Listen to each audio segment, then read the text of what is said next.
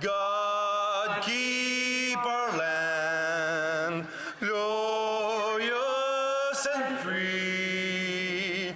Oh, Canada, we stand on guard for thee.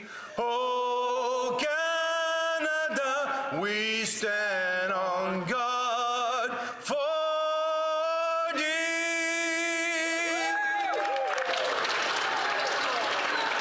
Let the doors be open, que l'on ouvre des portes. Statements by members, déclaration des députés. The honourable member from Aurora Oak Ridges. Thank you, Mr. Speaker. Last week, I visited Green Bowl Foods, a healthy, sustainably focused, trailblazing company in Barrie, Ontario, preparing plant-based, ready-to-eat meals. Led by Max and Banush Jamihidian, two brilliant food scientists from my riding of Aurora Oak Ridges Richmond Hill, who share a passion for transforming our food landscape while caring for the planet. Green Bowl's food is paving the way for the future of sustainable diets while tackling major global problems such as food waste. Their facility is equipped with state-of-the-art quality system, which was supported by a grant from our government, including revolutionizing thermal sterilization to enhance food preservation. Tapping into the plant-based protein sector is a major economic growth for Canada, with an estimated contribution of $25 billion to our GDP by 2035. We have the plant-based protein supercluster, which has done a great job out west. Congrats to Green Bowl, and I encourage everyone to look for their high-protein, high-fiber product online or in your stores. The honourable member from Edmonton Manning. Mr. Speaker, a year ago, I was on an official visit to Scandinavia when my father died unexpectedly. It was not possible to return to Lebanon to mourn with my family. My father taught me that humans are more alike than different. He taught me to respect those of different races and those who have different thoughts and viewpoints. It was not just words, that is the way he lived. He believed in bringing people together, not pushing them apart. He wanted to build people up, not tear them down. He taught me to put the needs of others first. I remember his wisdom every day and try to follow his example. On the first anniversary of his death, I rise to remember and to pay tribute to Jaber Ali Abul Taif. He taught me compassionate and service. The words thank you don't seem to be enough. Thank you, Mr. Speaker.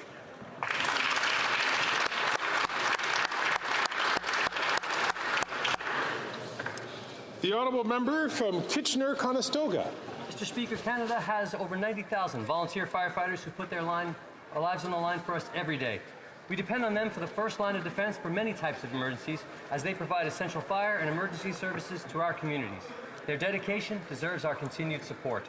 That's why I advocated for an increase in the tax credits for volunteer firefighters and search and rescue volunteers in the 2024 federal budget. And I'm proud of today's announcement of the increased tax credit and added supports, which recognizes volunteer firefighters' commitment to public service.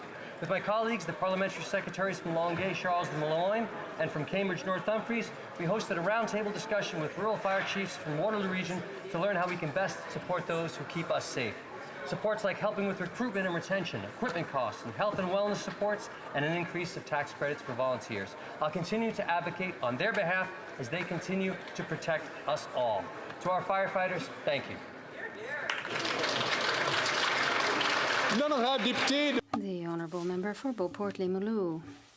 For 40 years, the OQPAC, Quebec Organization for People with Cancer, has been working in the Capitale Nationale region to help people suffering from this terrible disease and their loved ones.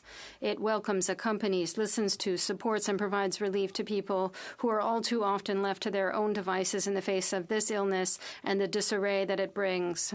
These are the watchwords of the OQPAC. Very few organizations focus their activities and services on the specific needs of cancer sufferers and their loved ones. OQPAC does this wonderfully. In 2022 and 2023, this organization helped more than 3,000 people.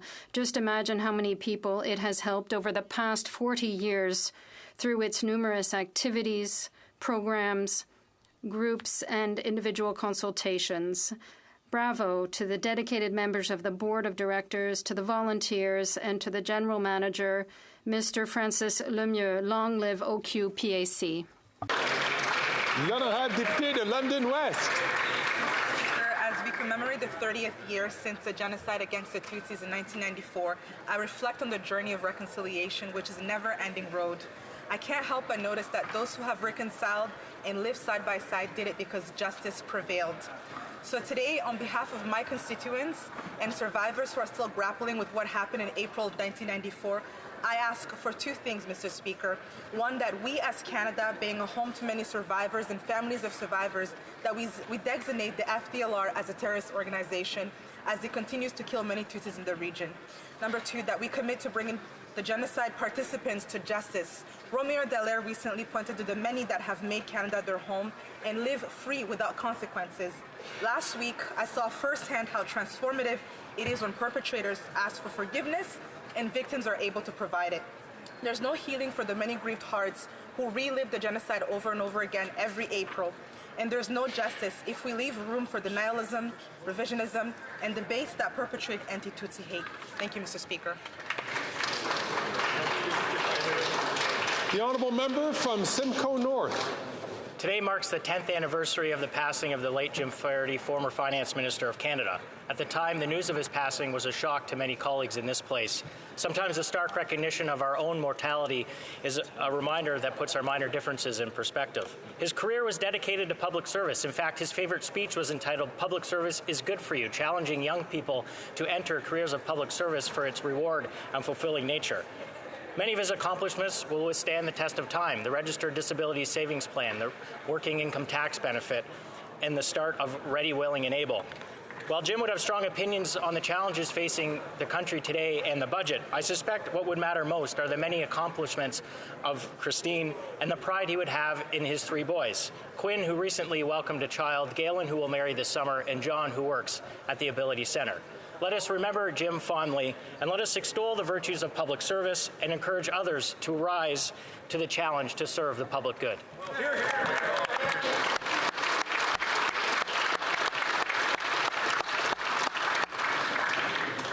The honourable member from Beaches, East York.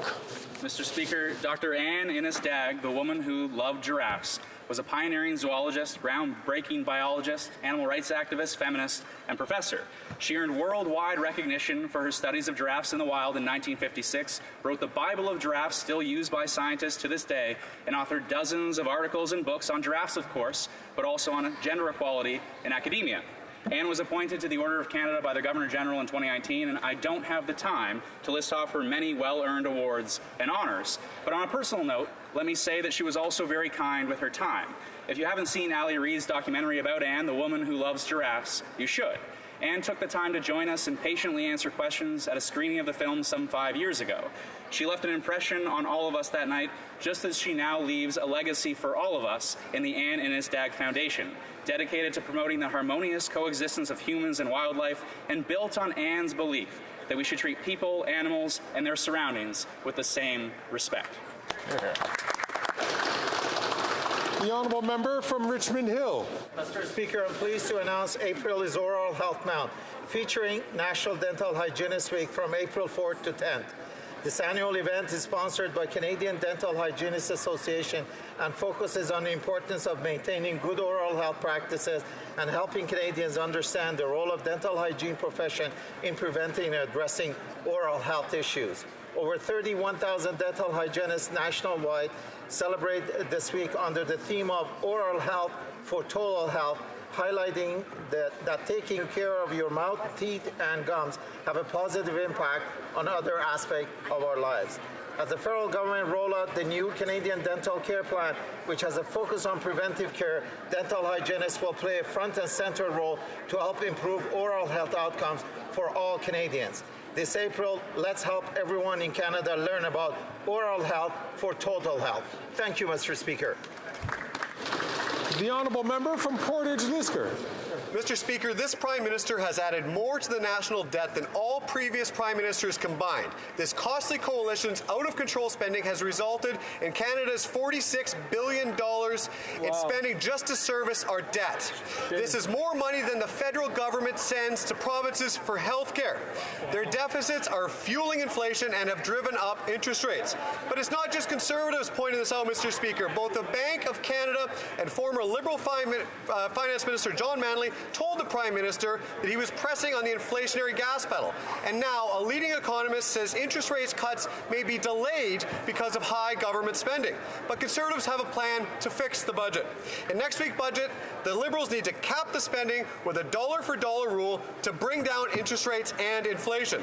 They must find $1 in savings for every new dollar in spending. It's just common sense. Because my 3-month-old daughter Maeve and her generation should not be shackled to pay the bill of the reckless spending of this costly coalition. The honourable member from Humber River Black Creek. Speaker, I stand in the House today with a heavy heart as we mourn one of the worst earthquakes to strike Taiwan in the last 25 years, with at least 16 dead and more than 1,000 people injured. Many homes and businesses have been destroyed and communities shattered. In the face of this tragedy, we witness the remarkable resilience of the Taiwanese people. As we extend our thoughts and prayers to those affected, let us also recognize the unwavering determination of the Taiwanese people. It's important to acknowledge that Taiwan has been an ally to so many nations in their times of need. Their generosity and compassion have touched lives around the world. Now it is our turn to offer our unwavering support to the people of Taiwan. In this time of devastation, Canada extends our hand in friendship and assistance to Taiwan as they recover from this earthquake. Thank you, Mr. Speaker. The honourable member from Prince George, Peace River, Northern Rockies.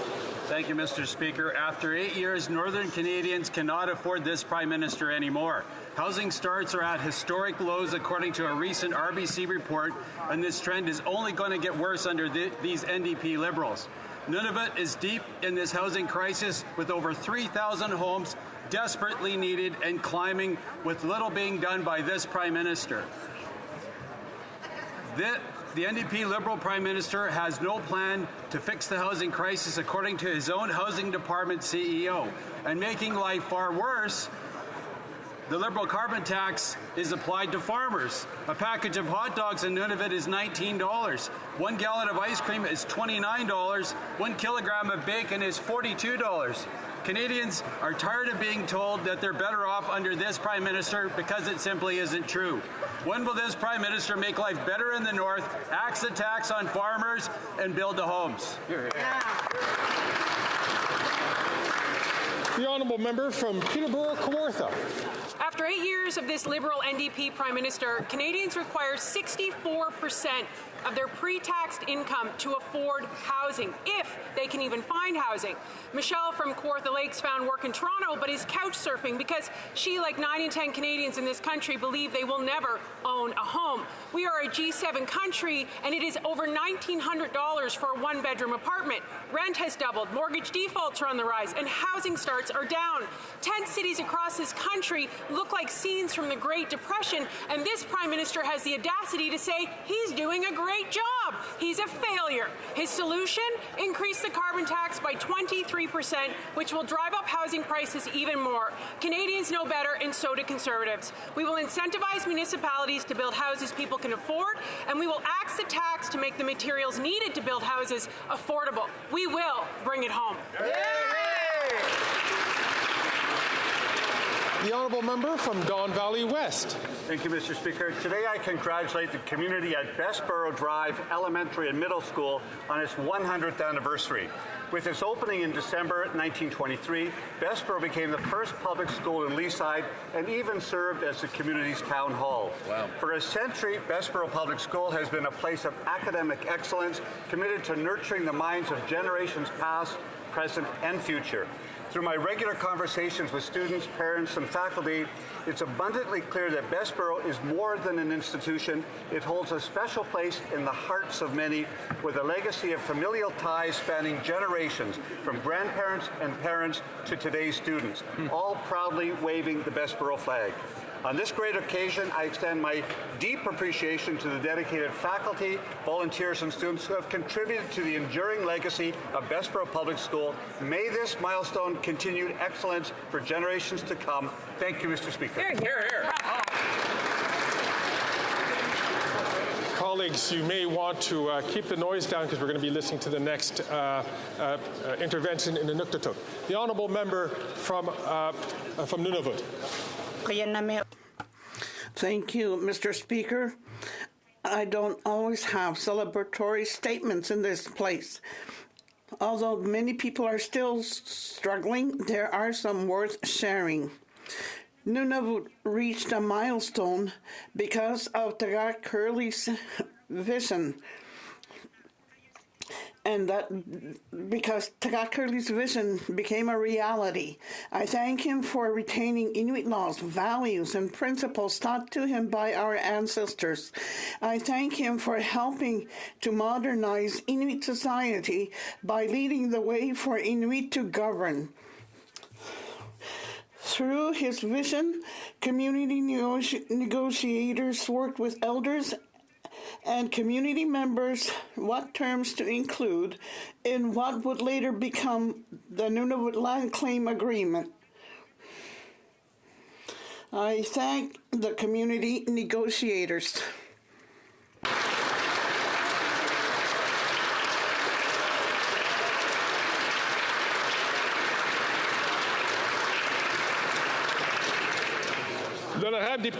The Honourable Member for Pierre Boucher, Les Patriotes, Verchères.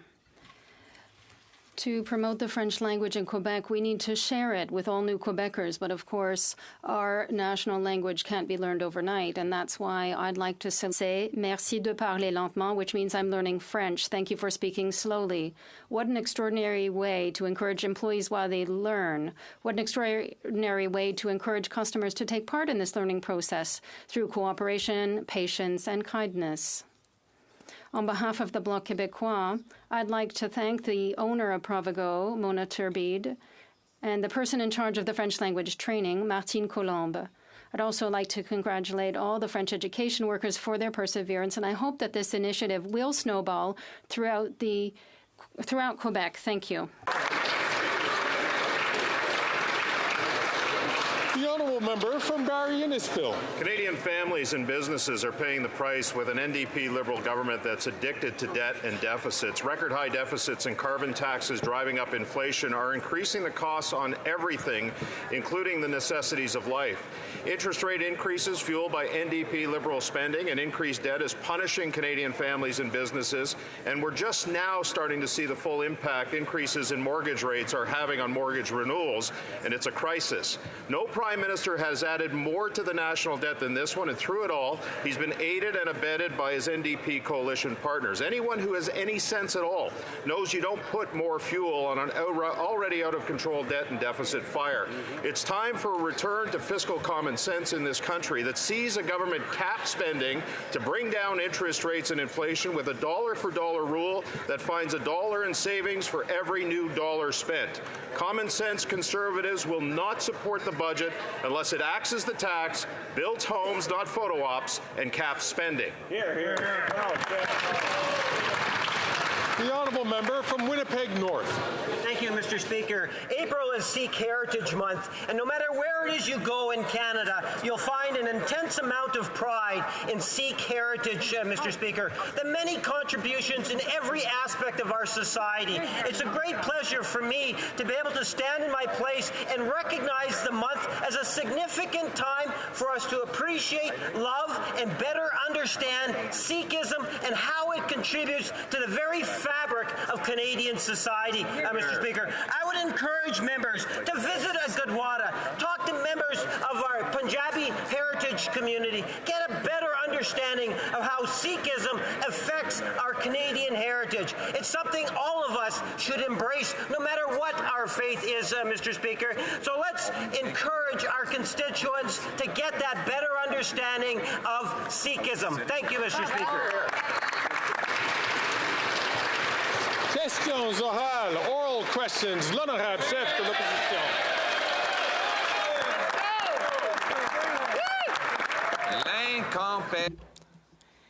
This Prime Minister's incompetence is just not worth the cost.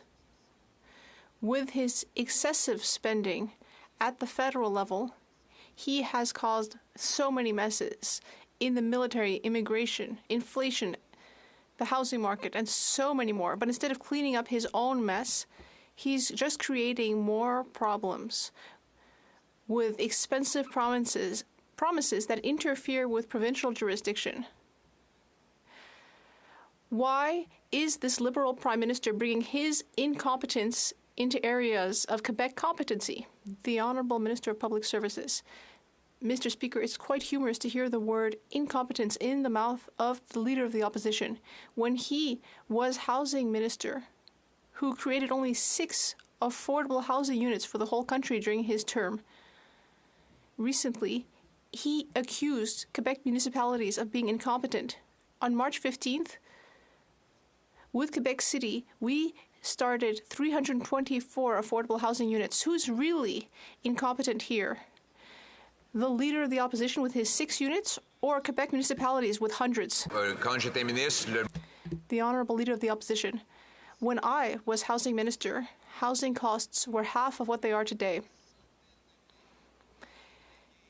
And hundreds of thousands of housing units were created with low interest rates. Today, we learned that the Bank of Canada will not be lowering interest rates. And the Governor of the Bank of Canada has already said that if governments spend too much, interest rates will remain high, which will send people into bankruptcy.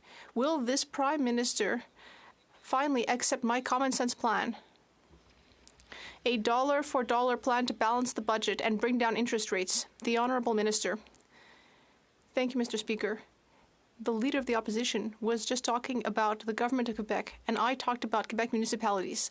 Now, with the Quebec government, we signed an agreement to create 8,000 new affordable housing units. During his term as Housing Minister, the Leader of the Opposition created 6 affordable housing units. And yet, he called Quebec municipalities incompetent.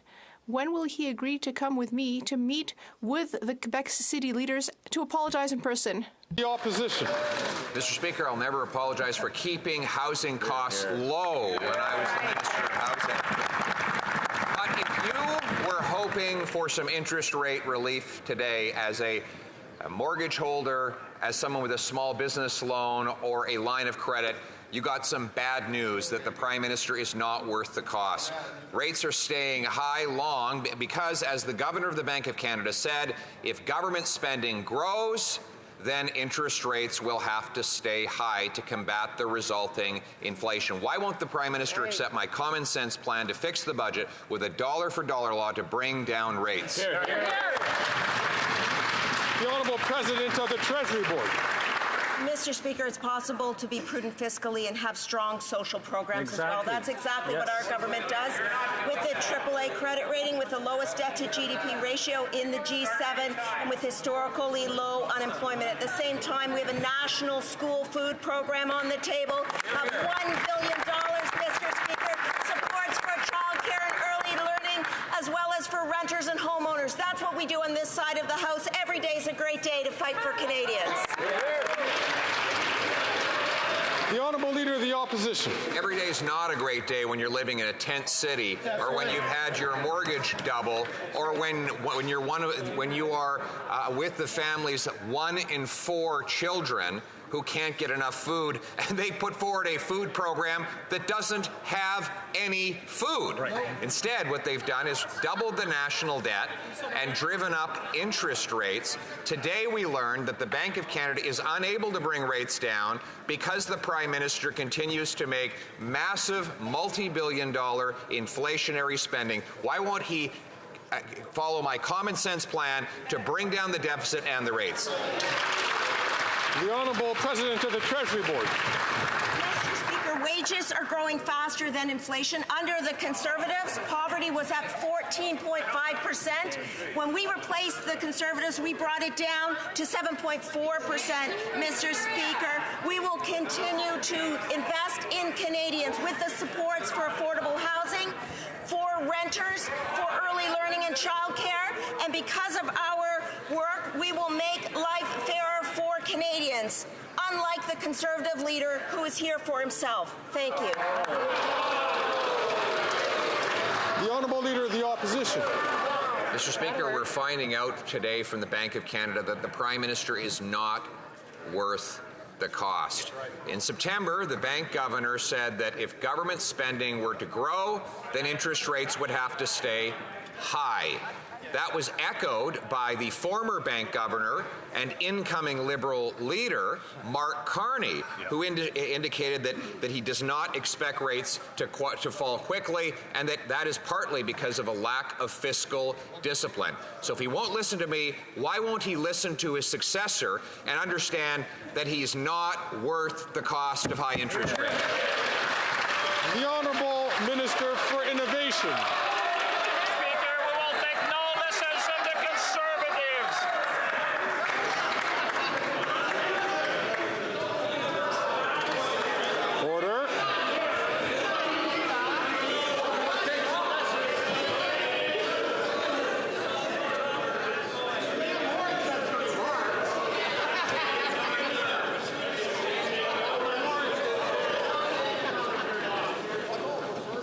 The Honourable Minister for Innovation. Mr. Speaker, I hope the Conservative will listen this time because Canadians are watching at home. Mr. Speaker, we will take no lessons from the Conservative. On this side of the House, we have a plan to build more houses. We have a plan to build more prosperity in this country. We have a plan to create more jobs, Mr. Speaker. On the other side, they have slogan, Mr. Speaker. Canadians are smart. They understand that slogans don't build homes. They understand that slogans don't create jobs. They understand that slogans don't create prosperity. Mr. Speaker, every day is a good day to fight for Canadians. That's what we're going to do.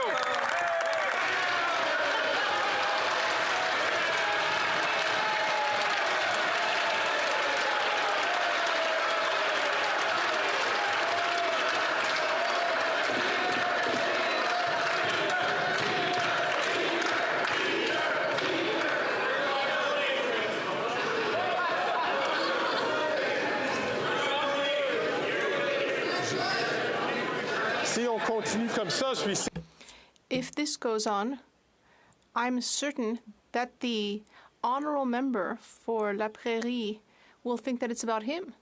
The honourable member for La Prairie.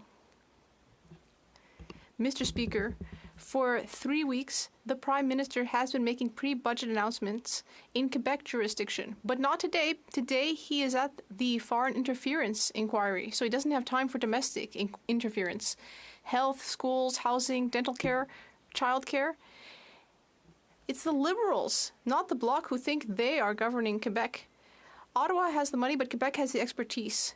If Ottawa wants to help Quebec, it should just increase transfers. What is this government waiting for? The Honourable Minister of Public Services and Procurement. Thank you, Mr. Speaker. It's always a good time to speak about the impacts that government investments have for Quebecers. Let's start with childcare, a $6 billion investment over 4 years, which will help families and especially women. 35,000 new childcare spots, which will of course help families, which will reduce poverty, increase gender equality, help children, all while respecting Quebec jurisdiction. The Honourable Member for La Prairie. Mr. Speaker, this is a real budget striptease, one little piece at a time.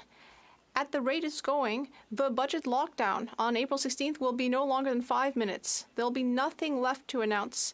And what will be left to spend after using billions of dollars to interfere with Quebec's jurisdiction? I know that competence would interfere with this Liberal government's brand. Look at Phoenix, passports, ArriveCan, asylum seekers, but that's no reason to violate Quebec jurisdiction. Could this government please transfer money instead of interfering? The Honourable Minister. Thank you, Mr. Speaker. I'm very pleased to answer another question to give a second example of how we're working well with Quebec on housing this time. $1.8 billion in an agreement that was signed a few weeks ago that will enable Quebec to build more affordable housing than ever before, which will greatly benefit Quebecers, especially lower-income Quebecers. The honourable member from Burnaby South. Yesterday, the Assembly of First Nations made it clear that this government is letting down Indigenous people. Right now, the Indigenous funding gap in infrastructure has risen to an astronomical $350 billion. That's not just a number on paper. That means Indigenous people are living in moldy homes. That means Indigenous people don't have access to clean drinking water. Why did this Liberal government turn their back on Indigenous people? The Honourable Minister. Mr. Speaker, for decades and decades, Canada has underinvested in Indigenous communities, and this government is putting a stop to that. We've increased funding for housing on First Nations by 1,100%, Mr. Speaker, and while we know there is a long way to go, I want to thank the AFN for co-writing this report with us. It's very important to understand the size of the gap so that we can work even more quickly to close it together. It's not just Indigenous people that this government is letting down, it's also Canadians living with disabilities. Right now, Canadians living with disabilities are disproportionately living in poverty. And according to Angus Reid, 90% of Canadians support a Canadian disability benefit. But this Liberal government continues to delay the implementation of this benefit, and the Conservatives voted against it. So why is this government continuing to delay? Enough is enough. When will people get their checks? When will people actually get the benefit? Here, here. The Honourable Minister for Diversity, Inclusion and People with Disabilities. Thank you, Mr. Speaker. Mr. Speaker, the Honourable Member knows extremely well that Canada Disability Benefit is another concrete step to reduce poverty and to support Canadians who need it the most, Mr. Speaker. This is our top priority. We're on track to deliver the benefit, Mr. Speaker. In the spirit of nothing without us, I want to take an opportunity to thank the disability community for their relentless advocacy and for the work that they have been doing, Mr. Speaker. We will get it right, and we will get it out for Canadians living with disabilities. Thank you, Mr. Speaker. The Honourable Member from Dufferin-Caledon. Tina from Orangeville just sent me a photo from the Orangeville Food Bank. There's no juice, there's no cereal, and there's almost no diapers. This is because the people who used to donate food are now lined up for food. This is actually Canada after 8 years of this corrupt, incompetent NDP Liberal government. That's right. Will the Prime Minister finally show he has even a modicum of compassion for Canadians, pass Conservative Bill C-234 that will take all carbon taxes off all farmers so Canadians can once again afford food? Common sense.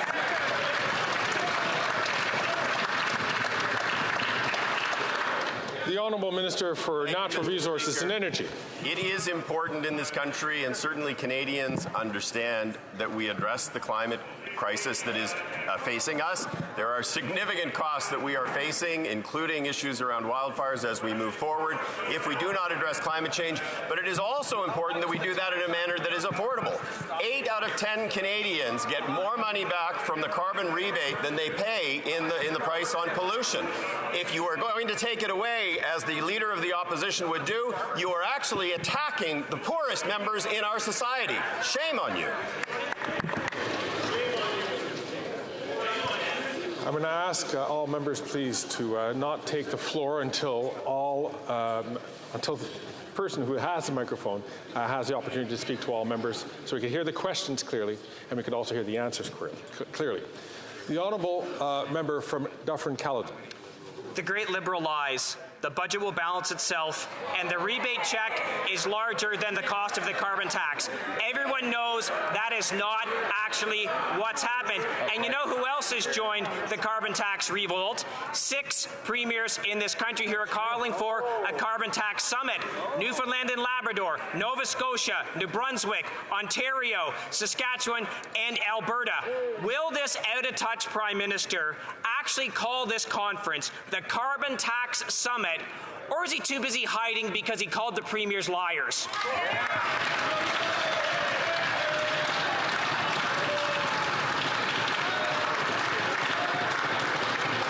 So, colleagues, I'd like to remind all colleagues on all sides of the House that we must be very careful about using the word lies. Although it wasn't directed at an individual, it is really important that we not use language, as you know, that it can be disturbing and can disturb the affairs of the House. The Honourable Minister. Thank you, Mr. Speaker. Look, on this side of the House, we actually believe in facts and we believe in science. The honourable member makes statements that actually have zero basis in fact. 200 economists in this country signed a letter last to 2 weeks ago saying that 8 out of 10 Canadians get more money back. The Parliamentary Budget Officer says that 8 out of 10 Canadians get money back. They can make up all of the things that they want to, but the facts are on our side. It is an issue that addresses affordability for Canadians, particularly those on modest incomes. It is a plan to address climate change. Those reckless, irresponsible Conservatives on the other side of the House should be ashamed.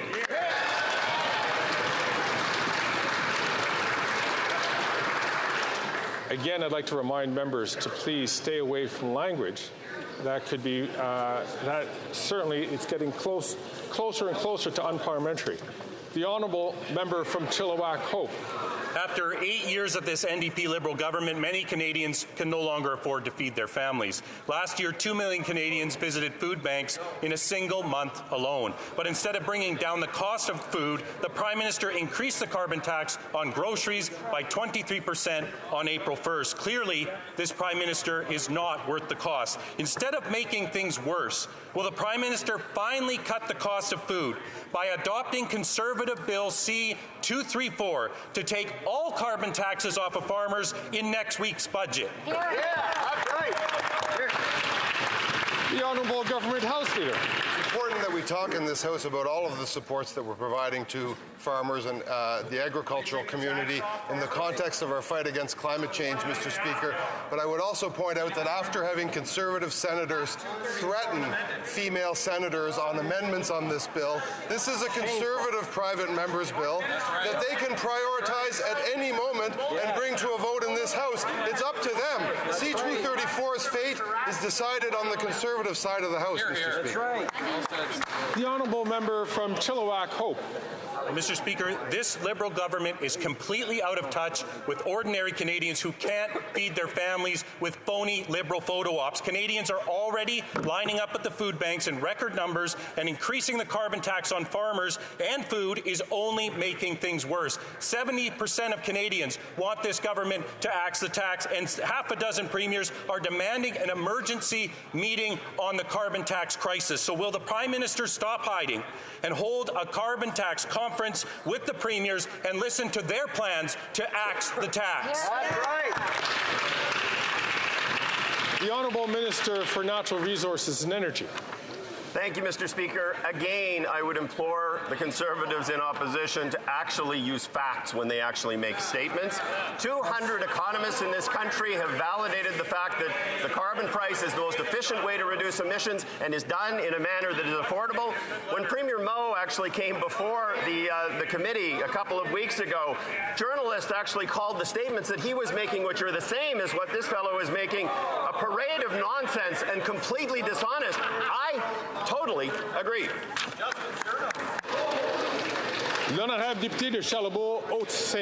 The Honourable Member for Charlebourg-Haute-Saint-Charles.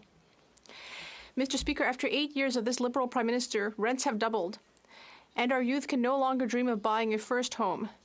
Record lines at food banks. Everything this Prime Minister touches just withers. He's breaking everything in Ottawa, and now he wants to bring his incompetence to Quebec with these centralizing pre-budget announcements. Will the Prime Minister finally understand that this is just making things worse for Quebecers?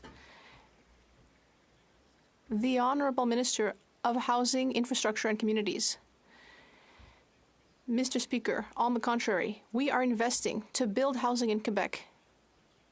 For example, the Accelerated Housing Fund in Quebec has enabled us to sign an agreement with the province, $1.8 billion, to build 8,000 affordable housing units throughout the province.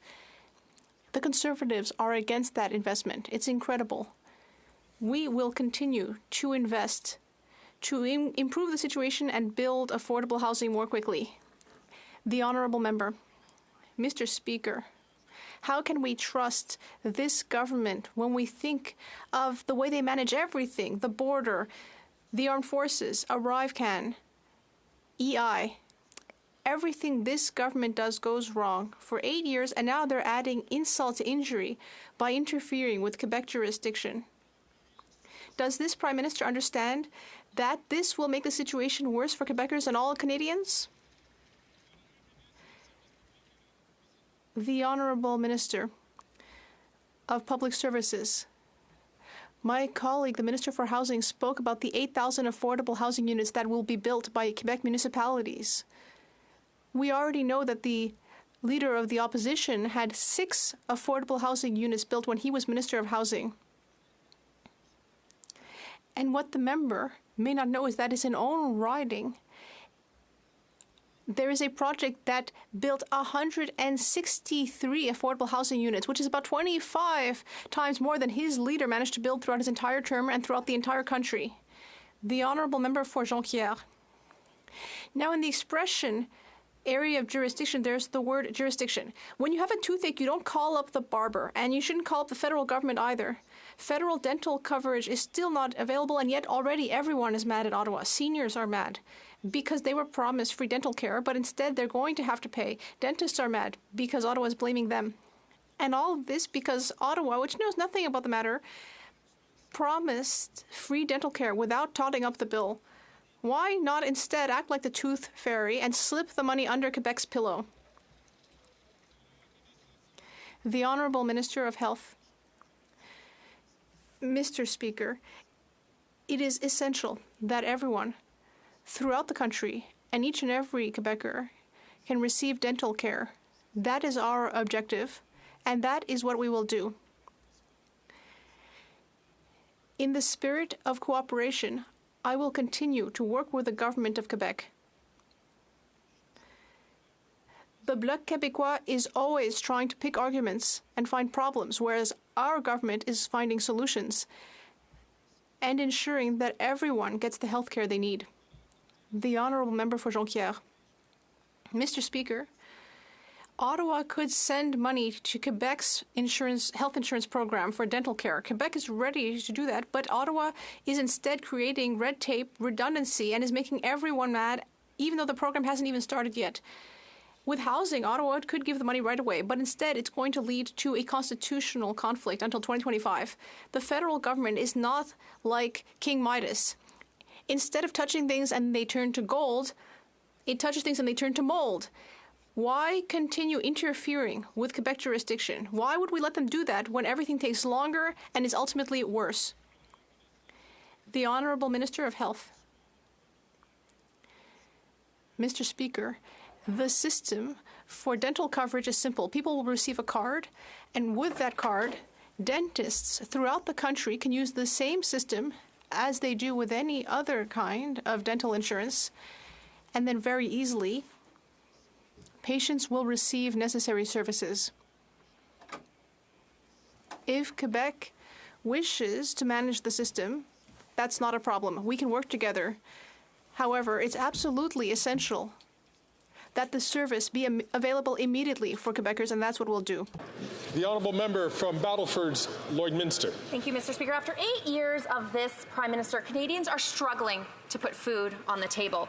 Food banks received a record 2 million visits in a single month last year alone, and a million more Canadians are expected to visit food banks again this year. The carbon tax is driving up the costs of groceries and everything else. Struggling families are desperate for relief in next week's budget. So, Mr. Speaker, will the Prime Minister axe the carbon tax on farmers so the food prices can go down?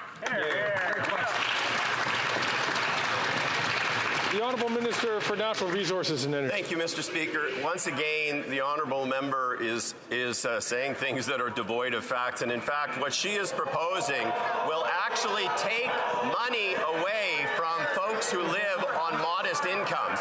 8 out of 10 families get more money back than they pay in the price on pollution, and it works directly inverse to income. It's those people that live on most modest incomes that would be most impacted by their plan to cut the carbon rebate. That is reckless, that is irresponsible, and it puts at risk people who live in this country on modest incomes.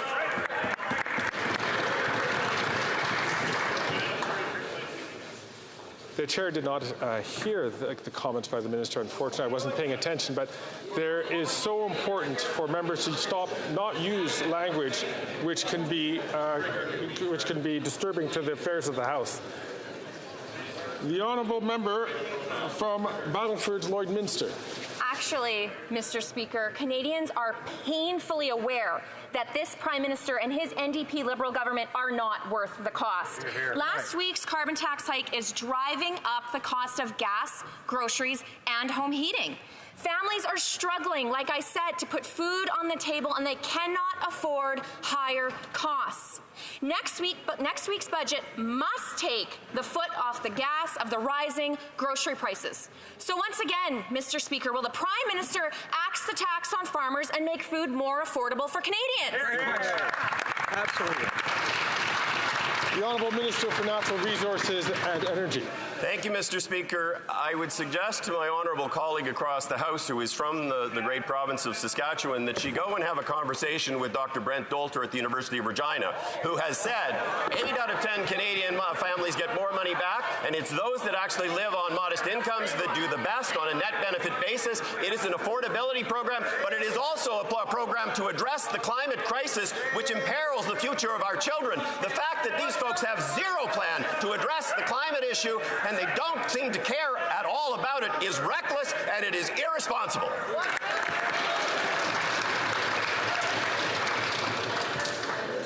I'm certain all members would like to listen to the honourable member from Northumberland, Peterborough South ask his question and to receive a question, an answer and response. The honourable member. Thank you. Mr. Speaker, this Prime Minister has a superpower. It's the ability to spend other people's money. But I'd like to remind him that it's not his money he's spending. It's the hard-earned dollars of Canadians. He is clear he has no respect for Canadians or their hard-earned dollars. Mr. Speaker, he's just not worth the cost. Will his government commit to a pay-as-you-go rule in the upcoming budget to help fix the financial disaster they caused? The Honourable President of the Treasury Board. Mr. Speaker, an accurate representation of the facts would be the following. First of all, we have a AAA credit rating. That's by an independent, objective observer of our economy. Second of all, with regards to expenditures, we on this side of the House invest in Canadians, especially in vulnerable Canadians. $10 a day child care, early childhood learning and education, a national school program. Meanwhile, they vote against. They vote against dental care. They vote against pharmacare. Mr. Speaker, every day is a great day to fight for Canadians, and that's exactly what we'll do. The honourable member from Northumberland, Peterborough South. Thank you, Mr. Speaker. While the Liberals deflect, deny, and gaslight, common sense Conservatives will remain laser focused on the affordability crisis. Bill C-234 is back before this House, and the Liberals have a chance to help Canadians by reducing food costs, by reducing the burden on farmers, which will ultimately make everything more affordable. Will they finally give farmers a break? Will they finally give Canadians a break by reducing and eliminating the carbon tax on farmers? The Honourable Government House Leader. Bill C-234 is a Conservative private member's bill that party can elect to bring to this House for a vote at any time. I would invite the honourable member to talk to his House leadership, and we'll get on with the vote for C-234. L'honorable député de Rosemont. The honourable member for Rosemont-la-Petite-Patrie. Mr. Speaker, rent is expensive, groceries are expensive, everything is expensive. Quebecers are suffering, while the CEOs of big grocery stores are gilding their pockets on their backs. Instead of making this lot pay their fair share, the Liberals are giving them a $60 billion gift. Thank you who? Thank you to the Conservatives who gave this money, our money, when they were in power.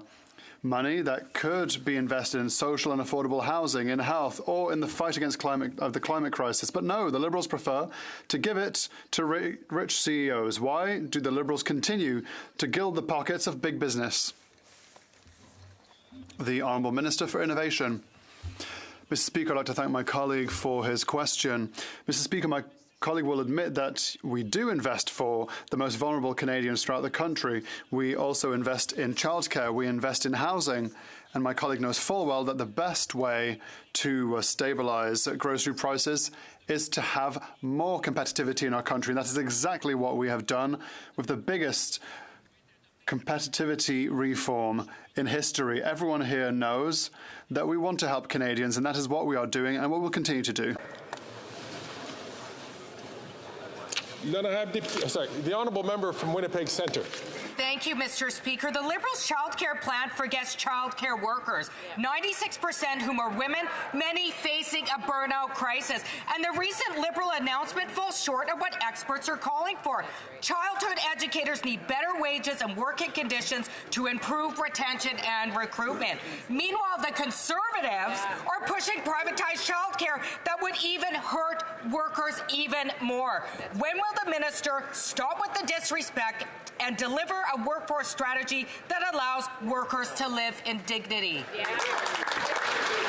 The Honourable Minister for Families, Children and Social Development.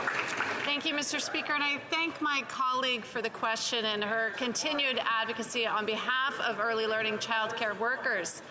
Our government continues to work with the provinces and territories, as evidenced most recently with our budget announcement, which includes loan forgiveness for early childhood educators who choose to work in rural and remote communities where we see the need for more educators and more childcare spaces. We'll continue to work on the workforce strategies with the provinces and territories to support this workforce. The Honourable Member from St. John's East. Mr. Speaker, tourism is one of the most important pillars of Atlantic Canada's economy. In my riding of St. John's East, the Bell Island Heritage Society No. 2 Mine Tour and Community Museum is a hidden gem. Recognized as a world-class destination, they are helping attract tourists to experience for themselves what our community has to offer. This, in turn, supports our local economy. Can the Minister for COIT tell us what efforts are being made to help our booming tourism sector grow even more, specifically in Atlantic Canada? The Honourable Minister. Thank you, Mr. Speaker. Big things are happening on the East Coast. In February, I was with the Minister of Tourism to announce the signing of the Atlantic Canada Agreement on Tourism. This $30 million agreement gives a major boost to more than 7,500 tourism businesses throughout Atlantic Canada. This support creates year-round opportunities, fuels innovative marketing, grows our Indigenous product, and brings more visitors to our beautiful corner of the world. With their breathtaking landscapes, delectable cuisine, and renowned hospitality, our region has so much to offer, and we're pulling out all the stops. You put Atlantic Canada on your bucket list this year. The Honourable Member for Louis Saint Laurent. Mr. Speaker, after 8 years, this Prime Minister is simply not worth the cost. $500 billion later, and without controlling spending, this is the result. The cost of rent has doubled. 1 child in 4 in Canada does not have enough to eat, and 2 million Canadians have to go to food banks. That is the Liberal record after 8 years of this Prime Minister's mismanagement. And because the Prime Minister has invaded provincial jurisdictions, Quebecers' lives have become worse. The same for Canadians' lives. Will the Prime Minister withdraw from provincial jurisdictions and stop making life worse for Quebecers and Canadians?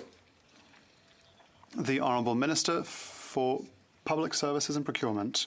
Thank you, Mr. Speaker. My colleague is right to speak about the cost of living. The cost of living is important for middle-class families and lower-class families. What is interesting is that they are against childcare benefits that reduce child poverty by 50% every month. They're against dental care for children and now for seniors. They are against investments in childcare services that in Quebec have shown us how important it is for gender equality. And now they seem to be against investments in housing, despite the fact that the Conservative leader didn't do much for housing when he was a housing minister.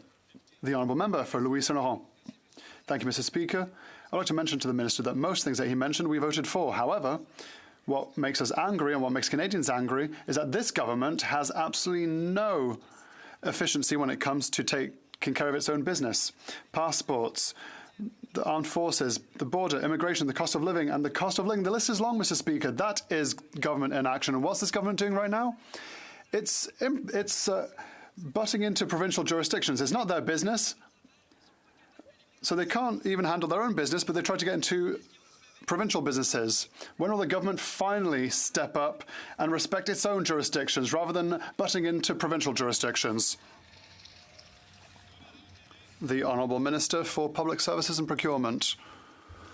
Thank you, Mr. Speaker. First of all, I would like to remind my honourable colleague that in his riding there are about 12,000 families who every month, on the 20th of every month, get the Canada Childcare Benefit. That's about $500 every month, non-taxable for these families, which reduces poverty by 50% in his riding. Unfortunately, one of the first things that the Conservatives did in 2016 was to vote against this childcare benefit that is beneficial to millions of families and children in his riding in Canada. The Honourable Member for Mégantic-L'Érable. Thank you, Mr. Speaker. After 8 years, this Prime Minister is simply not worth the cost of his own incompetence. His inflationary policies have increased the cost of everything. Rent has doubled. Inflation has reached record levels. Violent crimes make our streets less and less safe. Quebecers have less and less purchasing power after having almost shattered in Ottawa. Now, the Prime Minister has passed the last 2 weeks announcing that he now wants to shatter various provinces, including Quebec. Can the Prime Minister simply just mind his own business for once? The Honourable Minister for Innovation. Mr. Speaker, what we hear is the Party of Inaction speak to us. If we were to listen to the Conservatives, Mr. Speaker, to do nothing is to solve all the problems. No, Mr. Speaker, the people watching us at home know that we have to invest in housing, that we have to invest in childcare, that we have to invest in a green future. And if he wants to talk about success, let us just look at the biggest private investment in Quebec in history. We managed to attract the biggest investment in Quebec in history. We believe that to invest is to succeed, not only today, but in the future as well. The Honourable Member from Mégantic-L'Érable. Like the Minister has often said, people at home knows that after 8 years, the Prime Minister is the only one responsible for his own incompetence, his own field of incompetence. It's not for nothing that Quebec doesn't want him to have him around anymore. He wanted to interfere in housing, and Quebecers have seen the price of their rent double. He wanted to interfere in the lives of the middle class, and he's shattered young people's dream of becoming homeowners one day. And now workers, middle-class workers, have to turn to food banks. When the Prime Minister interferes, Quebecers foot the staggering bill. Will the Prime Minister finally listen to common sense and put aside his plans to meddle further in areas where he has clearly shown he has absolutely no skill or competence? The Honourable Minister for Innovation. Mr. Speaker, I don't think that when it comes to competency and skill, we have any lessons to learn for the Conservatives. Every time we have been here for Canadians, the Conservatives have always voted against. They're against childcare. They're against investments in housing. They're against investments for seniors. Mr. Speaker, if we were to listen to the Conservatives, we would say no to everything. But no, in today's real world, those who are doing well are investing in our country. We're investing in healthcare, in education, and in housing, Mr. Speaker. Those who are confident will invest in their population. That's what we do, Mr. Speaker. The Honourable Member for Longueuil-Saint-Hubert. Thank you, Mr. Speaker. There are many tangible measures we can take to tackle the housing crisis. I proposed 12 of them this very morning, and I'm ready to discuss them with the Liberals at any time. They have my number. Because their only measure right now is to impose ill-conceived conditions upon the provinces, otherwise Ottawa will cut off the funds. The Prime Minister is bluntly telling the provinces that refuses blackmail. You want us to respect your areas of jurisdiction? Then do without federal money. Mr. Speaker, it's our money. In short, no concrete measures, just threats to the provinces and municipalities. So is this the Liberals' plan? It sounds like a Conservative plan. The Honourable Minister for Development. Mr. Speaker, I'm happy to hear the question from my colleague because I read the report that he's mentioned and he worked upon that report. In the report, he put forth a number of stakeholders, and these stakeholders have spoken positively of housing rights interveners that have commended the fact that we want to build more houses. Here, we're not going to just write reports, we're going to build houses. The Honourable Member for Longueuil-Saint-Hubert. Mr. Speaker, Ottawa's conditions aren't speeding up housing construction, they're slowing them down. Instead of paying the money now so that Quebec can actually go to work, the Liberals are bickering until 2025. The money they're holding back is for infrastructure like waterworks and waterways. That's the first step. Unless the Liberals want, perhaps, housing without drinking water on a wasteland. Imagine, we're just at the stage of putting in running water. We're not even talking about building buildings yet, and already the federal government is hampering everything, slowing everyone down. So why not just pay the money now and tackle the housing crisis right now?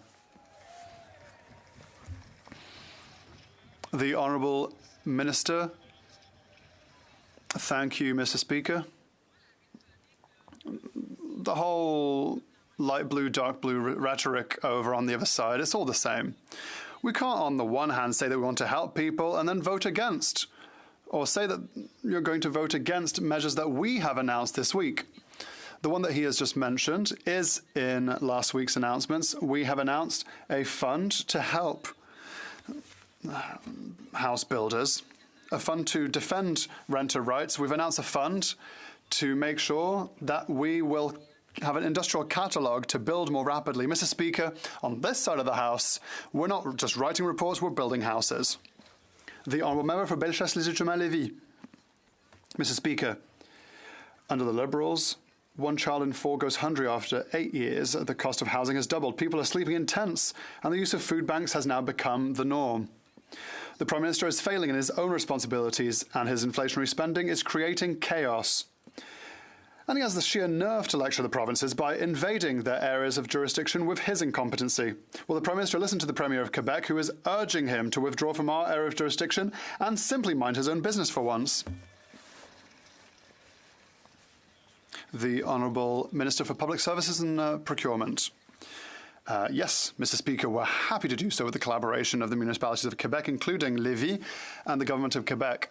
8,000 affordable housing units over the next few months. That is the highest level of affordable housing units built by a government for Quebec since the beginning of Quebec's inception. That is why we're working hand in hand with the Government of Quebec.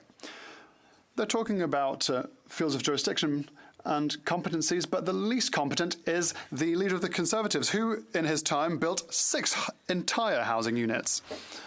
Member from St. Albert, Edmonton. Edmonton. Yes. Thank you. Mr. Speaker, yesterday at the public inquiry, it was confirmed that CSIS briefed top Liberal officials that Beijing interfered in the nomination on behalf of the member for Don Valley North. Today, the Globe and Mail is reporting that a top Liberal broke the law by leaking classified information that resulted in the member for Don Valley North being tipped off that he was being monitored by CSIS. So who broke the law? What is the name of that top Liberal? The Honourable Parliamentary Secretary to the Minister of Public Safety. Speaker, thank you. I thank the member for the question. In regards to the fact that, unfortunately, foreign interference is a problem that some foreign state actors have taken to try to undermine our democracy. But, Mr. Speaker, it's not new, and that's precisely why we have taken this matter so seriously. It's precisely why we have initiated a number of steps to strengthen our democracy. And, Mr. Speaker, we've all agreed to the inquiry, and we want to allow that work to continue so Canadians have a full picture of the issues around foreign interference. The Honourable Member from St. Albert, Edmonton. Mr. Speaker, that non-answer is completely unacceptable. Enough of the cover-up. Only a handful of Liberal officials were briefed by CSIS. We now know that a top Liberal broke the law, undermined the work of CSIS, and put the partisan interests of the Liberal Party ahead of national security. So, when did the Prime Minister first learn of this criminal leak, and did he refer it to the RCMP? Sure. The Honourable Parliamentary Secretary to the Minister of Public Safety. Mr. Speaker, all parties in this House agreed to the terms of reference for Justice Hogue's inquiry. Mr. Speaker, it's important for Canadians and all members of this House that foreign interference is not partisan. It's important that we allow Justice Hogue to continue in this work so that Canadians can have a full picture surrounding any attempts of foreign interference in this country. Mr. Speaker, an interim report will be delivered in May, and I look forward to the recommendations on how we can strengthen our democracy. The honourable member from Yukon. Speaker, our government signed bilateral agreements with all 13 provinces and territories this past March. A few weeks ago, in my riding, 3 agreements were announced with the territorial governments to invest a total amount of nearly $86 million to improve health care, access and services for the Yukon. Can you elaborate on what this health investment means for those living in the Yukon and for all Canadians to the Minister of Health? Thank you. I'm certain that the honourable member from Yukon wasn't asking the Speaker to elaborate, but indeed the Minister of Health to elaborate. The honourable Minister of Health.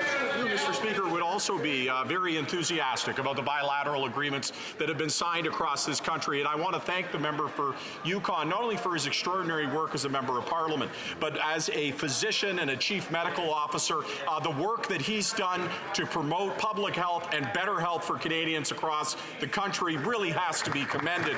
And I was so proud to be with him in the Yukon to make an announcement that's going to see more doctors, more nurses, reduce backlog, improve access to care, make sure that we allow our seniors to age at home. It's part of a $200 billion plan to take action across the country. The honourable member from Leeds, Grenville, Thousand Islands and Rideau Lakes.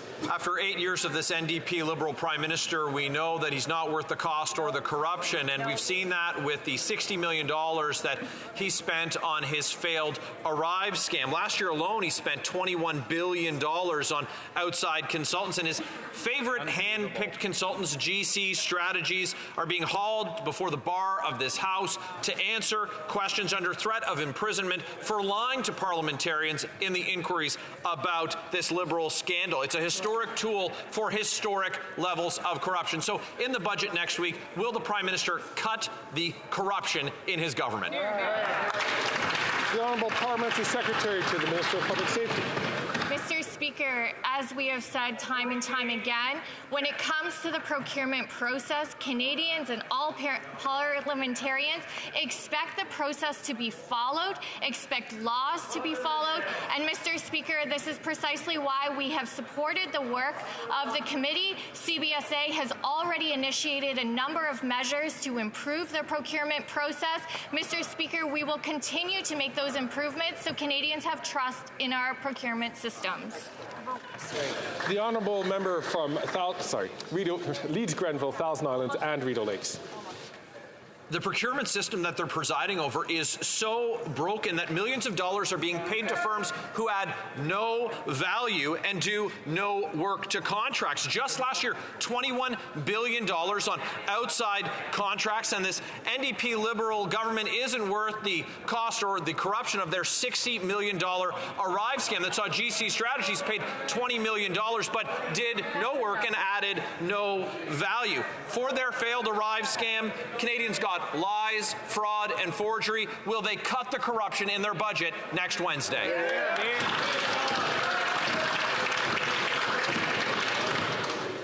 And ask all members, please, to not take the floor while another member is speaking. That's recognized by the Speaker. In particular, I might ask a member from, I believe it is from Timmins James Bay, to please make sure that his comments are only done when he has the microphone, or when he has the floor. The Honourable Parliamentary Secretary to the Minister of Public Safety. Thank you, Mr. Speaker. It's ironic coming from Conservatives that these very same companies that were also awarded contracts under Conservative leadership for millions of dollars, that Conservatives did nothing to fix the procurement process. But, Mr. Speaker, rest assured, Canadians can know that our government takes this exceptionally seriously. It's precisely why we've already implemented changes, something that Conservatives ignored for years. We are not going to do that. We are going to build trust in the procurement system, something Conservatives have failed. The honourable member from Sherwood Park, Fort Saskatchewan. Mr. Speaker, this House will make history when one of the favourite contractors of this NDP Liberal government is hauled before the bar. The Parliamentary Secretary just said that GC Strategies got contracts from Conservatives. Actually, Speaker, you know when GC Strategies was founded? In 2015. Wow. The company was founded in 2015, and they did extensive business with this Liberal government. It can get a sole source for the Arrive Scam app. So can the government explain why this company got so much work after being founded in the same year that they took government? And will this government finally cancel their costly criminal corruption?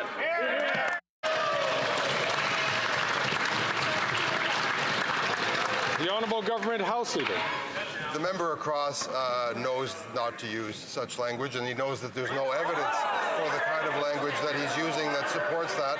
The government, as well as opposition parties, all voted to bring this gentleman before the bar of the House of Commons, expecting answers. Parliamentarians are entitled to answers. We voted to get the answers just like they did, Mr. Speaker. Thank you. Right. Pretty straight. The honourable member from Winnipeg South Centre. Mr. Speaker, our government has been unwavering in its support for our ally Ukraine. With the values of all democracies threatened by Russia's illegal invasion, we have been there every step of the way, doing our part to ensure Ukrainian victory.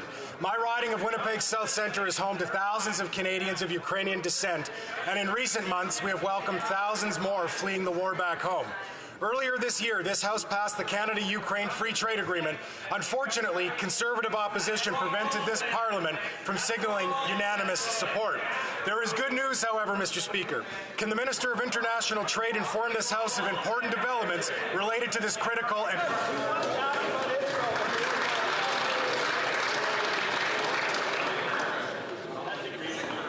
The Honourable Minister for International Trade. I want to inform Canadians and this House that in Ukraine and Ukraine Parliament have passed the Canada-Ukraine Free Trade Agreement. Despite Conservative opposition, despite their opposition, Ukraine's Parliament unanimously passed this agreement and have called this agreement one of the most modern, high-standard agreements in the world. I'm looking forward to putting this Canada-Ukraine Free Trade Agreement in use because I'm going to take a business delegation to Ukraine so we can work on their rebuilding. Thank you, Mr. Speaker. Well done.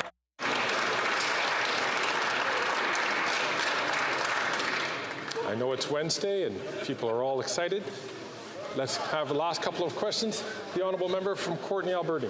Mr. Speaker, First Nations in BC have suffered enormous loss through their 200-year history of colonization, including the devastating loss of language and culture. Although nations continue to make tremendous progress revitalizing their languages, the Liberals' new formula on funding means a 60% cut to language programs in BC.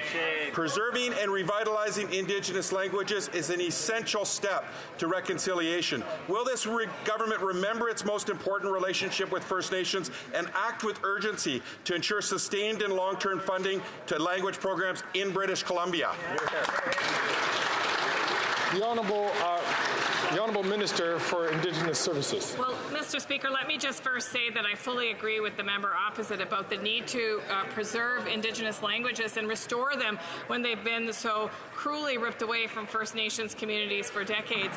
Indeed, Mr. Speaker, in my own riding, Matawa Tribal Council provides First Nation language training and support for First Nations communities all through Northern Ontario, supported by this federal government. I'm very proud of the work they're doing, and we will continue to work on this preservation with First Nations across the country. The honourable member from Spadina, Fort York. The government's defence policy, Our North Strong and Free, is the latest in Liberal smoke and mirrors. It rightfully abbreviates into NSF, which Canadians know means non-sufficient funds. Spread out 20 years, it has insufficient funds, and by insufficient, I mean $0 this year. There's nothing for tactical helicopters, maritime sensors, and military housing. Mr. Speaker, with CAF members using food stamps and sleeping in tents, Liberals provided nothing for housing in 2024 and 2025. Is the Prime Minister aware that his facade policy will keep CAF personnel and their families in tents for years? the Honourable Minister for National Defence. Thank you very much, Mr. Speaker. And perhaps I should send a copy of our new policy update for defence to the member opposite, because it's quite clear he hasn't read it. But what I can tell this House, Mr. Speaker, is this is a historic investment in new capabilities, in maintaining the equipment, in ensuring that we can not only support the members of the Canadian Armed Forces, but also grow our numbers. There is money for housing. There is money for other supports. And, Mr. Speaker, there is a new focus for the Canadian Armed Forces in the defence of Canada that will make us strong at home to help us be strong around the world. Et voici la fin de la période. That ends question period. I understand. I believe there is a point of order. I recognize the member for Beloeil-Chambly. Mr. Speaker, there has been consultations amongst the parties, and I think that you will see unanimous consent for the following motion: that this House recognize that the Member of Parliament for Bécancour, Nicolet Sorel, has become, on April 3rd, 2024, the longest-serving and undefeated elected official in the history of the Canadian Parliament, on his 14,457th day in office. That is 39 years, 6 months, and 29 days. Salutes the dedication that he has had to show to the citizens of Bécancour, Nicolet Sorel, to earn their trust since 1984 in 12 federal elections, and thanks the member for Bécancour, Nicolet Sorel, Dean of the House, for his record length of public service over 4 historic decades dedicated to the defense of the people of Quebec. Pay tribute to the member for Bécancour, Nicolet Sorel, immediately following the adoption of this order, to allow members to make a short statement in the following order: a member of the Bloc Québécois, followed by a member of the recognized party, a member of the Green Party, and the member for Bécancour, Nicolet Sorel.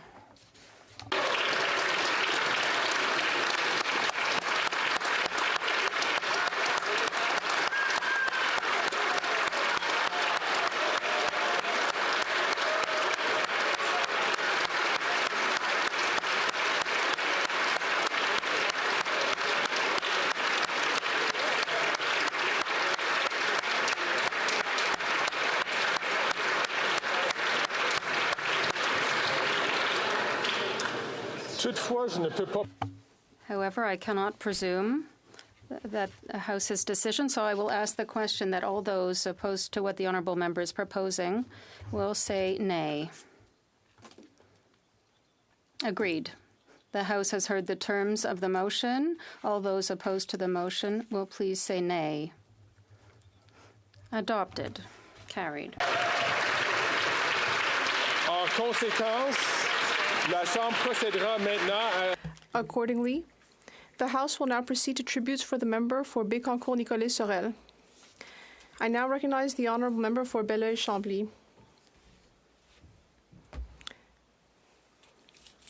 Pursuant to order made earlier today, we are going to be proceeding directly to that speech, according to what we just adopted. Je donne maintenant la parole à l'honorable. I now recognize the honourable member for Beloeil-Chambly. Mr. Speaker,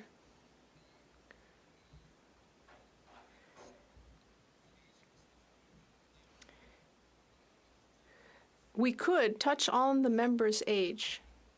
We could. We know he has a good sense of humor. But instead, I will discuss the length of his reign as the member for his extraordinary riding. Now, we could speak of his wisdom, the great wisdom of the member for Bécancour, Nicolet Sorel. But no, I won't. I won't speak of that.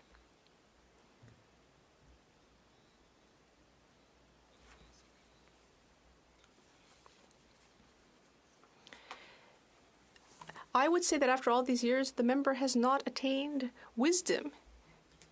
He's someone with a great deal of humor, sometimes mischievous. He's an endless source of anecdotes. He's a deeply endearing and generous person. When I was thinking about running for leader of the party, one of the first people I consulted was the member for Bécancour, Nicolet Sorel.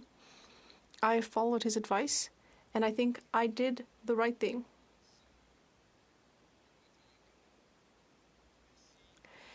And so, I will be forgiven for my breach of decorum by saying, thank you, Louis.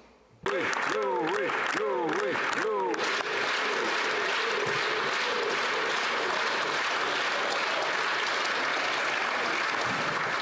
J'invite le député de Gatineau. I would now invite the member for Gatineau, the government house leader, to take the floor. Thank you. It is my turn now to rise and speak about the record longevity in this house of the Dean of the House, the member for Député, the member for Bécancour, Nicolet Sorel, rather. Over 4 decades, my bloc colleague has admirably promoted the interests of his constituents. On April 3rd, and I would just mention our former colleague, Herb Gray, who held the record until now, on April 3rd, he became the elected official who has sat the longest in this House without interruption or any defeat. During the entire history of the Canadian Parliament, it's an exploit that my colleague may be very proud of. His constituents clearly trust him and have since 1984.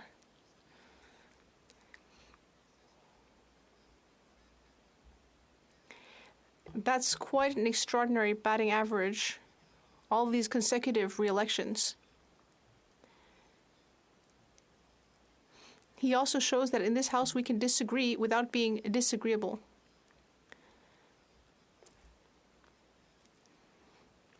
His long tenure should inspire all of us. Inspire us to adopt his excellent qualities, and also perhaps hope to aspire to such a record. I would also like to mention his appreciation for institutions, even federal institutions. We have worked together on the Centre Bloc Rehabilitation Project. It is the gem, the heart of our democracy in Canada. And I would like to thank my colleague for the great commitment that he's shown in supporting our institutions, and perhaps even the supreme federal institution. Once again, Mr. Speaker, I'd like to congratulate the Dean of the House, a very proactive and engaged member who is appreciated by his colleagues and his constituents, as this record proves. Thank you.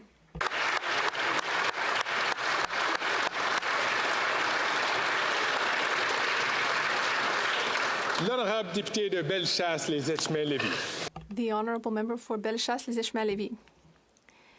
Thank you, Mr. Speaker.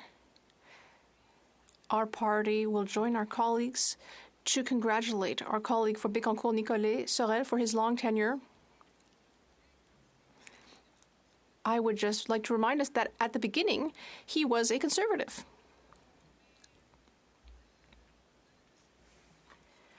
But enough teasing. I'd just like to say that it takes a great deal of time. It takes a great deal of effort to hold a position as an elected official. I am coming up on 20 years, and I know that it can be difficult and that it takes a great deal of time.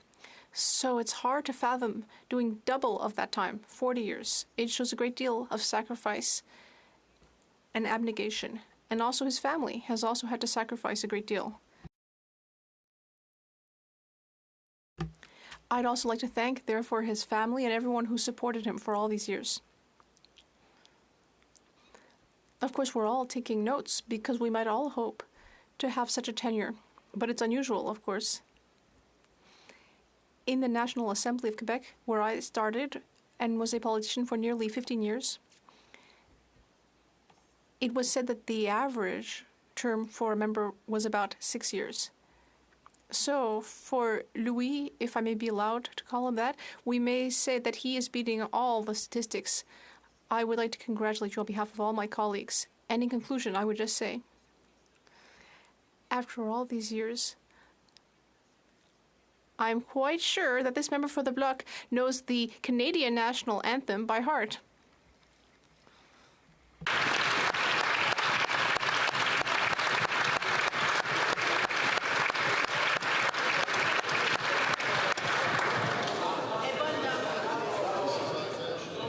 L'honorable député de Rosemont-la-Petite-Patrie.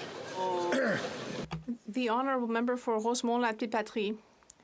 Thank you, Mr. Speaker. I'm very pleased to rise in this House to pay tribute to the hard work of the member for Bécancour, Nicolas Sorel. He was elected 12 times in a row without ever losing in his riding. That's remarkable. He was elected for the first time in 1984 with the progressive conservative wave under the late Brian Mulroney. Where was I back then? I was 11 years old. I was finishing up primary school. And in fact, I was younger than my youngest child is now.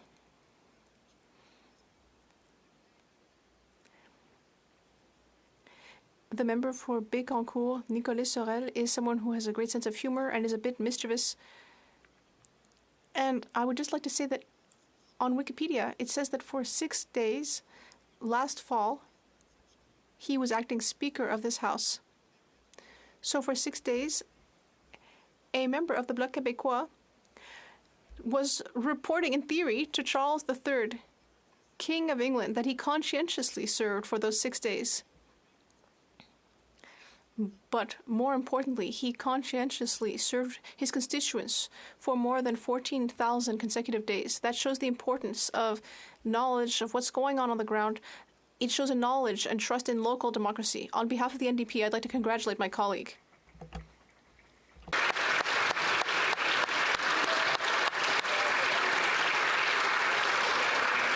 Je pense que ça en dit long quand on voit quelqu'un qui a ses...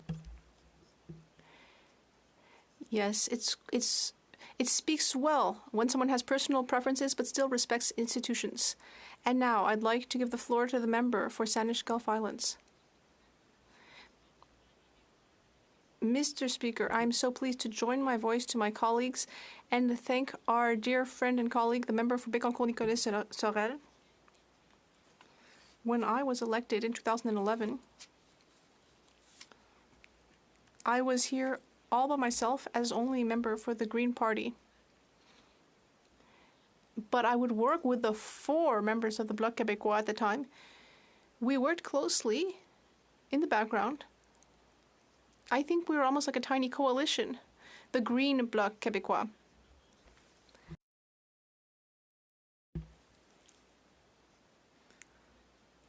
So I'm very pleased to continue working with my dear colleague, the Dean of this House. He has worked with many different prime ministers, with many colleagues, under many different parliaments, always in a spirit of collaboration. He's a friendly and caring person.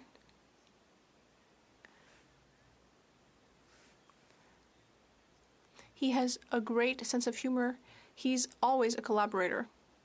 I am very fond of him. Thank you.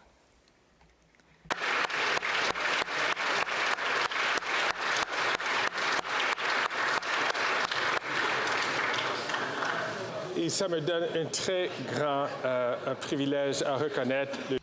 It is my great privilege to recognize the member for Bécancour, Nicolas Sorel.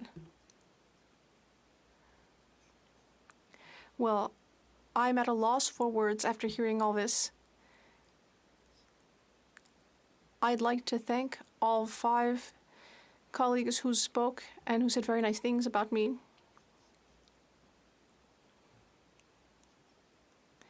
Indeed, I have been part of a governing party. I've been an independent. I have been in the official opposition.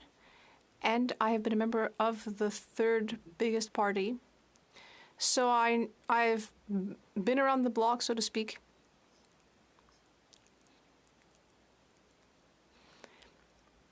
I've experienced highs and lows. I'd like to thank my constituents. who have supported me and given me majorities over 4 elections. 2011 was more challenging due to the orange wave, but there were 4 of us, including me.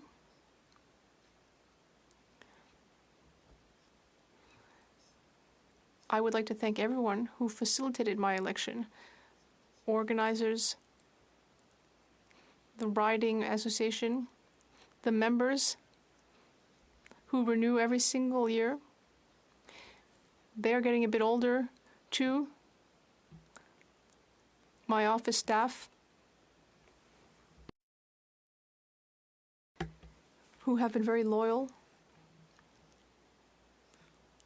as well as the research and communication teams that support parties and members. Their work is of great use and help us to better serve our constituents. And they help us give our constituents the answers that they need. I'd like to thank my family. I'd like to thank my children, who were understanding about my many absences. I'd like to thank my spouse, Manon.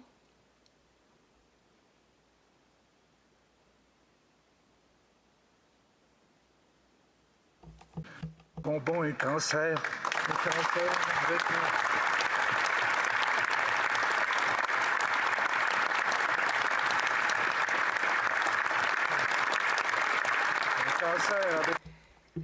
She is bravely fighting cancer and has been for 2 years. Bonbon et cancer avec She has been bravely fighting cancer for 2 years, and despite all of the treatments,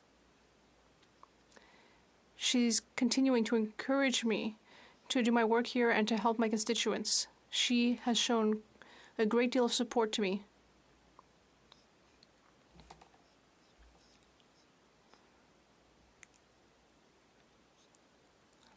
I'm sure many people here today will beat my own record because many were elected very young.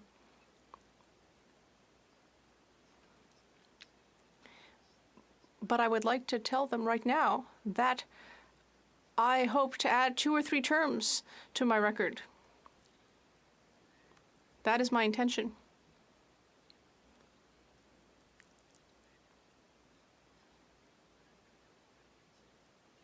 But I will no longer be changing party.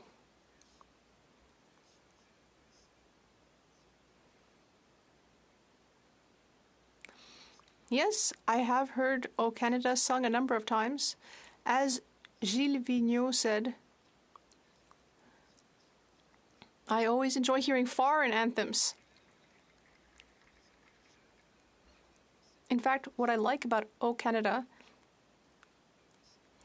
was that it was first sung at a Quebec sovereignist assembly. We sang O Canada because we didn't want to sing God Save the Queen. Then later, Canada decided to take it over as a national anthem. It's just a little bit of history. But I'm wrapping up. Once again, I'd like to thank everyone. I don't think I deserved everything nice that was said about me, but I'm looking forward to continuing my work. Thank you.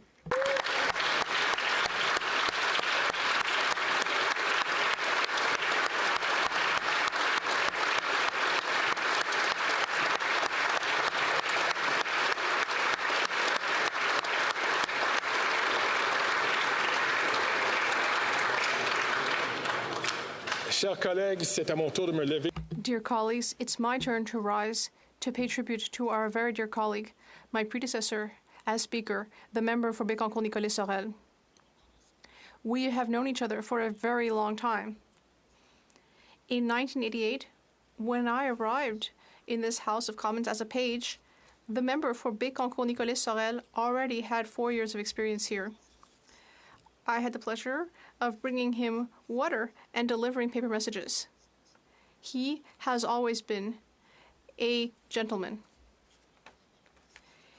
He is setting a new record for years served, but I would also say that he's setting new records for kindness, wisdom, and of course his sense of humor.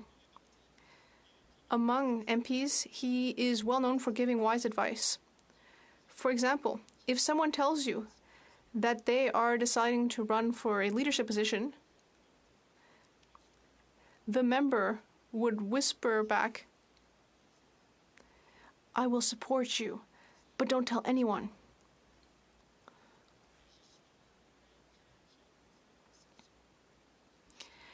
But I think he made an exception for me when I ran for the speakership.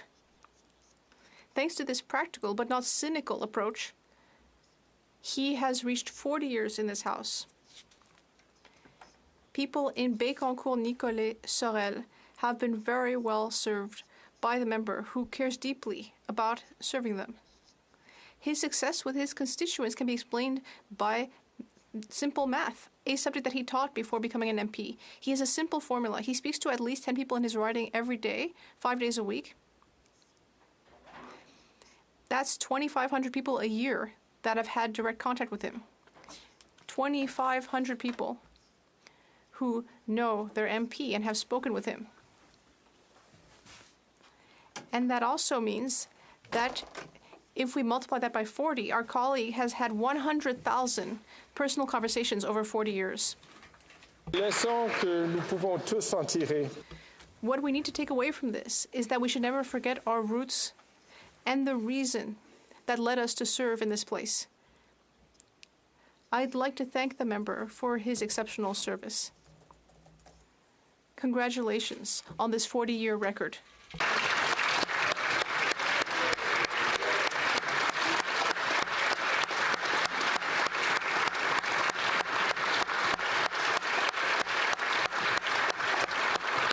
Je vois un appel au règlement. I see a member rising on a point of order. The honourable member. Oh mon Dieu. Lanark Frontenac Addington. Kingston. C'est un appel au règlement à propos de... Thank you. This is a point of order having to do with our colleague for Bécancour-Nicolet-Sorel. I'm sorry, I'm also struggling with the writing name.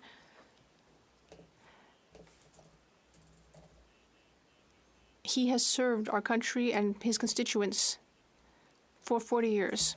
Coincidence that the man whose record he is breaking is a man named John Graham Haggart, who was a Conservative member of Parliament elected in Canada's second election in 1871, and who served until his death in 1913 under every Prime Minister from Sir John A. Macdonald to Sir Robert Borden.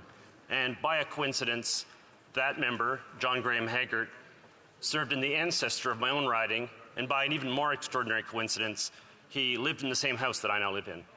So I feel that I'm better qualified than anybody else to channel his ghost, and so let me just say, on behalf of the man who he is bettering today, John Graham Haggart, to our colleague, well done, félicitations, may you serve much longer indeed, and do so as nobly as you've done in the past. Thank you. Awesome. That is so cool.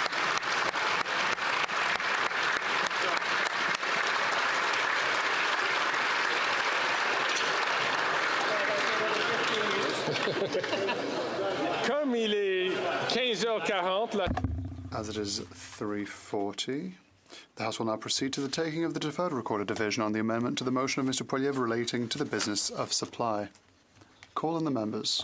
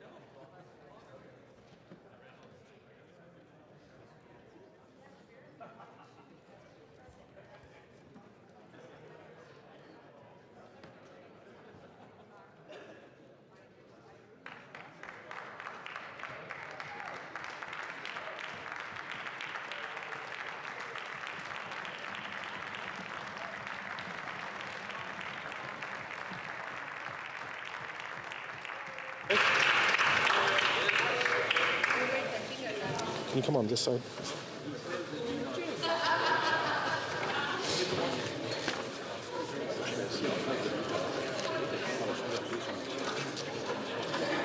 The question is as follows. Mr. Poilievre, seconded by Mr. Motz, moved that the House declare that the Prime Minister convene a carbon tax emergency meeting with all of Canada's 14 First Ministers. May I dispense?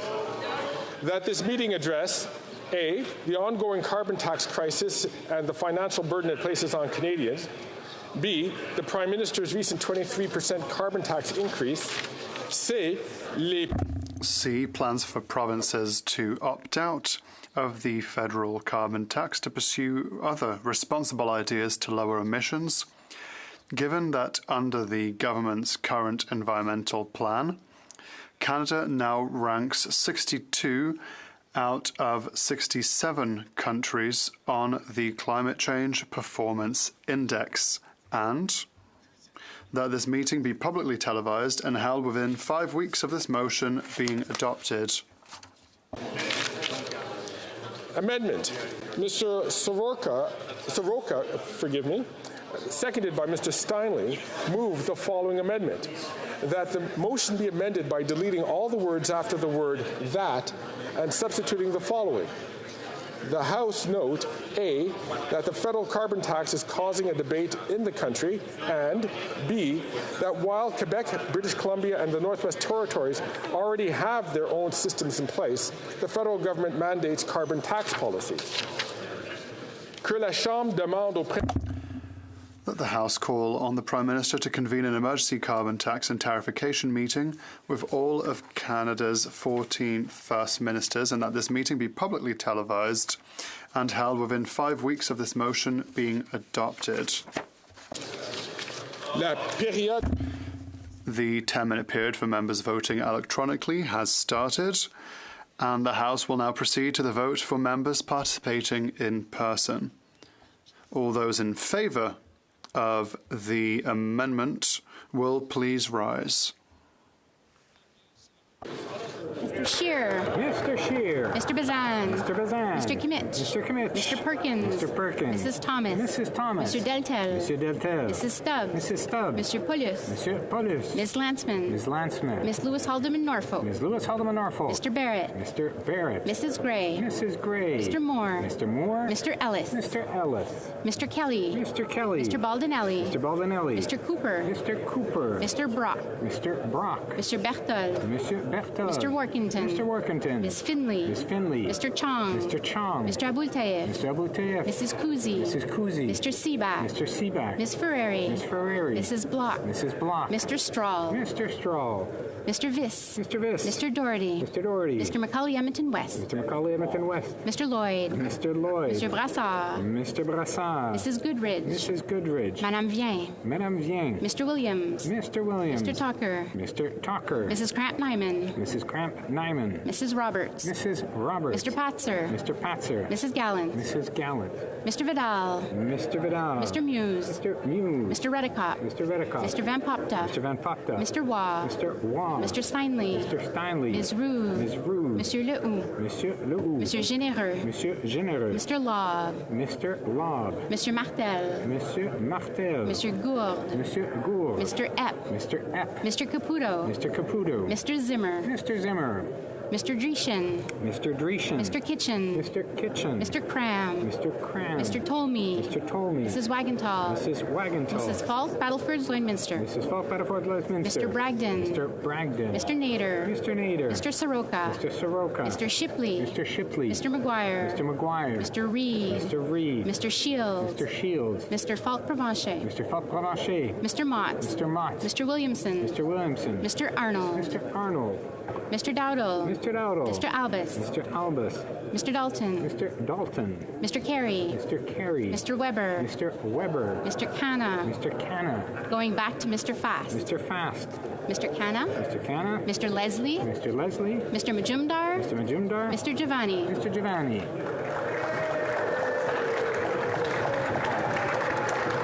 Mr. Vong. Mr. Vong.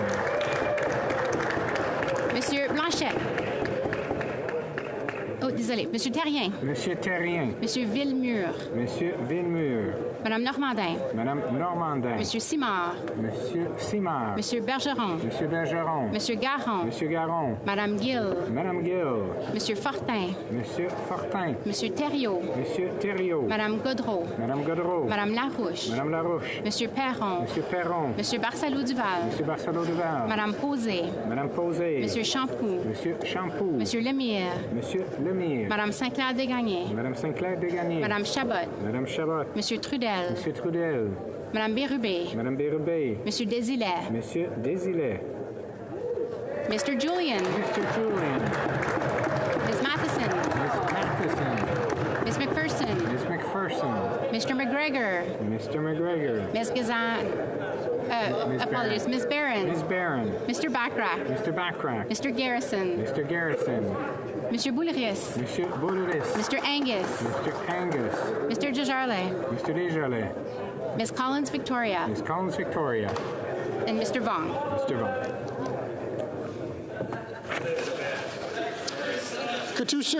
All those opposed to the amendment will please rise. Mr. McKinnon-Gatineau. Mr. McKinnon-Gatineau. Ms. Hutchings. Miss Hutchings. Ms. Tassie. Miss Tassie. Ms. Chager. Miss Chager. Ms. Murray. Miss Murray. Mr. McKay. Mr. McKay. Mr. Scarpalegia. Mr. Scarpalegia. Ms. Sahota. Miss Sahota. Ms. Ian. Miss Ian. Madame Le Boutillier. Madame Le Boutillier. Madame Pittspat-Taylor. Madame Pittspat-Taylor. Ms. Jasic. Miss Jazik. Monsieur Arsenault. Monsieur Arsenault. Madame Lalonde. Madame Lalonde. Ms. O'Connell. Miss O'Connell. Mr. Oliphant. Mr. Oliphant. Mr. Gerritsen. Mr. Gerritsen. Mr. Lamoureux. Mr. Lamoureux. Mr. Baptiste. Mr. Baptiste. Monsieur Lauzon. Monsieur Lauzon. Mr. May Cambridge. Mr. May Cambridge. Ms. Dillon. Miss Dillon. Mr. Assassi. Mr. Assassi. Monsieur El Khoury. Monsieur El Khoury. Mr. Fillmore. Mr. Fillmore. Mr. Hardy. Mr. Hardy. Mr. Johari. Mr. Johari. Mr. Sidhu Brampton East. Mr. Cedar Brampton East. Mr. Badaway. Mr. Badaway. Mrs. Atwin. Mrs. Atwin. Ms. Vandenbell. Ms. Vandenbell. Madame Koutrakis. Madame Koutrakis. Mr. Fisher. Mr. Fisher. Mr. Fisher. Mr. Lightbound. Mr. Lightbound. Mr. Long. Mr. Long. Mr. Longfield. Mr. Longfield. Monsieur Robillard. Monsieur Robillard. Madame Shanahan. Madame Shanahan. Ms. Cedar Brampton South. Ms. Cedar Brampton South. Ms. Hefner. Ms. Hefner. Mr. Turnbull. Mr. Turnbull. Mr. Sorbera. Mr. Sorbera. Mr. Rogers. Mr. Rogers. Ms. Yip. Ms. Yip. Mr. Alday. Mr. Alday. Mr. Baker. Mr. Baker. Ms. Latanzio. Ms. Latanzio. Mr. Lewis Kitchener-Conestoga. Mr. Lewis Kitchener-Conestoga. Madame Mendez. Madame Mendez.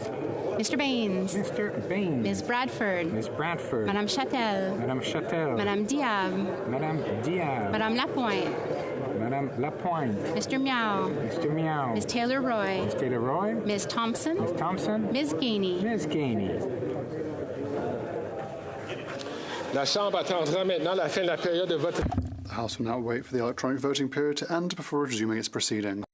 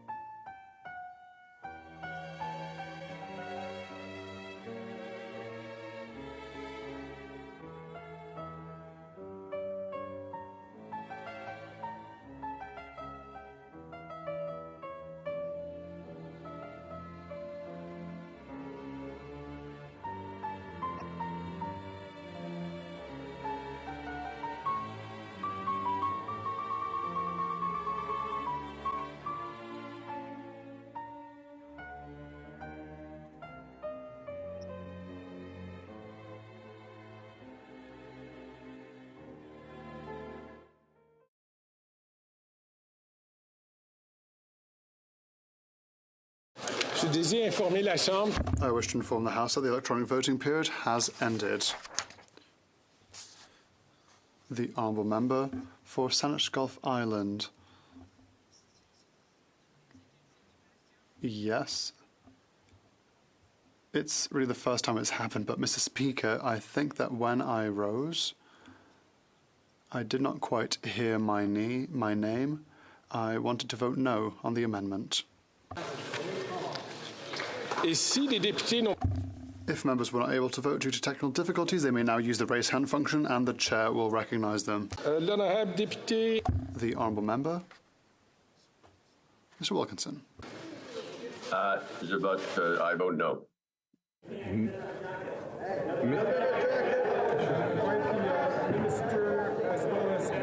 All members who are online to please put on a jacket.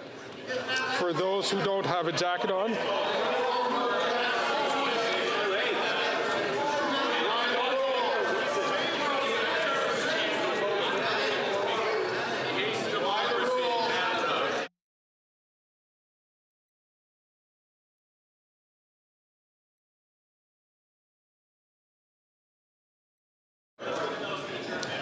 The honourable member, Mr. Wilkinson.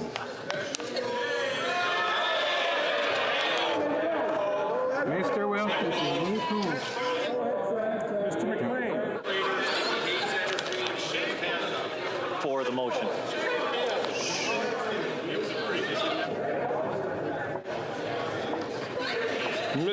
Monsieur Reyes. Monsieur le Président, je vote en faveur. Monsieur Reyes, yé pour.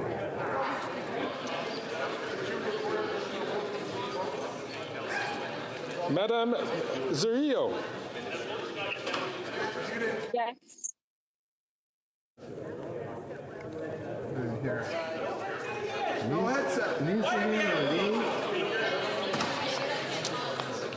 Mr. Cannings.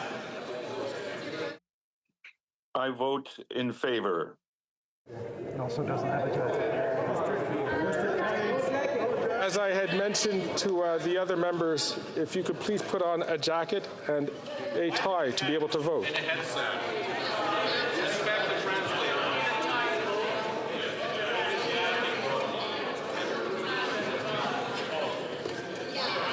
You just need a jacket, Mr. Cannings, not a tie, just a jacket.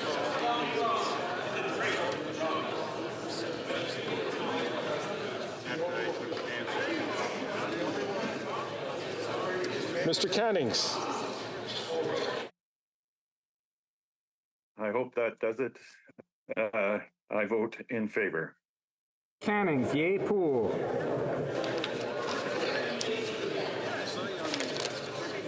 Le bureau va maintenant The table will now compile the results of the vote. Il y a deux autres députés. Two other MPs are rising.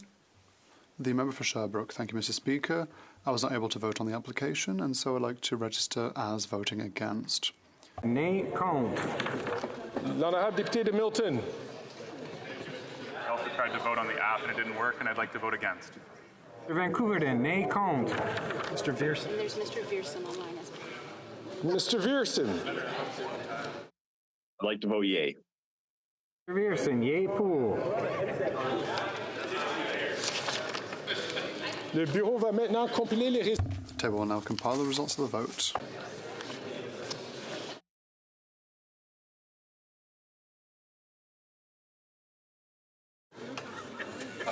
Yeas pour 173, 173. Nays contre 149, 149. Je déclare la motion. I declare the amendment carried. Excuse-moi. Je déclare l'amendement adopté. La prochaine mise au vote. The next question is on the main motion as amended. The question is as follows. Mr. Poilievre, seconded by Mr. Motz, moved that the House note A, that the federal carbon tax is causing a debate in the country, and B, that while Quebec, British Columbia and the Northwest Territories already have their own systems in place, the federal government mandates carbon tax policy. that the House call on the Prime Minister to convene an emergency carbon tax and tarification meeting with all of Canada's 14 First Ministers, and that this meeting be publicly televised and held within 5 weeks of this motion being adopted. If a member participating in person wishes that the motion as amended be carried or carried on division, or if a member of a recognized party participating in person wishes to request a recorded division, I would invite them to rise and indicate it to the chair. The honourable member from Regina Capel. I believe we should have a recorded division on this. The 10-minute period for members voting electronically has started, and the House will now proceed to the vote for members participating in person. All those in favour of the motion as amended will please rise. Mr. Scheer. Mr. Bazan. Mr. Bazan. Mr. Kimmich. Mr. Kimmich. Mr. Perkins. Mr. Perkins. Mrs. Thomas. Mrs. Thomas. Mr. Deltel. Mr. Deltel. Mrs. Stubbs. Mrs. Stubbs. Mr. Paulus. Mr. Paulus. Ms. Lewis Haldeman Norfolk. Ms. Lewis Haldeman Norfolk. Mr. Barrett. Mr. Barrett. Mrs. Gray. Mrs. Gray. Mr. Moore. Mr. Moore. Mr. Ellis. Mr. Ellis. Mr. Kelly. Mr. Kelly. Mr. Baldinelli. Mr. Baldinelli. Mr. Cooper. Mr. Cooper. Mr. Brock. Mr. Brock. Mr. Bertol. Mr. Bertol. Ms. Finley. Ms. Finley. Mr. Chong. Mr. Chong. Mr. Abultaif. Mr. Abultaif. Mrs. Kuzi. Mrs. Kuzi. Mr. Seaback. Mr. Seaback. Ms. Ferrari. Ms. Ferrari. Mrs. Block. Mrs. Block. Mr. Viss. Mr. Viss. Mr. Doherty. Mr. Doherty. Mr. McCauley Edmonton West. Mr. McCauley Edmonton West. Mr. Lloyd. Mr. Lloyd. Mr. Brassard. Mr. Brassard. Mrs. Goodrich. Mrs. Goodrich. Madame Vien. Madame Vien. Mr. Williams. Mr. Williams. Mr. Tucker. Mr. Tucker. Mrs. Cramp-Nyman. Mrs. Cramp-Nyman. Mrs. Roberts. Mrs. Roberts. Mr. Patzer. Mr. Patzer. Mrs. Gallant. Mrs. Gallant. Mr. Vidal. Mr. Vidal. Mr. Muse. Mr. Muse. Mr. Redikoff. Mr. Redikoff. Mr. Van Popta. Mr. Van Popta. Mr. Waugh. Mr. Waugh. Mr. Steinley. Mr. Stanley. Ms. Rude. Ms. Rude. Monsieur Lehoux. Monsieur Lehoux. Monsieur Généreux. Monsieur Généreux. Mr. Lobb. Mr. Lobb. Monsieur Martel. Monsieur Martel. Monsieur Gourde. Monsieur Gourde. Mr. Epp. Mr. Epp. Mr. Caputo. Mr. Caputo. Mr. Zimmer. Mr. Zimmer. Mr. Dreeshen. Mr. Dreeshen. Mr. Kitchen. Mr. Kitchen. Mr. Cram. Mr. Cram. Mr. Tolmie. Mr. Tolmie. Mrs. Wagenthal. Mrs. Wagenthal. Mrs. Falk, Battlefield Lloydminster. Mrs. Falk, Battlefield Lloydminster. Mr. Bragdon. Mr. Bragdon. Mr. Nader. Mr. Nader. Mr. Soroka. Mr. Soroka. Mr. Shipley. Mr. Shipley. Mr. McGuire. Mr. McGuire. Mr. Reed. Mr. Reed. Mr. Shield. Mr. Shield. Mr. Falk Provencher. Mr. Falk Provencher. Mr. Motts. Mr. Motts. Mr. Williamson. Mr. Williamson. Mr. Arnold. Mr. Arnold. Mr. Dowdle. Mr. Dowdle. Mr. Albus. Mr. Albus. Mr. Dalton. Mr. Dalton. Mr. Carey. Mr. Carey. Mr. Weber. Mr. Weber. Mr. Fast. Mr. Fast. Mr. Khanna. Mr. Khanna. Mr. Majumdar. Mr. Majumdar. Mr. Giovanni. Mr. Giovanni. Monsieur Terrien. Monsieur Terrien. Monsieur Villemur. Monsieur Villemur. Madame Normandin. Madame Normandin. Monsieur Simard. Monsieur Simard. Monsieur Bergeron. Monsieur Bergeron. Monsieur Garon. Monsieur Garon. Madame de Bellefeuille. Madame de Bellefeuille. Monsieur Thériault. Monsieur Thériault. Madame Godreau. Madame Godreau. Madame Larouche. Madame Larouche. Monsieur Perron. Monsieur Perron. Monsieur Barcelot Duval. Monsieur Barcelot Duval. Madame Posé. Madame Posé. Monsieur Champoux. Monsieur Champoux. Monsieur Lemire. Monsieur Lemire. Monsieur Trudel. Monsieur Trudel. Madame Bérubé. Madame Bérubé. Monsieur Desilets. Monsieur Desilets. Mr. Julian. Mr. Julian. Miss Matheson. Miss Matheson. Miss McPherson. Miss McPherson. Mr. McGregor. Mr. McGregor. Miss Barron. Miss Barron. Mr. Backrack. Mr. Backrack. Mr. Garrison. Mr. Garrison. Monsieur Bouleris. Monsieur Bouleris. Mr. Angus. Mr. Angus. Mr. Desjardins. Mr. Desjardins. Miss Collins Victoria. Miss Collins Victoria. Mr. Vong. Mr. Vong. All those opposed to the motion as amended will please rise. Gatineau. Mr. McKinnon Gatineau. Miss Hutchings. Miss Hutchings. Miss Tassie. Miss Tassie. Ms. Murray. Ms. Murray. Mr. McKay. Mr. McKay. Ms. Sahota. Ms. Sahota. Ms. Ian. Ms. Ian. Madame Leboutillier. Madame Leboutillier. Madame Fitzpat-Taylor. Madame Fitzpat-Taylor. Ms. Jacek. Ms. Jazik. Monsieur Arsenault.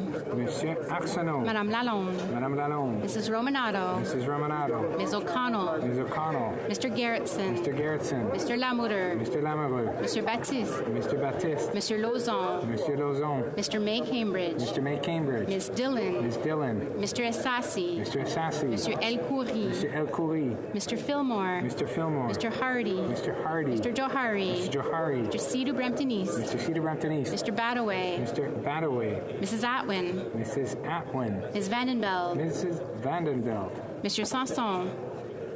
Monsieur Sanson. Madame Koutrakis. Madame Koutrakis. Madame Brière. Madame Brière. Mr. Fisher. Mr. Fisher. Mr. Lightbound. Mr. Lightbound. Mr. Long. Mr. Long. Mr. Longfield. Mr. Longfield. Monsieur Robillard. Monsieur Robillard. Madame Shanahan. Madame Shanahan. Miss Cedar Brampton South. Miss Cedar Brampton South. Miss Hefner. Miss Hefner. Mr. Turnbull. Mr. Turnbull. Mr. Sorbera. Mr. Sorbera. Mr. Rogers. Mr. Rogers. Miss Yip. Ms. Yip. Mr. Alday. Mr. Alday. Mr. Baker. Mr. Baker. Miss Latanzio. Ms. Latanzio. Mr. Louis Kitchener-Conestoga. Mr. Louis Kitchener-Conestoga. Madame Mendez. Madame Mendez. Mr. Baines. Mr. Baines. Ms. Bradford. Ms. Bradford. Madame Châtel. Madame Châtel. Madame Diab. Madame Diab. Madame Lapointe. Madame Lapointe. Mr. Miao. Mr. Miao. Miss Taylor Roy. Ms. Taylor Roy. Miss Valdez. Miss Thompson. Ms. Thompson. Miss May, Saanich Gulf Islands. Ms. May, Saanich Gulf Islands. The House will now wait for the electronic voting period to end before resuming its proceedings.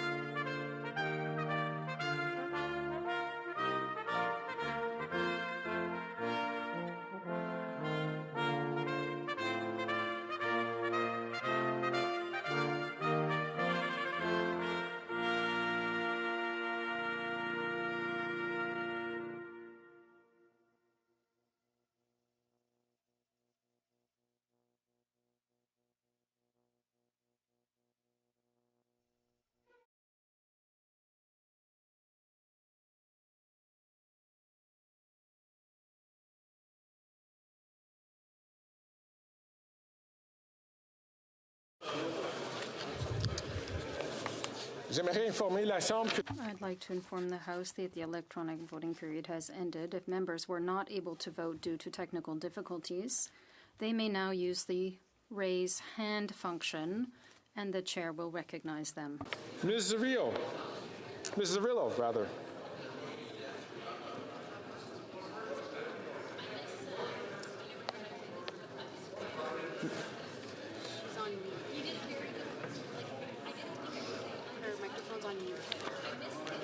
Ms. Zarillo, your microphone is on mute. Yes. Yes. Yay pour. Mr. Wilkinson. I vote no. Mr. Wilkinson, nay, contre. Mr. McLean. I vote for this motion. McLean, yay pour.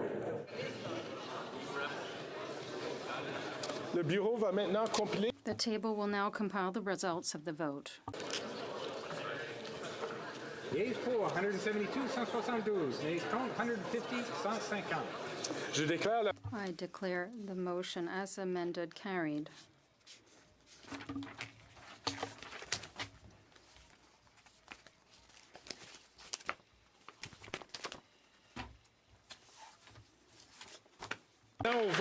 The House will now proceed to the taking of the deferred recorded division on the motion at second reading stage of Bill C-347 under private members' business. The question is as follows. Mr. Arsenault, seconded by Mr. Lightbound, moved that Bill C-347, an act to amend the Constitution Act 1867, Oath of Office, be now read a second time and referred to the Standing Committee on Procedure and House Affairs. The 10-minute period for members voting electronically has started, and the House will now proceed to the vote. We will start with the sponsor of the item. Monsieur Arsenault. We will now proceed to members participating in person. All those at my right in favor of the motion will please rise. Madame Mendez. Madame Mendez. Mr. Weiler. Mr. Weiler. Mr. Chahal. Mr. Chahal. Madame Diab. Madame Diab.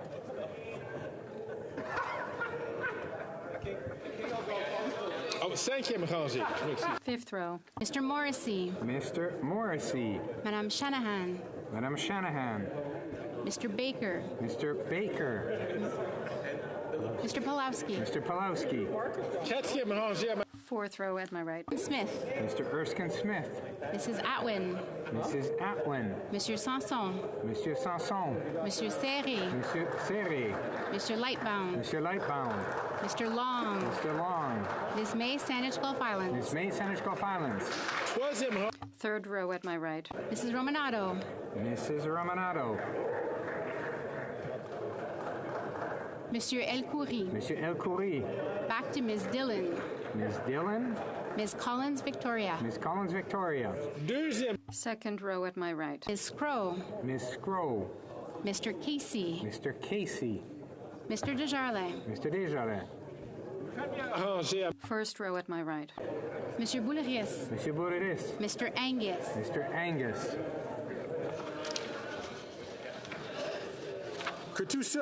All those at my left in favor of the motion will please rise. Sixth row at my left. D'Entremont. Monsieur D'Entremont. Mr. Vierson. Mr. Vierson. Mr. Fast. Mr. Fast. Madame Bérubé. Madame Bérubé. Monsieur Desilets. Monsieur Desilets. Cinquième rang. Fifth row at my left. Monsieur Lemierre. Monsieur Lemierre. Madame Saint-Clair Desgagnés. Madame Saint-Clair Desgagnés. Monsieur Trudel. Monsieur Trudel. Ms. Blaney. Ms. Blaney. Mr. Garrison. Mr. Garrison. Fourth row at my left. Monsieur Lehoux. Monsieur Lehoux. Monsieur Généreux. Monsieur Généreux. Monsieur Martel. Monsieur Martel. Monsieur Gourde. Monsieur Gourde. Monsieur Barsalou-Duval. Monsieur Barsalou-Duval. Madame Posé. Madame Posé. Monsieur Champoux. Monsieur Champoux. Ms. Barron. Ms. Barron. Mr. Backrack. Mr. Backrack. Third row to my right.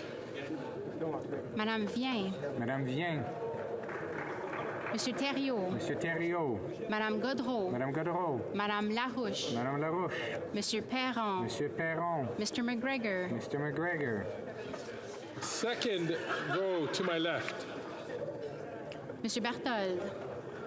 Monsieur Berthold. Madame de Bellefeuille. Madame de Bellefeuille. Madame Michaud. Madame Michaud. Miss McPherson. Miss McPherson. First row to my left. Mr. Kimmich. Mr. Kimmich. Monsieur Deltel. Monsieur Deltel. Mrs. Stubbs. Mrs. Stubbs. Monsieur Paulus. Monsieur Paulus. Monsieur Villemur. Monsieur Villemur. Monsieur Terrien. Monsieur Terrien. Madame Normandin. Madame Normandin. Monsieur Simard. Monsieur Simard. Monsieur Bergeron. Monsieur Bergeron. Mr. Julian. Mr. Julian. Ms. Matheson. Ms. Matheson. All those at my right opposed to the motion will please rise. Sixth row to my right.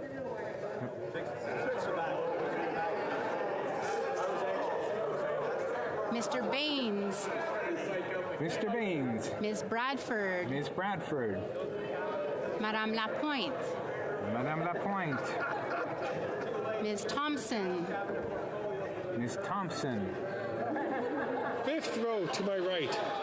Mr. Longfield. Mr. Longfield. Monsieur Robillard. Monsieur Robillard. Ms. Cedar Brampton South. Ms. Cedar Brampton South. Ms. Hefner. Ms. Hefner. Mr. Turnbull. Mr. Turnbull. Mr. Sorbera. Mr. Sorbera. Mr. Rogers. Mr. Rogers. Ms. Yip. Ms. Yip. Mr. Aldag. Mr. Aldag. Mr. Lewis Kitchener-Conestoga. Mr. Lewis Kitchener-Conestoga. Fourth row to my right. Mr. Fillmore. Mr. Fillmore. Mr. Hardy. Mr. Hardy. Mr. Johari. Mr. Johari. Mr. Cedar Brampton East. Mr. Cedar Brampton East. Ms. Vandenbeld. Ms. Vandenbeld. Madame Koutrakis. Madame Koutrakis. Mr. Fisher. Mr. Fisher. Troisième rangée à ma... Third row at my right. Mr. Gerritsen. Mr. Gerritsen. Mr. Lamoureux. Mr. Lamoureux. Mr. Lauzon. Monsieur Lauzon. Mr. May Cambridge. Mr. May Cambridge. Mr. Assassi. Mr. Assassi. Second row at my right. Ms. Ian. Ms. Ian. Back to Ms. Sahota. Ms. Sahota. Madame Pittspat-Taylor. Madame Pittspat-Taylor. Ms. Jasic. Ms. Jasic. First row at my right. Mr. Holland. Mr. McKinnon-Gatineau. Mr. McKinnon-Gatineau. Ms. Hutchings. Ms. Hutchings. Ms. Tassie. Ms. Tassie. Ms. Murray. Ms. Murray. Sixth row to my left. Mr. Dowdle. Mr. Dowdle. Mr. Albus. Mr. Albus. Mr. Dalton. Mr. Dalton. Mr. Carey. Mr. Carey. Mr. Weber. Mr. Weber. Mr. Vierson. Mr. Vierson. Mr. Majumdar. Mr. Majumdar. Mr. Giovanni. Mr. Giovanni. Seriously. Fifth row to my left. Mr. Dreeshen. Mr. Dreeshen. Mr. Kitchen. Mr. Kitchen. Mr. Cram. Mr. Cram. Mr. Tolmie. Mr. Tolmie. Mrs. Wagenthal. Mrs. Wagenthal. Mrs. Falk Balfour's Lloydminster. Mrs. Falk Balfour's Lloydminster. Mr. Bragdon. Mr. Bragdon. Mr. Nader. Mr. Nader. Mr. Soroka. Mr. Soroka. Mr. McGuire. Mr. McGuire. Mr. Shields. Mr. Shields. Mr. Falk Provencher. Mr. Falk Provencher. Mr. Mott. Mr. Mott. Mr. Williamson. Mr. Williamson. Mr. Arnold. Mr. Arnold. Fourth row to my left. Mr. Vidal. Mr. Vidal. Mr. Muse. Mr. Muse. Mr. Redicott. Mr. Redicott. Mr. Van Popta. Mr. Van Popta. Mr. Waugh. Mr. Waugh. Mr. Steinley. Mr. Steinley. Ms. Rude. Ms. Rude. Mr. Lobb. Mr. Lobb. Mr. Epp. Mr. Epp. Troisième rangée à ma gauche. Mr. Viss. Mr. Viss. Mr. Doherty. Mr. Doherty. Mr. Macaulay Edmonton West. Mr. Macaulay Edmonton West. Mr. Lloyd. Mr. Lloyd. Mr. Brassard. Mr. Brassard. Mr. Williams. Mr. Williams. Mr. Tucker. Mr. Tucker. Mrs. Cramp-Nyman. Mrs. Cramp-Nyman. Mrs. Roberts. Mrs. Roberts. Mr. Patzer. Mr. Patzer. Mrs. Gallant. Mrs. Gallant. Deuxième rangée à ma gauche. Mr. Kelly. Mr. Kelly. Mr. Baldinelli. Mr. Baldinelli. Mr. Cooper. Mr. Cooper. Mr. Jennis. Mr. Jennis. Ms. Finley. Ms. Finley. Mr. Chong. Mr. Chong. Mr. Abultaif. Mr. Abultaif. Mrs. Kuzi. Mrs. Kuzi. Mr. Seaback. Mr. Seaback. Ms. Ferrari. Ms. Ferrari. Mrs. Block. Mrs. Block. Première rangée à ma gauche. Mr. Perkins. Mr. Perkins. Back to Mr. Bazan. Mr. Bazan. Mrs. Thomas. Mrs. Thomas. Miss Lewis Haldeman Norfolk. Ms. Lewis Haldeman Norfolk. Mrs. Gray. Mrs. Gray. Mr. Moore. Mr. Moore. Mr. Ellis. Mr. Ellis. La Chambre attendra maintenant le... The House will now wait for the electronic voting period to end before resuming its proceedings.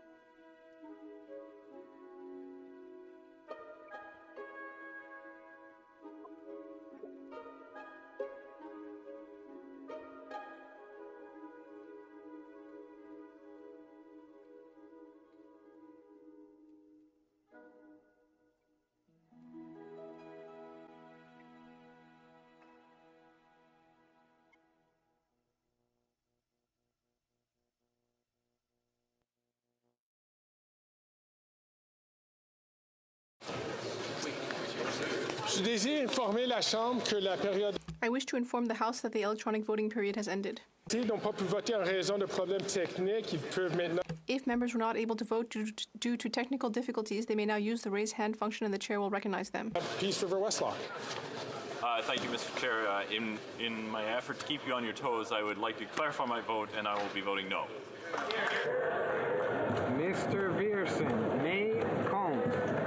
The honourable member from New Brunswick Southwest.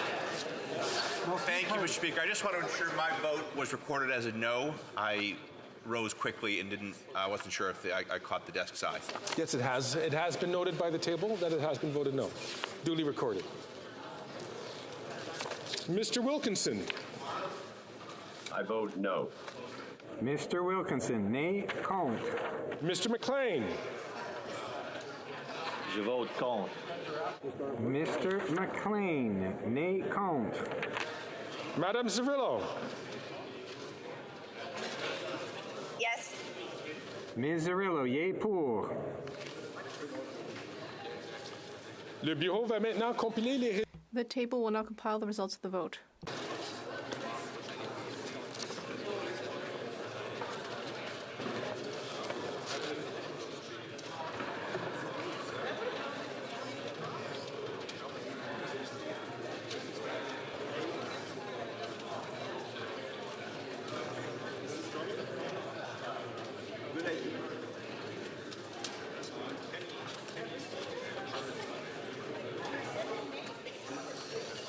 Nays pour 113, 113. Nays contre 197, 197. Je déclare la motion. I declare the motion defeated.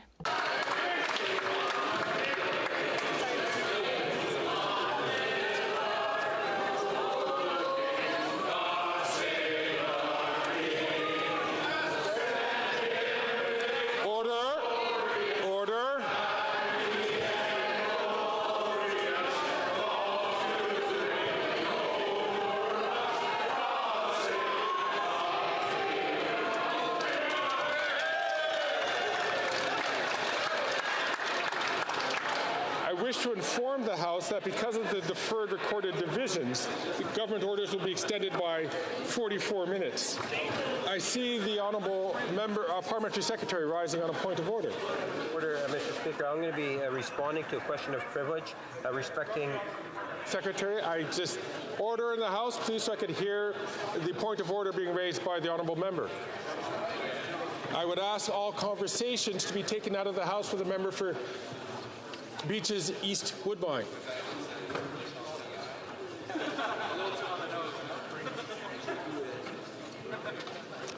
The Honourable Parliamentary Secretary.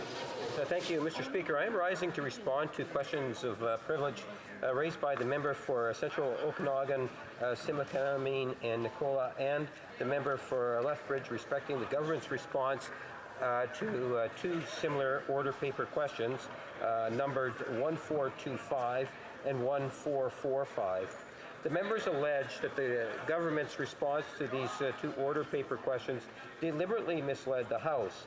I submit that this is in fact not the case, and the government stands by its responses to these order paper questions. The questions read in part, and I quote, in relation to OPQ 1425, quote, with regard to the government request to censor information since January 1, 2016, how many requests has the government made to social media companies to censor information, end of quote. And in the case, Madam Speaker, of OPQ 1445, again I would quote, with regard to the government request to remove, edit, or alter information in the media since January 1, 2016, how many requests has the government made to social media companies, including for the any article, post, or reply, end of quote. Both questions, Madam Speaker, deal with whether the government initiated a request for action. As part of the written submissions and testimony before public inquiry on foreign interference, officials spoke about the Declaration on Electoral Integrity Online, to which social media platforms voluntarily signed on. In accordance with its terms, these social media companies would identify inauthentic activity on their platforms and consider taking down information they considered to be violations of their community standards. In early 2019, platforms had signed on to a framework agreement, the Canada Declaration of Election Integrity Online. Under this framework, Facebook engaged Privy Council Office on an article from the Buffalo Chronicle which contained misinformation. As noted in the testimony, the Privy Council Office agreed with Facebook that in their opinion the article contained misinformation and agreed with their proposal to remove it, pursuant to the declaration. At this point, Facebook ultimately reached the conclusion that it represented a violation of its community standard and took action in its own accord. I submit that, at best, the matter raised by both members constitutes a debate as to the facts, which is a normal part of debate in this place. The government stands by the accuracy of the responses to its OPQ 1425 and OPQ 1445, and in no way sought to mislead the House on this matter. The facts stand. A social media company engaged PCO about a posting on its platform that violated its own policy regarding its community standards on misinformation, and after notifying PCO on the situation, removed the offending post. That is a key point for the Speaker to consider in making a determination on both related matters relating to the responses to OPQ 1425 and 1445. Madam Speaker, it is a long-standing practice of this place to take a member's at the word. Moreover, there are numerous precedents to demonstrate that the Speaker is not empowered to judge the quality of the answers provided, as you stated in your ruling of February the 29th, 2024. Having said that, I want to assure the House that the government takes seriously its commitment to provide accurate and truthful information to this House to ensure members have the information they need to discharge their parliamentary duties. Thank you, Madam Speaker. The Honourable Member for Lambton Kent Middlesex on the same point of order? No. No? Okay. Yeah, okay. Sorry? Okay, but not on the same one. No, okay. The Honourable Member. Thank you, Madam Speaker. I rise on a question of privilege concerning false information contained in the government's response to order paper question number 2340, which was filed by the NDP member for Cowichan Malahat Langford. While it may seem unusual for me as a Conservative member to be rising about a government response to a question filed by the NDP, this is not just about the member who filed the question, but all members of this House who suffer and whose rights are infringed upon when the government tables information which is clearly false and inaccurate in the House.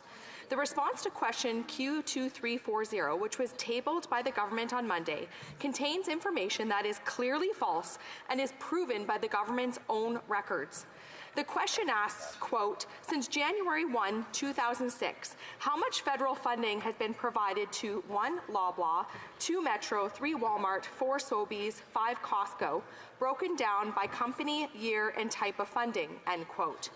The response signed by the Minister of Innovation, Science and Industry says, quote, since January 1, 2006, no federal funding has been provided to Loblaws, Metro, Walmart, Sobeys, or Costco, end quote. We know this is not true. The government took a lot of pride in announcing millions of dollars for fridges for Loblaws. And if you type the word Loblaws into the government's proactive disclosure portal under grants and contributions, you will see that there are 3 separate listings for government grants and contributions to Loblaws between November 7, 2019 and April 26, 2021. The most significant of these is a contribution for $12,019,723 on November 7, 2019 from Environment and Climate Change Canada for low global warming potential refrigerant conversions in supermarket systems. In other words, $12 million to Loblaws to buy new fridges. The one entry by itself is listed in the proactive disclosure database, proves that the government's response to Q2340 contains false information. In addition to a quick search on the government's own website will show you that on October 24, 2019, it gave $15,803,515 to Costco for energy savings rebate program funding regarding Canadian Appliance Source. It is crystal clear from the government's own data that the response in the tabled document by the minister on Monday contains false information. This is not a matter of debate or opinion. This is proven by the government's own reporting on proactive disclosure.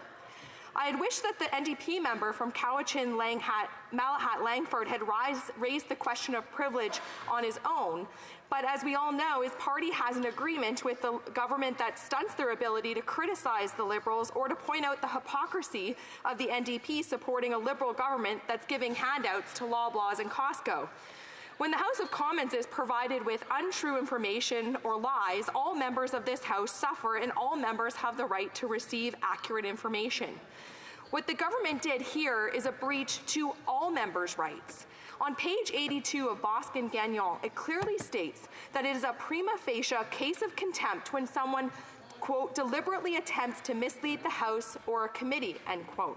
While the record will show that speakers are reluctant to intervene on the basis of a quality of an answer or a non-answer, this is the case of the government deliberately withholding the truth from the House. On December 16, 1980, on page 5,797 of Hansard, the Speaker said, Quote, while it is correct to say that the government is not required by our rules to answer written or oral questions, it would be bold to suggest that no circumstance could ever exist for a prima facie question of privilege to be made where there was a deliberate attempt to deny answers to an honourable member, end quote. Should you find a prima facie case, I am prepared to move the appropriate motion. Thank you. I thank the honourable member, and it will be taken under advisement. The honourable leader of the NDP, the leader in the House of the NDP. Thank you very much, yes. Madam Speaker. I mean, the tradition in this House has been to allow the opportunity of the member who's actually asked the question to raise the question of privilege, and I find it a bit discourteous. That being said, we are looking currently at this, and I would like to reserve the opportunity for the member from Cowichan and Malavat Langford to rise on this question of privilege a little bit later on. So noted. The honourable member for Coast of Bays, Notre Dame, Central Notre Dame. Yes, please. Madam Speaker, I request unanimous consent to change my vote on our opposition day motion from nay to yea. Does the honourable member have the unanimous consent of the House to change? Unfortunately, the honourable member doesn't have unanimous consent. Tabling of documents. The Honourable Parliamentary Secretary to the Government House Leader. Yes, thank you, Madam Speaker. I have the honour to table in both official languages the Office of the Superintendent of Financial Institutions, the 2024-25 Departmental Plan, and also, Madam Speaker, if I may, pursuant to Standing Order 36-8A, I have the honour to table in both official languages the government's responses to 13 petitions. These returns will be tabled in an electronic format. Introduction of government bills. Statements by ministers. Rapport de délégation interparlementaire. Reports from interparliamentary delegations.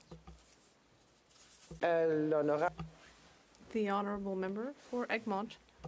Madam Speaker, I have the honour to present in both official languages the 17th report of the Standing Committee on Human Resources, Skills and Social Development and the Status of Persons with Disabilities in relation to the motion adopted on Monday, December the 11th, 2023 regarding the Canada Disability Benefit. The honourable member for Waterloo. Thank you, Madam Speaker.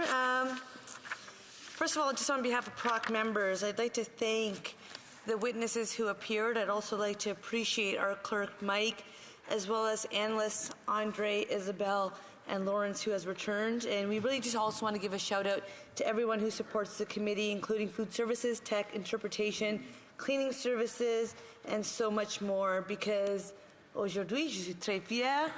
Today, I'm very proud to table in both official languages the 63rd report of the Standing Committee on Procedure and House Affairs called Question of Privilege related to the member for Wellington Halton Hills and other members. I believe the honourable member for St. Albert Edmonton has a dissenting report. A supplemental report. Thank you very much, Madam Speaker. I rise to present the supplemental report of Conservative members on the Procedure and House Affairs Committee.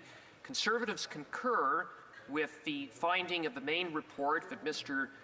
Wei Zhao committed a contempt of Parliament, or was in contempt of Parliament, for targeting the member for Wellington Halton Hills and his family. However, it is our observation that the main report is incomplete in several respects.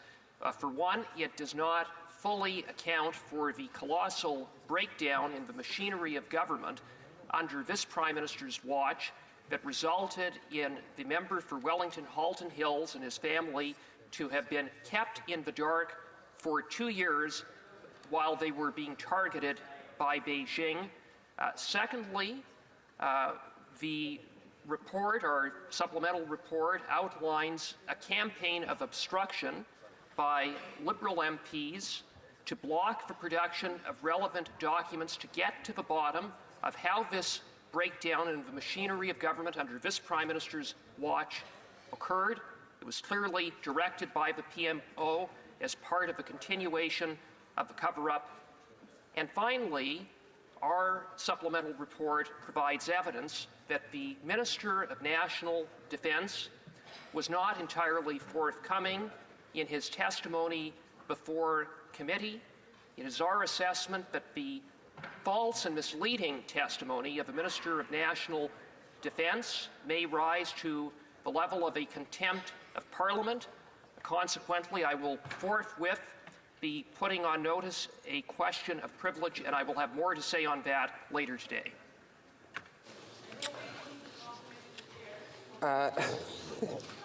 Introduction of private members' bills.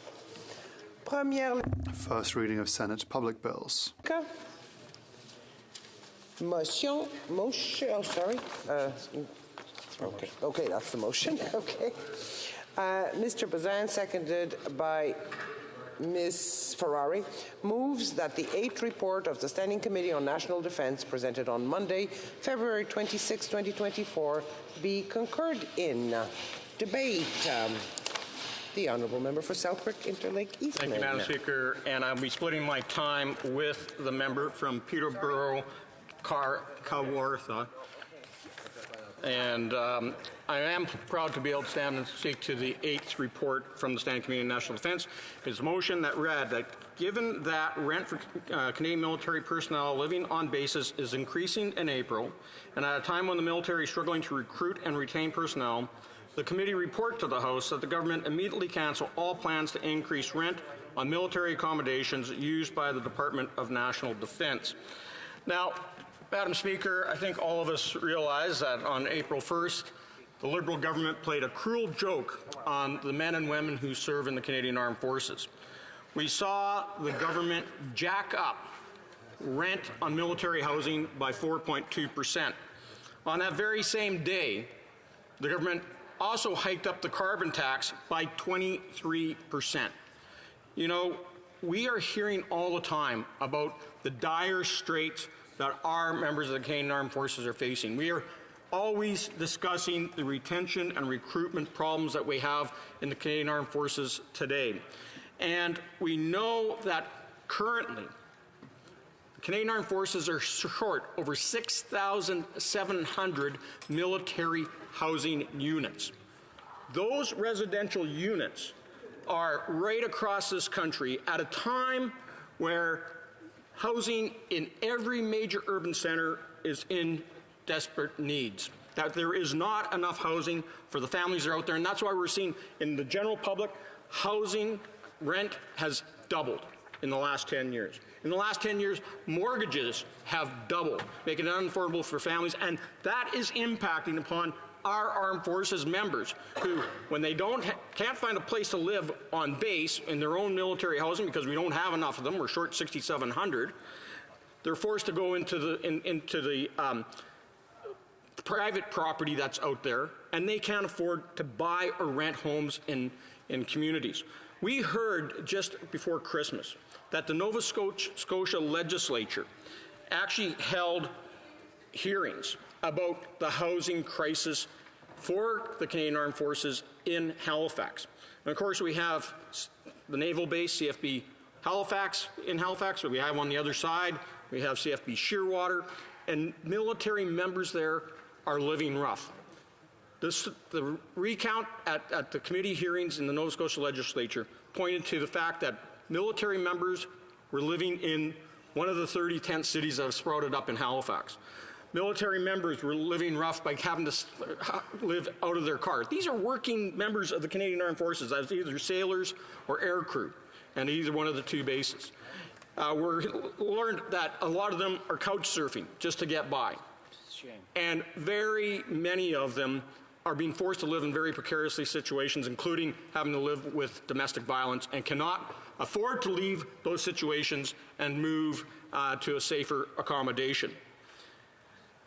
I had in particular, Madam Speaker, one military member and his spouse who are both serving in the Canadian Armed Forces and had been stationed at CFB Shiloh in Manitoba. And they sold their home in Manitoba because they were transferred to CFB Shearwater. And for the first while, they had to live in a camper. And then when they were put into military housing, it was in such disrepair that they wrote to me and said that in the evening they came home and they would just cry. They left this beautiful home in Manitoba and had to come and live in a shanty in Halifax because that's all that they could get from the Canadian Armed Forces. Now, Madam Speaker, we know also that things are tough in Esquimalt, and we often hear of the shortage of housing over there.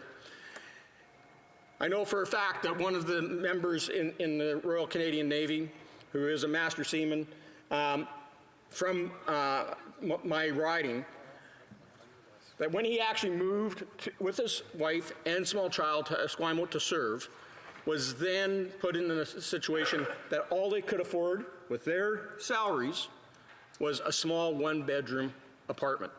And it's so expensive that on top of working full-time as a sailor in the Royal Canadian Navy, that he's had to go out moonlighting at night and work in a convenience store just to help make ends meet. This has forced so many families, military families, across this country to resort to other measures, including the use of food banks. And we heard, and I know that we're going to hear from my colleague, the member from Peterborough, Kawartha, of how military families out of CFB Gagetown are now using the local food bank. We heard how military families in Halifax are going to the food bank, and that was part of the testimony that was presented at the Nova Scotia legislature. And now we just learned this week that military families at CFB Borden, who are stationed there, are now also going to the food bank in the town of Borden. This is no way to treat our military heroes. This is no way for them to have to live. And it was just reported last week that troops who have to come to Ottawa to train for cybersecurity, that at Willis College, they had to rely on food donations from the local college staff just so they could get by. This is an embarrassment, and this is a pox on this Liberal government for failing our troops. Now, they will talk about how great their defense policy update is, but if you look at it, what they're doing in military housing, like the past 2 years, this government has only built 38 new homes for the Canadian Armed Forces. 38. We're short 6,700, and all they could muster up was less than 20 homes a year over the last 2 years. And in the defense policy update, they have promised for this coming year, 2024, 2025, $0. They promised for 2025, 2026, $0. The next year is only $1 million. The year after that is only $2 million. And in 2028, 2029, they get to finally $4 million. That doesn't build enough homes when you're short 6,700 houses. That doesn't even build 20 homes on $7 million at the price of homes are these days. And that's for the next 5 years. How are we going to fix this when there isn't the dollars and resources to do it? So the Liberal government is failing our troops. And it's just proven again that this Prime Minister is not worth the cost. And when we talk about the retention and recruitment crisis, there is no way that we can attract more into the Canadian Armed Forces when you don't have proper housing to put them and their families in. You cannot attract them to come in and to live in homes that are filled with black mold. You can't afford to put them in homes where they are living in 1950 structures that haven't been updated in the last 70 years. And so when you're short 16,000 troops and you got 10,000 troops that are undertrained, they don't want to have to go for training where the barracks have frozen pipes, or even worse, are filled with rodents, which we're hearing coming from Kingston. So I can tell you this, Madam Speaker, that as Conservatives, we are going to go out there and help our forces. We are going, we are so proud of our military heroes and their families for stepping up and serving this nation. So we're going to axe the tax. We're going to axe the carbon tax and make life more affordable for all Canadians, but especially for those who serve in the Canadian Armed Forces. We are going to build the homes, and that includes building the homes for our military families across this country in every base and making sure that we can maximize the land and space that they're located on to build homes that's going to benefit them and their local communities. We're going to fix the budget.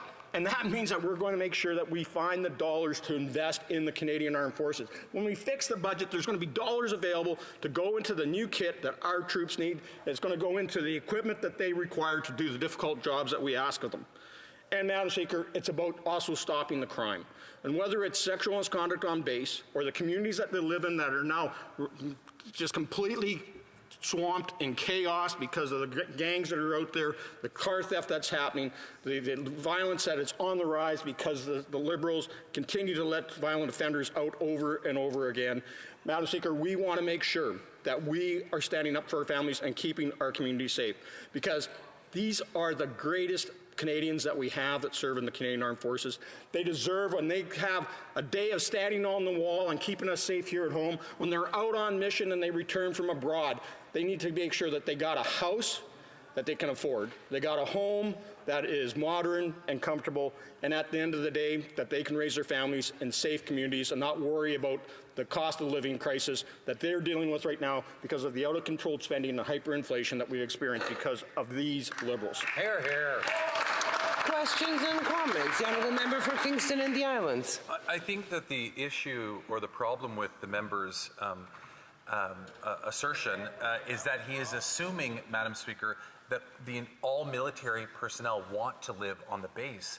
I can tell him, Madam Speaker, when I was mayor of Kingston, every summer I would get together with the mayor of Watertown, which is right next to Fort Drum in the United States. And the one thing that the mayor of Watertown always talked about was how jealous he was that Fort Drum was its own base with people living on it outside of Watertown, not really connected to the city, but he would come to Kingston and see CFB Kingston and the way that it is so well integrated into the community.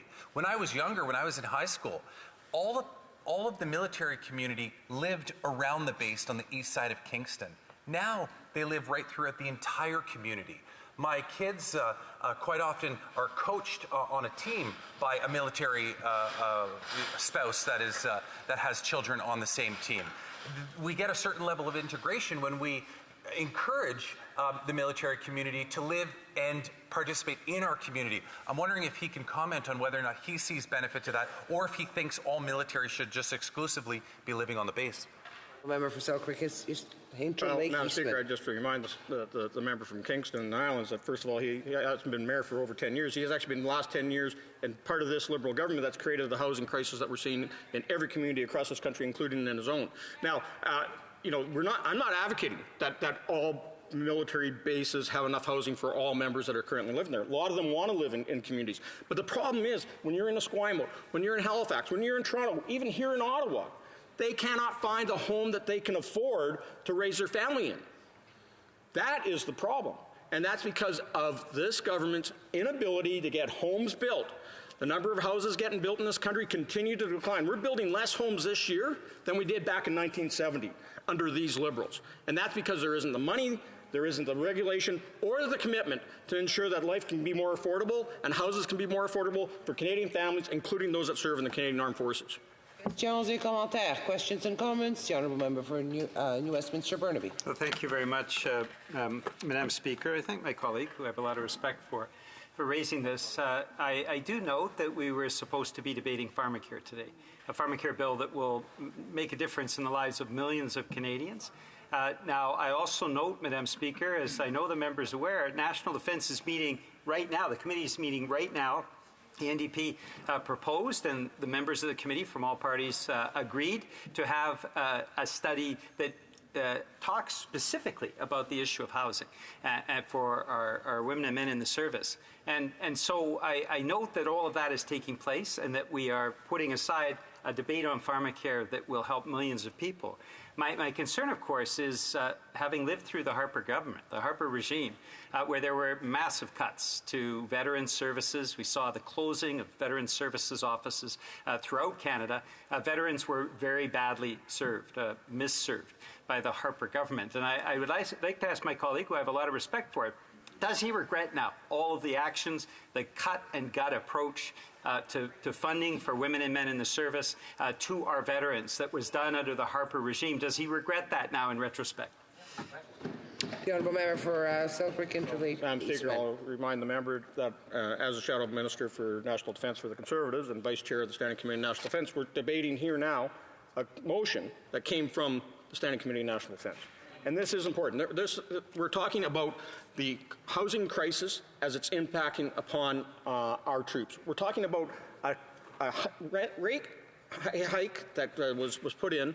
You know, the Liberals jacked up the rental rates on our troops, and that deserves to be debated here as well.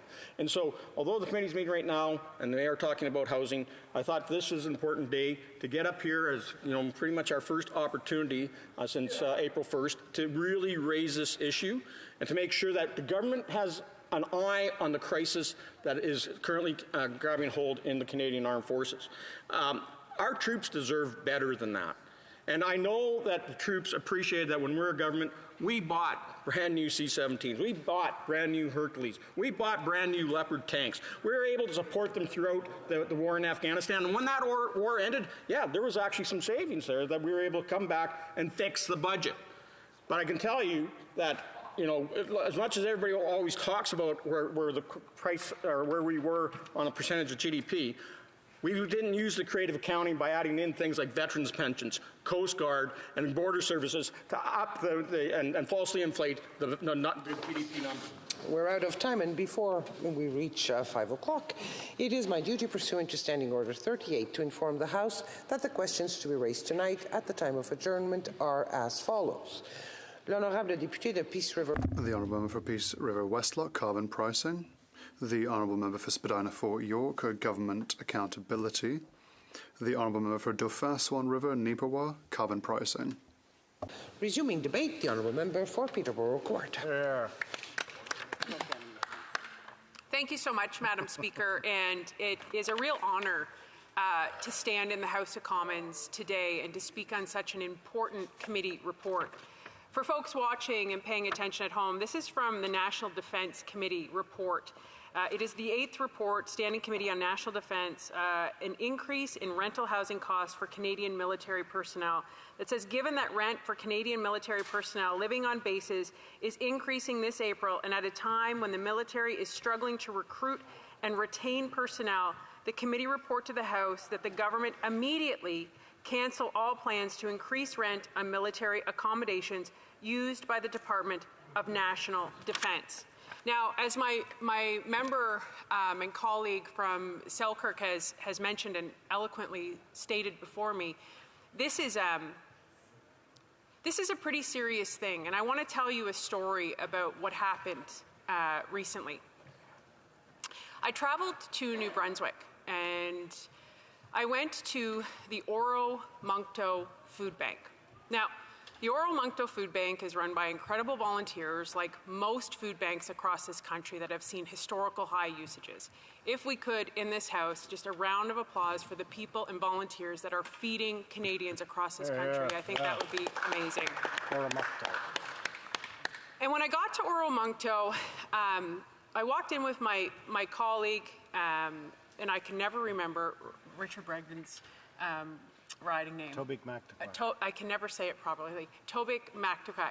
He's an incredible man, so I'm sorry, Mr. Bregden. I know we're not supposed to use names in the House. I know. But I walked into this food bank, and there's these two incredible humans there. There's Elizabeth and Jane. And we walk into the office, and I believe the woman behind the office, her name was Dolores, and they were working. And Jane was standing in front of a map of the area that they serve. And in the area, you can see this is a rural kind of area, and she's talking about the record usage of food bank usage that they've seen since they opened, which was 13 years ago. It has just steadily gone up. And they serve about 450 families a month, which is a shocking number. And while Jane was talking, she was telling me this number, and I happened to look behind her, and the map behind her had this big patch in the map, and it was CFB Gagetown. Now, for people who know the Canadian Forces, CFB Gagetown is Canada's largest training facility. Most military personnel go there to train. It is a phenomenal facility. And for all of our men and women who've served in uniform, most of them have at some point served in Gagetown. It's incredible. And so I don't know why, but I said, well, you wouldn't be serving anyone from Gagetown here at the Oromoncto Food Bank, right, Jane? And what she said next to me literally shocked me. She said, yeah, Michelle, we're serving about 40 to 50 families a month from CFB Gagetown. I said, pardon, what did you just say? And she said, yeah. And I said, does the general public know this? And she said, I don't know. You have the front line to defend our country, and they're relying on a food bank. I was literally gobsmacked at this information. To me, that's like your doctors or nurses or the people who work to serve you, to keep you safe, having to use a food bank in Canada, in a G7 country. I said, Jane, you've got to be kidding me. And she said, Michelle, I'm not. I'm not kidding you. I barely could hear the rest of what she told me. So we went further into the food bank and we looked, and then she said, and Michelle, you should also know that most of these military families, their house is heated by gas or oil, and they pay carbon tax. And so I said, do you think carbon tax has an impact on these military families accessing food banks? She said, yes. It has an impact on everything, Michelle, because the cost of food has skyrocketed.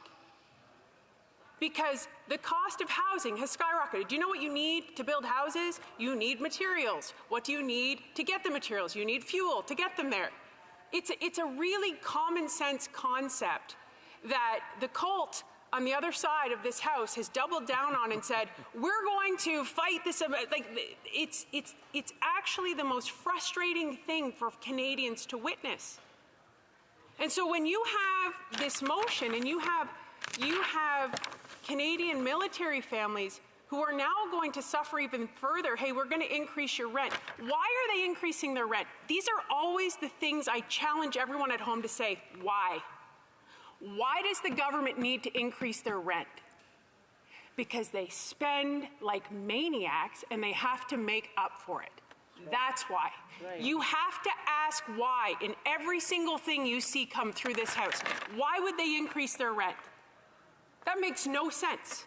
These are our frontline men and women. And also, just for note, it's April.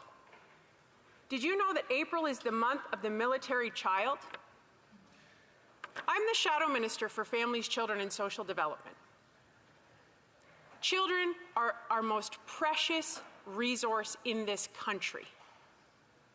Teen suicide is at an all-time high in this country. Military families already have an abnormal amount of stress in their life. Families are separated. They have to do an extreme amount of resilience. They have to have an extreme amount of resilience, these children of these military families. Do you know what you can't do for your family? Be present when you're worried about paying your bills, or even worse, how to feed them. When you have to decide, and you're sitting down, like most common sense Canadians are doing in this country, and they're sitting every night, do I have enough money for this? Do I have enough money for this? And these aren't luxuries, Madam Speaker, these are basic necessities. And this Department of National Defense wants to increase rent on military families when you have the record low recruitment and retention in history. We are short 16,000 military personnel. 16,000. I want to find you this quote that I read that was just shocking, if I can find it, if you can bear with me. The military's chaplain general says morale among troops is the lowest it's been in recent memory as many soldiers struggle with the cost of living. In a briefing note sent to the Chief of the Defense Staff, General Wayne Eyre, chaplains say more armed forces members have been asking to help make ends meet. Gee, I wonder why nobody wants to join the Canadian Forces. Come work with us. You get to use a food bank. Come work with us. You won't be able to afford housing.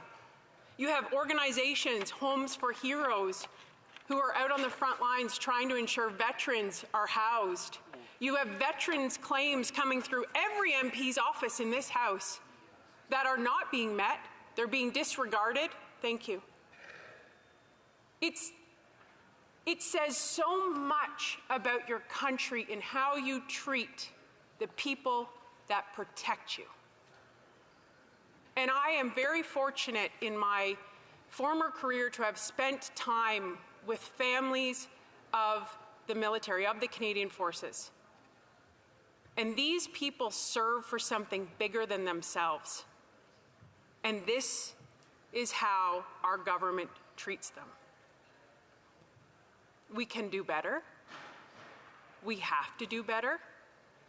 And I encourage everyone in this House to recognize the service, because when the day comes that you need someone to stand in front and protect you, you better hope that person is there. Because that's what they do. That's what the Canadian Forces is. And the Common Sense Conservatives stands with them. We will fight with them. And we will ensure that there is freedom for them to be able to afford to eat, heat, and house themselves. Thank you, Madam Speaker. Questions and comments? The Honourable Parliamentary Secretary to the Government House Leader. Yes, you know something, Madam Speaker, it's somewhat pathetic when you listen to Conservatives try to defend their own previous record in regards to the Canadian Forces, and then have the tenacity to try to say that the Government of Canada is not doing what it should be doing for our Canadian Forces, when in fact, Madam Speaker, we have and continue to invest in our Canadian Forces far greater than the Conservative government ever did. Nor did we shut down veterans' offices. In fact, we're on target of getting to a percentage of, I believe it's about 1.7% of our GDP by 2030. Compare that to less than a percentage point under Stephen Harper, Madam Speaker. How does the Conservative Party live with itself when it actually tries to give the false impression that they care about the Canadian Forces here in Canada? The Honourable Member for Peterborough-Kawartha. Madam Speaker, do you know what is so pathetic?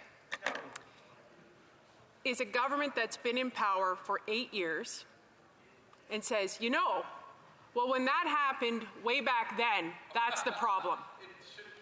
And this is the reality. I think it is the most bizarre argument I've ever heard in my life to blame the past when you have been in power for 8 years. 8 years. And there has never been this historical high usage of food bank usage by military families. But that's their argument. Madam Speaker, I think we know who's pathetic. Questions and comments? The Honourable Member for New Westminster Burnaby. Well, thank you very much, Madam Speaker. It is a sacred trust. Women and men in uniform in this country need to be treated with respect at all times. And that's why I said men and women in uniform need to be treated with respect at all times. And that's why it's the NDP that actually produced the motion that led to this report that is on the floor of the House of Commons. We believe fundamentally that it is important to provide services for those who are willing to put their lives and their physical well-being on the line for the country. I was incredibly dismayed, as were most Canadians, over the period of the Harper regime, where veteran services were slashed. Veterans forced to drive hundreds of kilometers in order to access the services that before had been available in their community. It was despicable. It was an absolute lack of total respect for those who give their lives for our country and those veterans of our country. Now, it seems to me, Madam Speaker, that it is important to make those investments in housing, but it's also important to apologize for the past. Will a member apologize for the despicable actions of the Harper regime in cutting veteran service? The Honourable Member for Peterborough-Kawartha. Thank you, Madam Speaker. Again, I can't understand why we are not talking about what is happening right now. This is such a bizarre, distracting tactic to me. Like, this is what's happening right now on the ground. You are in government, and that member is talking out of both sides of his mouth, because what he's saying is, we put forward this motion, thank you, but at the same time, we're going to continue to prop up this Liberal government that has caused so much chaos and suffering. That's right. So which one is it? Like, whose team are you on? Because right now, that member's leader is holding this government in power and caused the worst inflation in history, caused the record high usage in food banks, and caused military families to not be able to be housed and to have to use food banks. It makes no sense. A very brief question from the Honourable Member for Selkirk Interlake Eastman. Well, thank you, Madam Speaker. And I just want to thank my colleague from Peterborough Kawartha for her great speech just now. And I just want to quickly ask her, as we already know, that these Liberals, back in the day under Jean Chrétien, it was called the Decade of Darkness. I had a veteran tell me here the other day that under these current Liberals, it's a decade of disaster. And when we were government, whenever anyone complained about housing or being unhoused or having to use food banks, it all happened under this Liberals' watch. So I just asked my colleague if she believes that the Minister of National Defence should actually roll back this rent increase on our troops and properly support them and house their families. Very, very brief answer from the Honourable Member for Peterborough Court. Absolutely, 100%. I mean, that's why we're here today. We are here to support them. And if the Liberals want to put their money where their mouth is, not that they have any money left because they've spent all of yours, Madam Speaker, they can support this report and they can reverse that rent and actually send a message to people out there. You know what? Kids watching who thought it would always be a dream to go work for the Canadian Forces and join the forces and serve their country, that yes, there's a place for you and you will be taken care of. Resuming debate. The Honourable Member for New Westminster Burnaby is rising on a point of order. Yes, thank you, Madam Speaker. We were scheduled to debate pharmacare, which is going to make a difference in the lives of millions of Canadians. We need to adopt this report. So I'd like to propose the following motion for unanimous consent, that notwithstanding any standing order, special order, or usual practices of the House, A, the 8th report of the Standing Committee on National Defence presented on Monday, February 26, 2024, be now concurred in, and B, the House now proceeds to orders of the day. All those opposed to the Honourable Member moving the motion will please say nay. Nay. Oh, wow.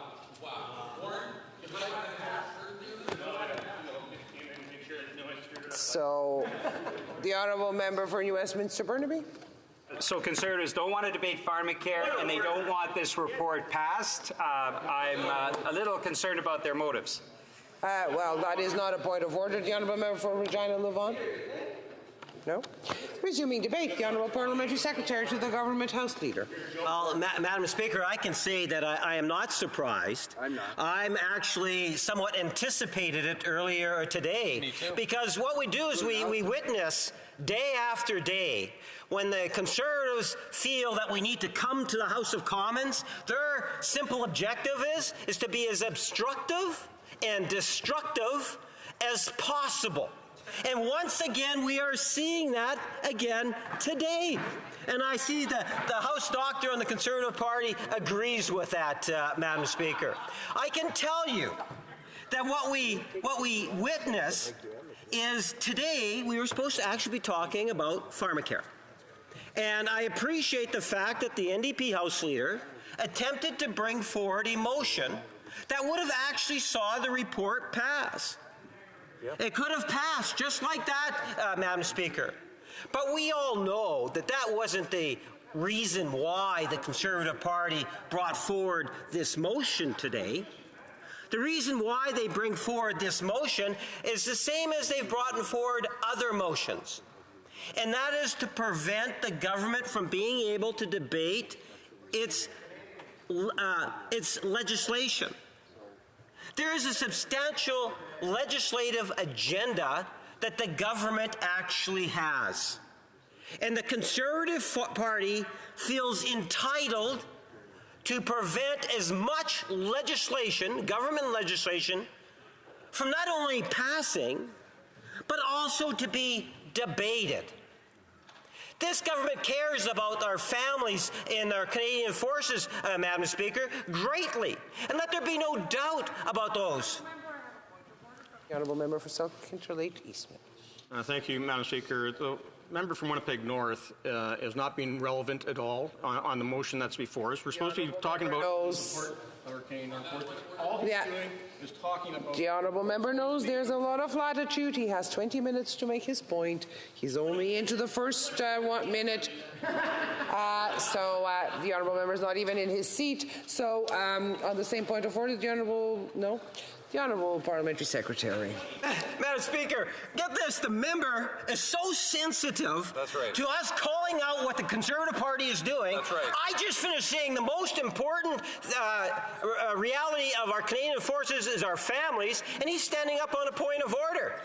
Madam Speaker, does he not realize that the family members of the Canadian forces are, in fact, what this report is all about?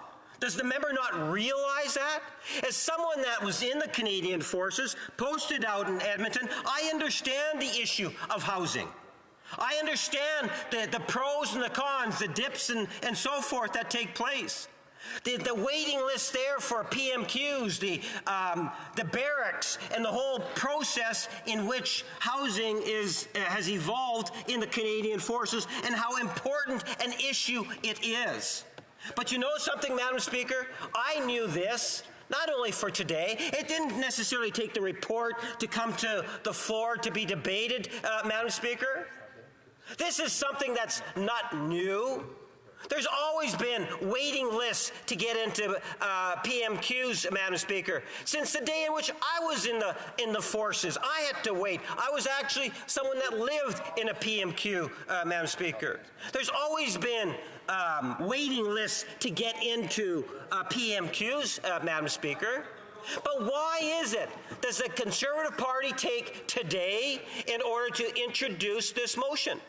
If, in fact, they were genuine, if they really cared about the family and the Canadian forces, Madam Speaker, what they would have done is they would have introduced some form of a motion in the form of an opposition day.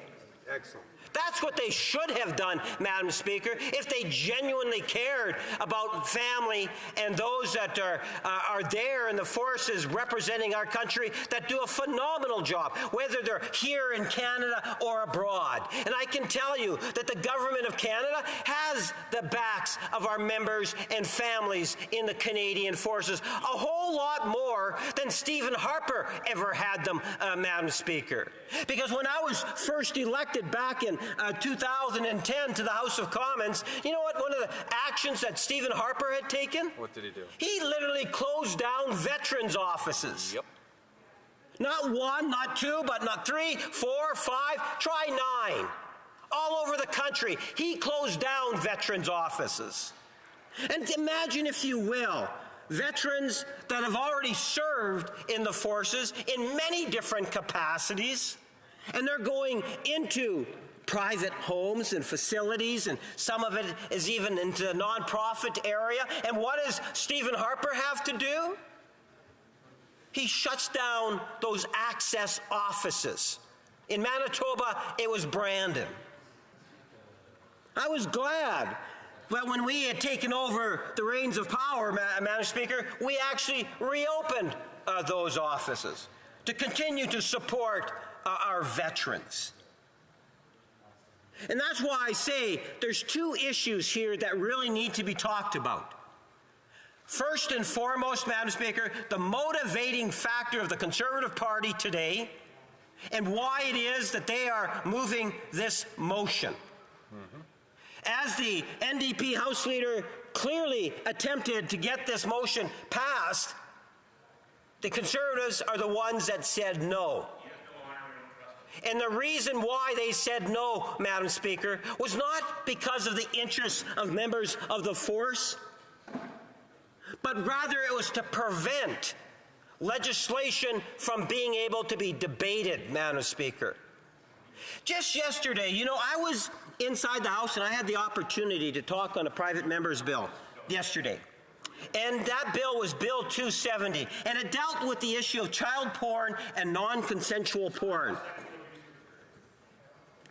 And I stood in my place and I in essence, provided a commentary as to how serious and important that issue is, not only to the government, but also to every member inside this chamber.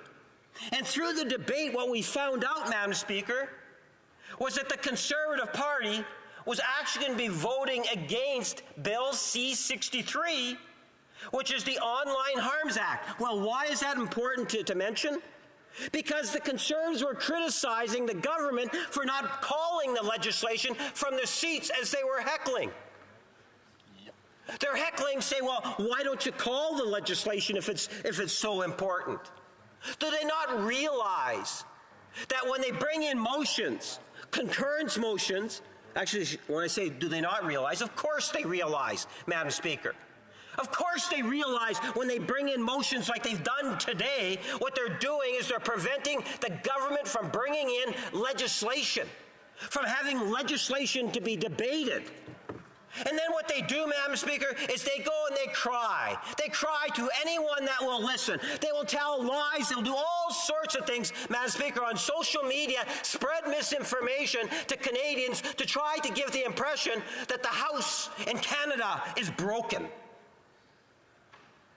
Madam Speaker, there is no entity in the country that causes more dysfunction in the House of Commons, or even I would argue outside of the Ottawa bubble, than the Conservative Party of Canada, under the leadership of the far-right MAGA leader today, Madam Speaker. That's the core of the problem, because you have a leader that genuinely believes that he wants to demonstrate that this chamber is dysfunctional. The only thing that's dysfunctional in this chamber is the Conservative Party, Madam Speaker, because they don't understand what Canadians want to see. When you think in terms of the Canadian Forces, take a look at some of the commitments that we are making to the Canadian Forces. We're talking about billions of dollars, Madam Speaker. Billions of dollars in the coming years. We have a target of 1.7 or close to, I believe it's 1.7 to 1.8. A lot depends on economic factors, but going at 1.7 by 2030. Contrast that. Contrast that to the Conservative government of Stephen Harper. And I can tell you, Madam Speaker, and this is, by the way, the same Prime Minister in which the parliamentary secretary, who was the Conservative leader, was a part of that government as a parliamentary secretary in a couple of roles, where we actually saw a substantial decrease in funding. I made reference to the veterans and the shutting down of the veterans, Madam Speaker. What about the lack of general funding towards the Canadian Forces?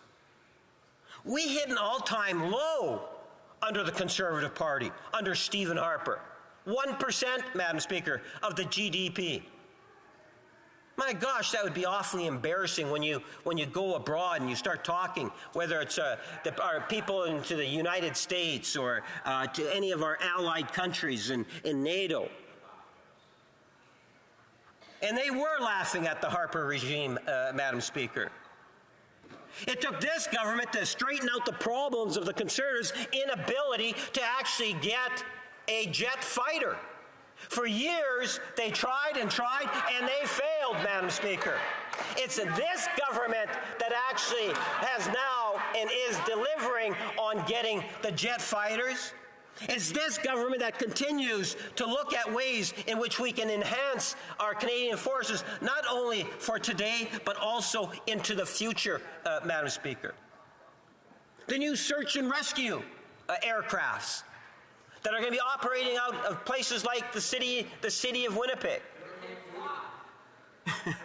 I don't know if the member knows what he's talking about across the way. Yes, they can fly. Planes do fly. Madam Speaker, I can suggest to the members opposite that at the end of the day, again, we're being challenged by the official opposition to get legislation passed, but the problem is that when it comes time to allow for that debate to occur, the Conservative Party puts in blockades of sorts. They will filibuster endlessly. They will bring in things like concurrence reports. One of the ones that I really totally amazed is when you get one Conservative member standing up and another Conservative member standing up saying, I move another Conservative member being able to speak, and then they cause the bells to ring for 30 minutes. How productive is that time? How productive is it when the Conservative Party says, well, you know what, we're done for the day and we're going to adjourn debate for the day, Madam Speaker? Again, causing the bells to ring. How productive is that to debate?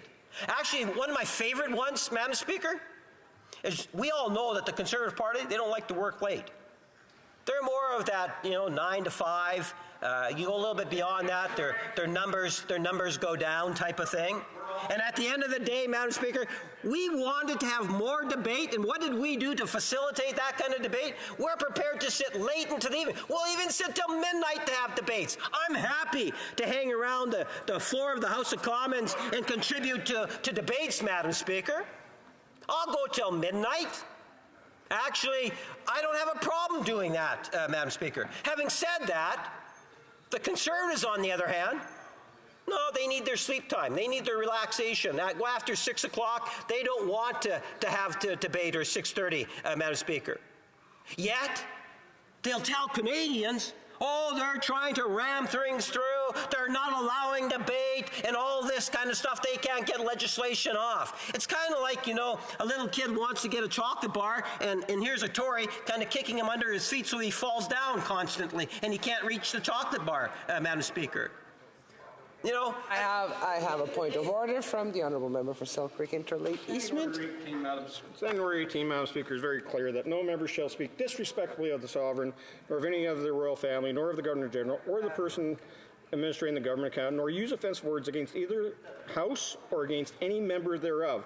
So the member from Winnipeg North, to imply that any of us over here or any member of this House is not working hard, as we all do, and we sit the same hours as every other member here and work in committee, Madam Speaker? I do take note of the honourable members, but it is a debatable kind of thing, and I would invite the honourable member for Winnipeg North to be perhaps more respectful of the other colleagues. The honourable member for Timmins, James Bay, on the same point of order. I want to follow up. I think it is a question of respect about people being in the House.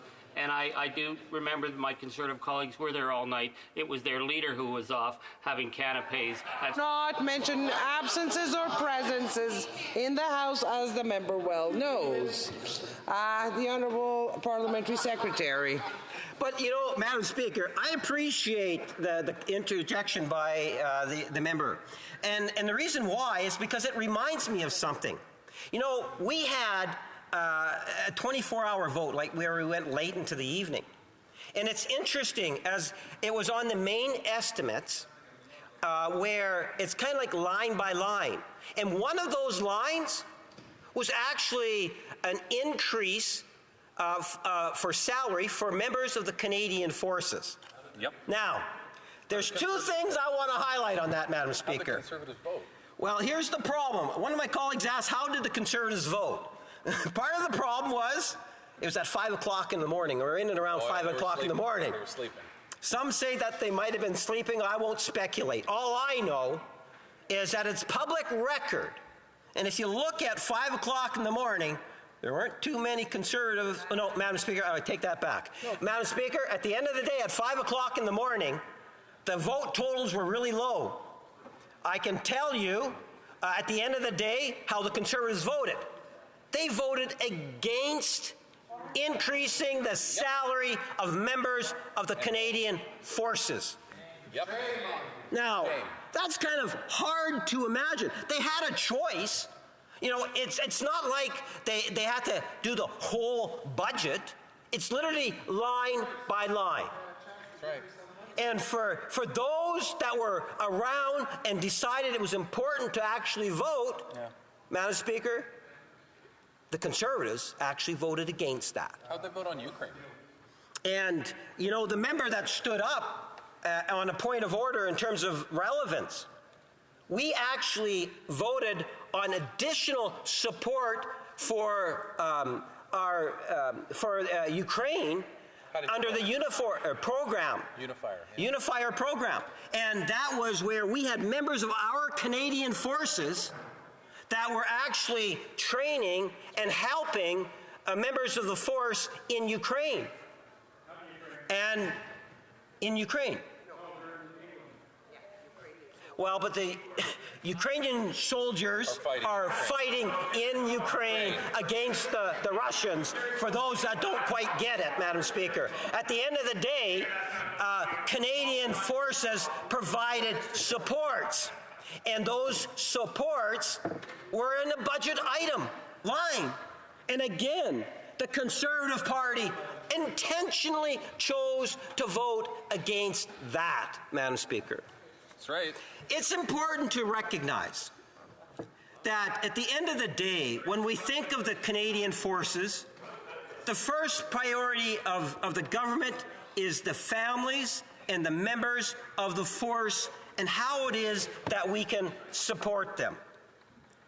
When you think of short term, think of the $50+ million that are coming out in the budget to help deal with the housing issue. Think in terms of the $290+ million over the next 20 years. The member says housing we doubled. Madam Speaker, I really wish they would do some homework and take a look in terms of compare investments in housing from the Harper regime compared to our regime, and that you would think would shut them up in themselves, Mr. Speaker. Or at least they should be quiet about it. At the end of the day, Madam Speaker, we have invested tens of millions of dollars in the next year or two, and over the next 20 years, you're talking about well over $250 million. And that is the reason why, within the government, we understand the needs of our forces, and that is why you will see budgetary actions for today and for tomorrow that will be there to show that support, unlike the Conservative Party, Mr. Speaker. I am disappointed that the Conservative Party says that they care about the Canadian forces, but they don't take the time to use one of the many opposition days that they have where they could literally articulate their specific concerns, whatever they might be, and then allow for a discussion on it. Not for a few hours, Madam Speaker, or Mr. Speaker, but for an entire day, where there's an actual vote that comes of it, Mr. Speaker. But to me, that just goes to demonstrate, the lack of integrity that's coming from the Conservative Party towards what are important issues of the day. Because their sole focus is being that destructive force. And I can tell members, and to those that might be following the debate, Mr. Speaker, that day in and day out, as a government, we are continued to be focused on Canada's middle class, those wanting to become a part of the middle class, that Generation Z, Madam Speaker, that sense of fairness, and making sure that we are there to support our forces, the family members, and so forth, day in and day out through budgetary measures in many different ways. And members of the forces specifically, I'm speaking to you to let you know that as a government, our attention is focused on ensuring that we're going to be there not only for today, but well into the future. And that's why we put that target in somewhere in the neighborhood of 1.7 to 1.8% of Canada's GDP, which would be really quite amazing, Mr. Speaker, to see when you compare it to what the former government had it closer to 1% at one time. Warren, don't let him silence you. Well, good evening, everyone. I just want to identify as a man. Mr. Speaker. I know the transition makes it difficult, but there you go. Or just Speaker, and then you don't have to worry about it at all. Questions and comments? Question commentaire? The honourable member for Selkirk Interlake Eastman. Thank you, Mr. Speaker. And I do, we come in here and we listen to the one member from Winnipeg North going on and on and on. He's loud, and I can tell you this, I live next door to him, and I know that his political epitaph is going to say that no member has ever spoken so much and said so little. And, that's a reality that we're dealing with. There's a lot to chew on with all the misinformation that was in his comments just now. First of all, he wanted to reflect on F-35s. The Liberals do not get to take credit for the F-35s when they sidelined it back in 2010, and it was the Prime Minister in his campaign in 2015 said he would never buy the F-35. Guess what? The F-35 was the correct plane to buy. We applaud the government for finally coming to their senses and getting the right plane. 10 years too late, and they wasted billions of dollars on buying used, rusted-out jets from Australia that are still not flying today, nor do we have the pilots because of the retention and recruitment crisis that we're facing right now caused by them. Mr. Speaker, it is a 10-minute Q&A, and I do want to ask him a couple of things. On Operation Unifier, Mr. Speaker, he wants to talk about votes. In 2014 and 2015, when he was a member of the third party, he voted against Operation Unifier, Mr. Speaker. And let's also remember that on salaries, we voted against because we lost confidence in this government, and there wasn't enough money for our troops because now they're lined up at food banks. I just want to remind, I try not to cut members off because I do want to get their questions and comments out there, but let's be reasonable in the amount of time that we're taking to ask questions and answer them, because we do get long answers in here as well, too. The Honourable Parliamentary Secretary. Thank you, Mr. Speaker. The member says the F-35. We wanted the F-35 when Stephen Harper was the Prime Minister. That's what he's saying. But it's not our fault. It's the Liberal Party's fault. They didn't allow us to buy the F-35s. And now, Mr. Speaker, the Liberals are in government, and we go through a proper tendering process, and the F-35 is now going to be on its way. Why? Because there's a competent government that truly cares about the Canadian forces today, as compared to a conservative government that like to talk about it, but their actions speak louder than words, Mr. Speaker, and all one needs to do is reflect back to the days in which he was the Parliamentary Secretary to the Military of Defence when they were borderline 1% of Canada's GDP, Mr. Speaker. And I would suggest to you that that particular member needs to reflect on that government's poor performance, and I would contrast ours any day with the Canadian forces. Hear, hear. Questions and comments? Question commentaire? L'honorable député. The Honourable Member for Saint-Jean. Thank you, Mr. Speaker. I want to thank my colleague for his speech, even if I've only heard the second half because we were sent back to the House at the last minute to debate this. The Minister has tabled a defence update, $8 billion for the next year. Most of this money will come, over 5 years. In the first part of these 5 years, there's a lot less money. So it seems that these $900 million cuts that have been announced in September won't be cancelled. So it's about the same. There will be cuts, but then there will be money invested. The armed forces are complaining because they say that they are the first victims whenever there are cuts to be made in government, and that's what this motion seems to talk about. The armed forces are often the first people to see their budgets cut. Are we not sending the wrong message to our armed forces because the government's saying we're increasing the budget, but we're not going to cancel the cuts that are on their way? Because we don't want to lose our armed forces in the future. We want to retain current members of the armed forces. Yes,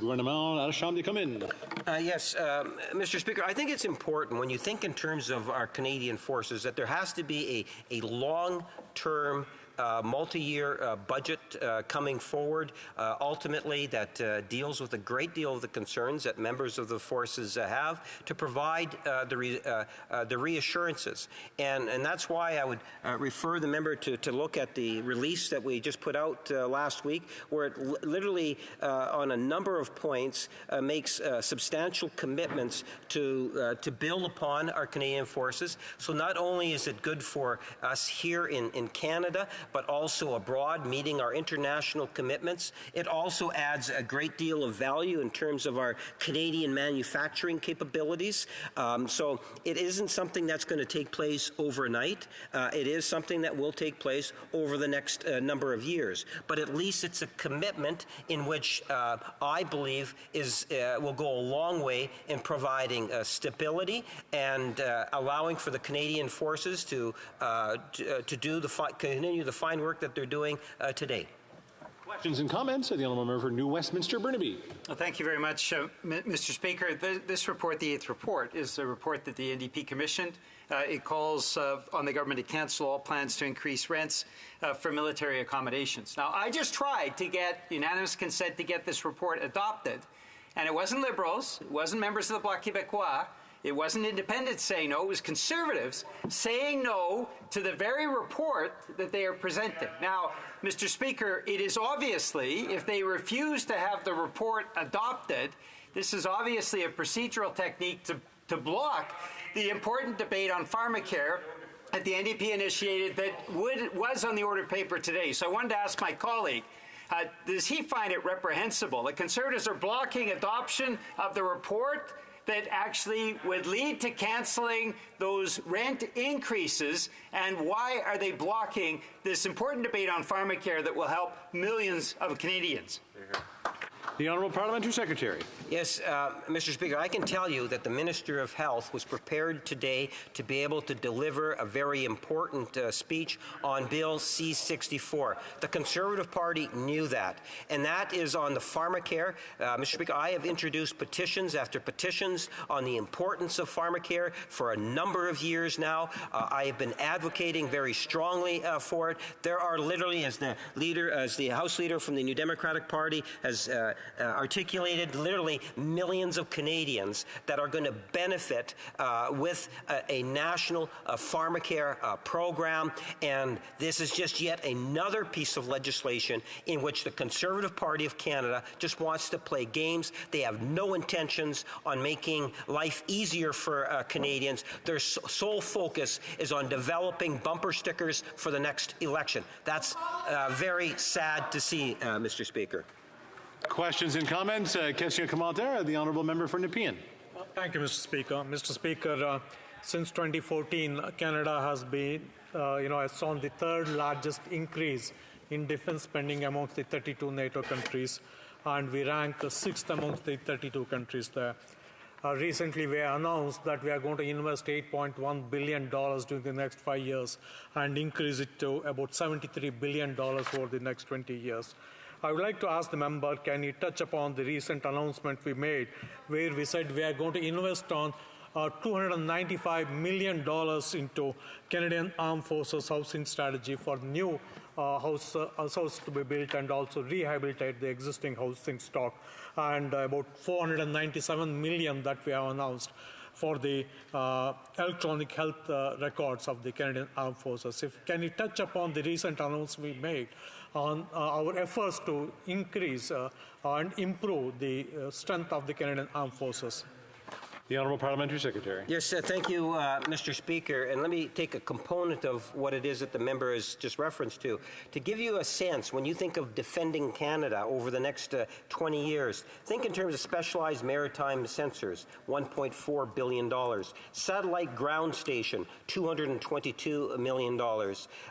Tactical helicopters, $8.4 billion. There is a great deal of money that's being invested into the Canadian forces for domestic and international roles, very critical roles that we play. There's a genuine commitment to get us up to that 1.7, 1.8% of Canada's GDP. I think that we're doing overall reasonably well. And at the end of the day, Mr. Speaker, I would suggest to you that within this budget and this whole 20-year plan, that members should give a serious look at it and get behind it. If, in fact, they support the Canadian Forces, as they like to say that they do, then they should be supporting some of the initiatives and getting behind them and voting. And that includes family members, or more specifically, members of the forces, and not do what the Conservatives did last fall, where they literally voted against seeing increases in salary for members of our Canadian forces. They chose intentionally to do that. Quick, and I mean a quick interaction. The honourable member for Regina Louvain.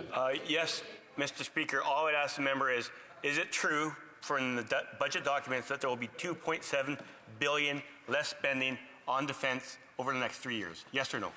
Honourable Parliamentary Secretary, very quickly. Mr. Speaker, good news is next week we're going to get the budget, and the members going to have the ample opportunity to peruse it. There's a lot of good things in there for Canadians, Madam Speaker, or Mr. Speaker. We understand the many benefits and the issues of affordability and so forth, which is so important to all Canadians. I'm going to start asking for a bottle of scotch every time I get misgendered. Point of order from the honourable the honourable member for New Westminster Burnaby. Thank you very much, Mr. Speaker. If you seek it, I believe you'll find unanimous consent for the following motion: that notwithstanding any standing order, special order, or usual practices of the House, that the motion to concur in the 8th report of the Standing Committee on National Defence, presented on Monday, February 26, 2024, be deemed adopted. And I'm already hearing a number of no's. I'm already hearing a number of no's. Already hearing a number of no's. Point, the honourable member for New Westminster Burnaby. Thank you, Mr. Speaker. Conservatives have said no twice now to adopting this report. It's not a point of order. How about this? I believe there's a question of privilege to be done here. So, the honourable member for Regina Louvain. Mr. Speaker, we might actually listen to a unanimous consent motion from the NDP House Leader if he had any honour to follow through on some of his promises. Okay, we're getting there. We're getting into debate once again that we're going to go on. The honourable member Timmins James Bay. Well, it's been so difficult to follow. I'd just like to ask my honourable member from Burnaby if he could just repeat. My understanding was the Conservatives refused to support our work on helping the military, but it was so much chaos in the House. I'm wondering if he could repeat it so we could have it on the record. I think the honourable member for Cowichan Malahat Langford as well. Yes, sorry, Mr. Speaker. Just on the same point of order, I do think it is important for the House to understand this very clearly, and for all Canadians watching, that the Conservatives did say no twice to our veterans. Okay, the honourable member Selkirk. This is debate, descending into debate once again. So the honourable member for Selkirk Interlake Eastman. Mr. Speaker, as you know, it is common practice in this House that somebody is going to move for unanimous consent, that they actually go and talk to all the other whips to make sure that we get to a unanimous consent motion.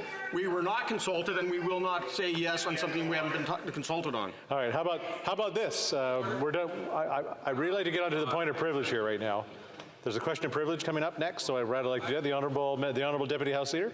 Well, I mean, I agree completely with the member from Selkirk and Interlake Eastman. Those discussions should be had in advance. The unfortunate reality is that Conservatives never do that, Mr. Speaker. They are the biggest abusers of that rule in this House. So for him to stand up and say that is quite ironic and demonstrates hypocrisy. The point is well taken, and from this chair, I would ask all parties to get together, debate these things, and making sure that before they come to the floor, that they're actually going to be voted upon in the positive. The honourable member for New Westminster Burnaby, quickly.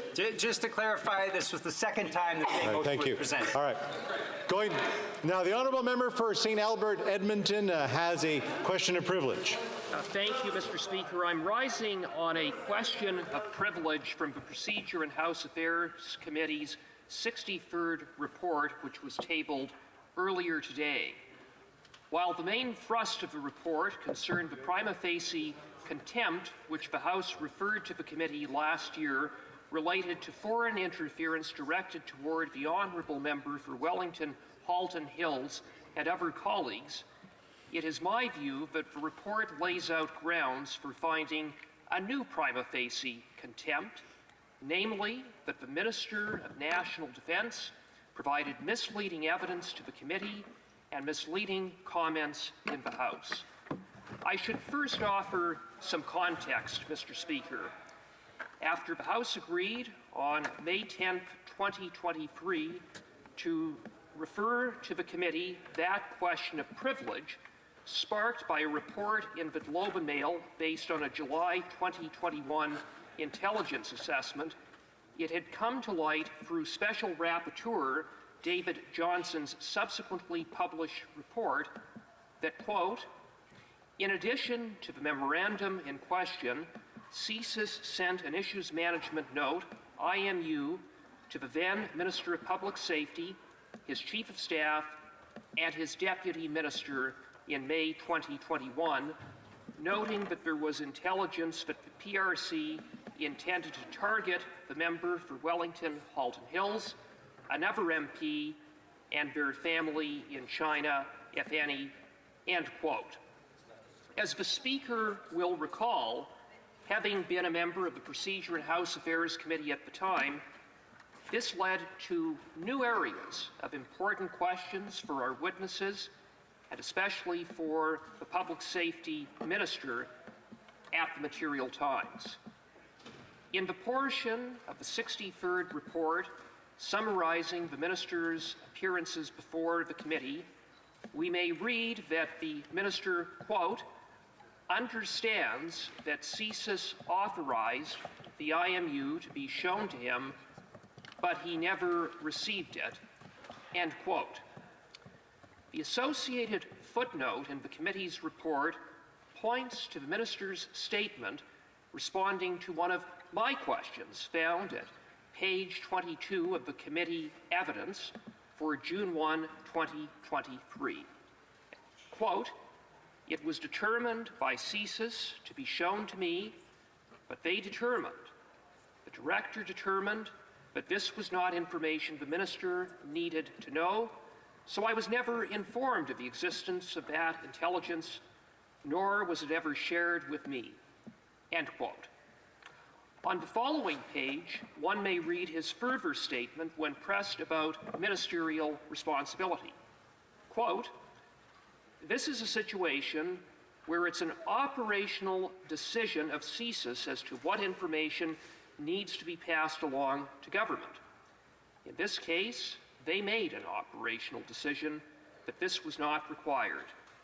2 years later, when it was leaked to the press, that information was subsequently shared with me. At the time, I had no knowledge that it existed. I had no knowledge that it was not being shared with me because I wasn't aware that the information was available. CSIS, quite appropriately, made a determination that they didn't believe it was necessary to pass that information along, end quote. The minister's version of events was soon contradicted. Elsewhere in the 63rd report, in the portion summarizing the testimony of CSIS Director David Vineau, we may read that he, quote, told the committee that in May 2021, an IMU was sent from CSIS to the Minister of Public Safety, warning that the member for Wellington Halton Hills and his family were being targeted by the PRC. The IMU included a specific directive that it be forwarded to the minister. The purpose of the IMU was to highlight the information and bring it to the minister's attention. When asked whether the information contained in the May 2021 IMU was information that the minister did not need to know, Mr. Vineau stated that, quote, the fact that we did an issue management note speaks to the notion that we wanted to highlight the information, end quote, to the minister, end quote. The associated footnote directs the reader to the following comments by Mr. Vineau at page 4 of the evidence for the committee's evening meeting on June 13, 2023, in response to my questions. Quote, it's also important that when we see we have something of high importance, we have instituted this process called an information management note. That would be shared to bring attention to something more specifically. That was the purpose of this note. It was to bring it to the attention of the people to whom it was destined to go. End quote. Another footnote, Mr. Speaker, points to the following answer. At page 7 of the evidence in response to a question from the Honourable Member for Megantic-Larab, quote, as I mentioned a little earlier, CSIS and I conveyed the information to the Department of Public Safety along with the very specific directive to forward it to the Minister.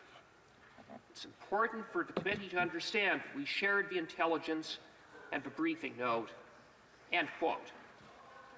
Yet in spite of this, the Minister doubled down on his position.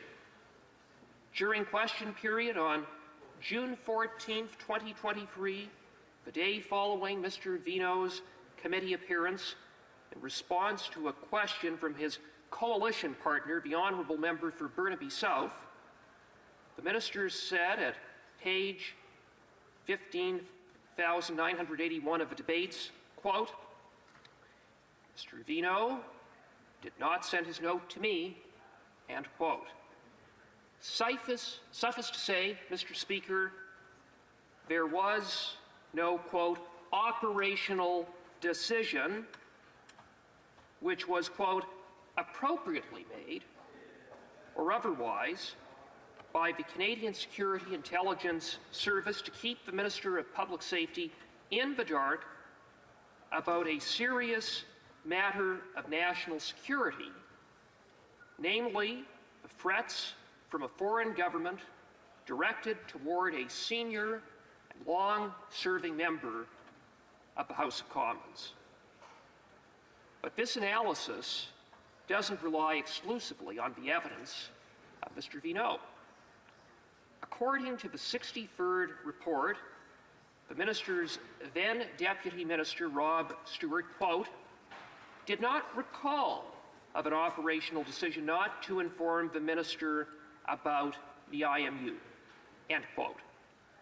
More pointedly, Mr. Speaker, the IMU in question has been released by CSIS under the Access to Information Act and was subsequently tabled by Conservatives at the Procedure and House Affairs Committee.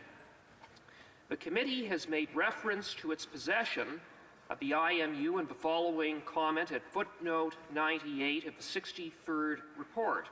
Quote, the committee notes that in documents that it received, the May 2021 CSIS IMU was sent to the Minister, his Deputy Minister, and his Chief of Staff, end quote. A copy of the publicly released version of the IMU has, for good measure, been annexed to the Conservatives' supplemental opinions in the 63rd report so that the House is seized with a copy of it. While the document is heavily redacted, it is still plain to see on its face in two separate locations. Quote, distribution is confined exclusively to DM Public Safety, Minister Public Safety, MIN, PS, COS, NSIA, end quote. Recall that the Minister said here on the floor of the House that this note was not sent to him. The facts are clear, Mr. Speaker. The Minister of National Defence misled the Procedure and House Affairs Committee, and he misled this House. Page 82 of House of Commons Procedure and Practice, 3rd edition, notes among established grounds of contempt, quote, deliberately attempting to mislead the House or a committee by way of a statement, evidence, or petition, end quote. Similar comments can be found on pages 153 and 1081, for example. As explained in numerous speakers' rulings to establish a prima facie contempt in respect of deliberately misleading statements, 3 elements must be made out. First, it must be proven that the statement in question was misleading. Second, it must be established that the person making the statement knew at the time that it was misleading. And third, in making the statement, it must be established that the statement was offered with the intention to mislead. It is clear, Mr. Speaker, from the evidence which I have cited, that the statement was misleading. As for the other two elements of that test, I think the correct analysis is the following one. On its face, the minister's testimony is frankly absurd. Why would CSIS issue an IMU to the Minister on Intelligence about which an operational decision had been made not to share it with him? This defies common sense and lacks all credibility. After the minister was caught out on this deception, he appeared before the committee a second time on October 24th, 2023, and offered this weak explanation. Quote, "I assumed that if the director did not share information with me, then he didn't require that I see it." End quote. Without more, we are not satisfied with the minister's explanation. Not only was the minister's assumption incorrect, it was, I would submit, a faulty one too. Certainly the minister was in no place to speak so authoritatively or with such conviction that CSIS had, quote, made an operational decision to keep him in the dark. The minister used very specific words. He was unequivocal in his words. Moreover, the minister made the claim repeatedly. Taken together, Mr. Speaker, it is evident his choice of clear, convincing, and unequivocal wording was deliberate. He showed no hesitation. He did not shade his words with doubt or otherwise represent that he was speaking on the basis of assumption. Put simply, he did not misspeak. He actively misled the Procedure and House Affairs Committee, and he actively misled this House.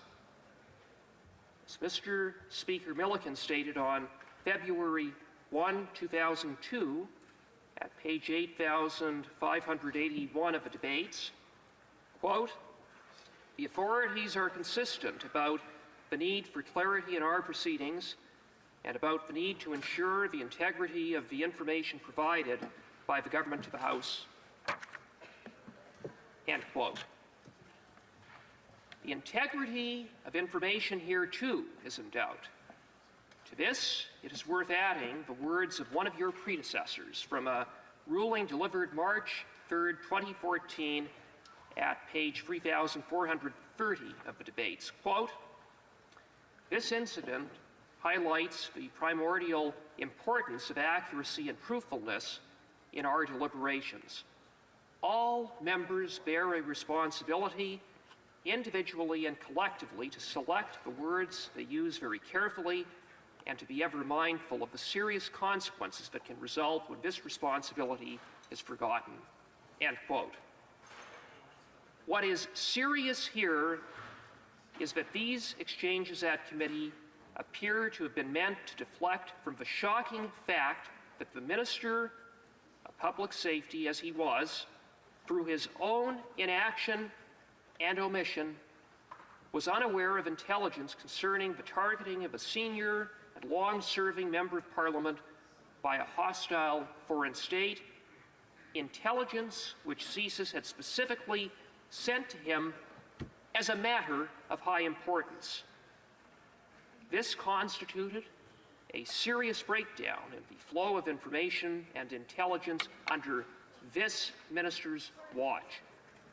As the minister, he bore responsibility for this breakdown. Instead of accepting responsibility, the minister deflected blame to the director of CSIS for a supposed operational decision that had been made to keep him in the dark. The minister had to have known that no such operational decision had been made, and yet he said so anyway. The minister had a duty to be truthful in his testimony to the committee. He was not truthful. He misled the committee in a self-serving attempt to evade accountability for a massive failure that occurred under his watch as Minister of Public Safety. Misleading a parliamentary committee is a serious matter. Indeed, it can be a contempt of Parliament. That it was a minister of the Crown who did so makes this even more grave. It simply cannot be overlooked. Indeed, as Mr. Speaker Milliken ruled on November 6, 2023, at page 9,229 of the debates, quote, "However tempting the invitation, the Speaker cannot presume to articulate the expectations that committees have of witnesses who come before them. Suffice to say that I believe all honourable members will agree with me when I say simply that committees of the House, and by extension the House of Commons itself, must be able to depend on the testimony they receive, whether from public officials or private citizens. This testimony must be truthful and complete. When this proves not to be the case, a grave situation results, a situation that cannot be treated lightly," end quote. On February 1st, 2002, after concerns about the statements of another Liberal Minister of National Defence, Mr. Speaker Milliken found a prima facie case of privilege, commenting at page 8,582 of the debates, quote, "I have concluded that the situation before us, where the House is left with two versions of events, is one that merits further consideration by an appropriate committee, if only to clear the air," end quote. Similarly, your predecessor ruled on March 3rd, 2014, at page 3,431 of the debates, that a prima facie case of privilege existed because, quote, "The fact remains that the House continues to be seized of completely contradictory statements. This is a difficult position in which to leave members who must be able to depend on the integrity of the information with which they are provided to perform their parliamentary duties.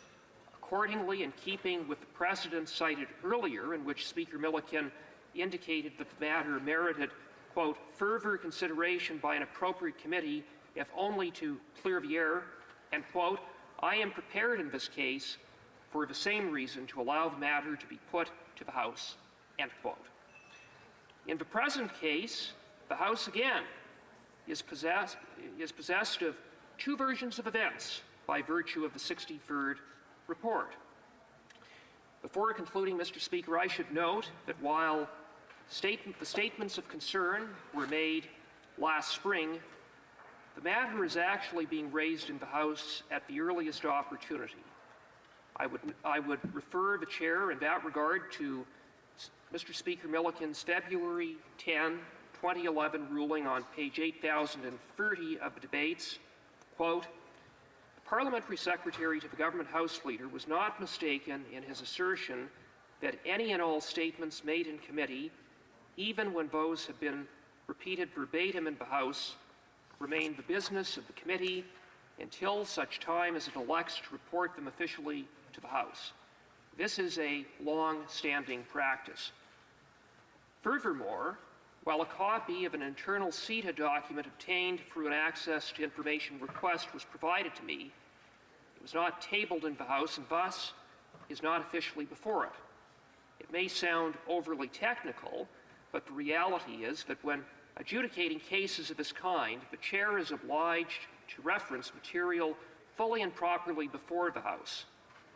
With regard to statements made by the Minister, this material is limited to a few questions, to oral questions, and one answer to a written question, not to any comments in committee, end quote.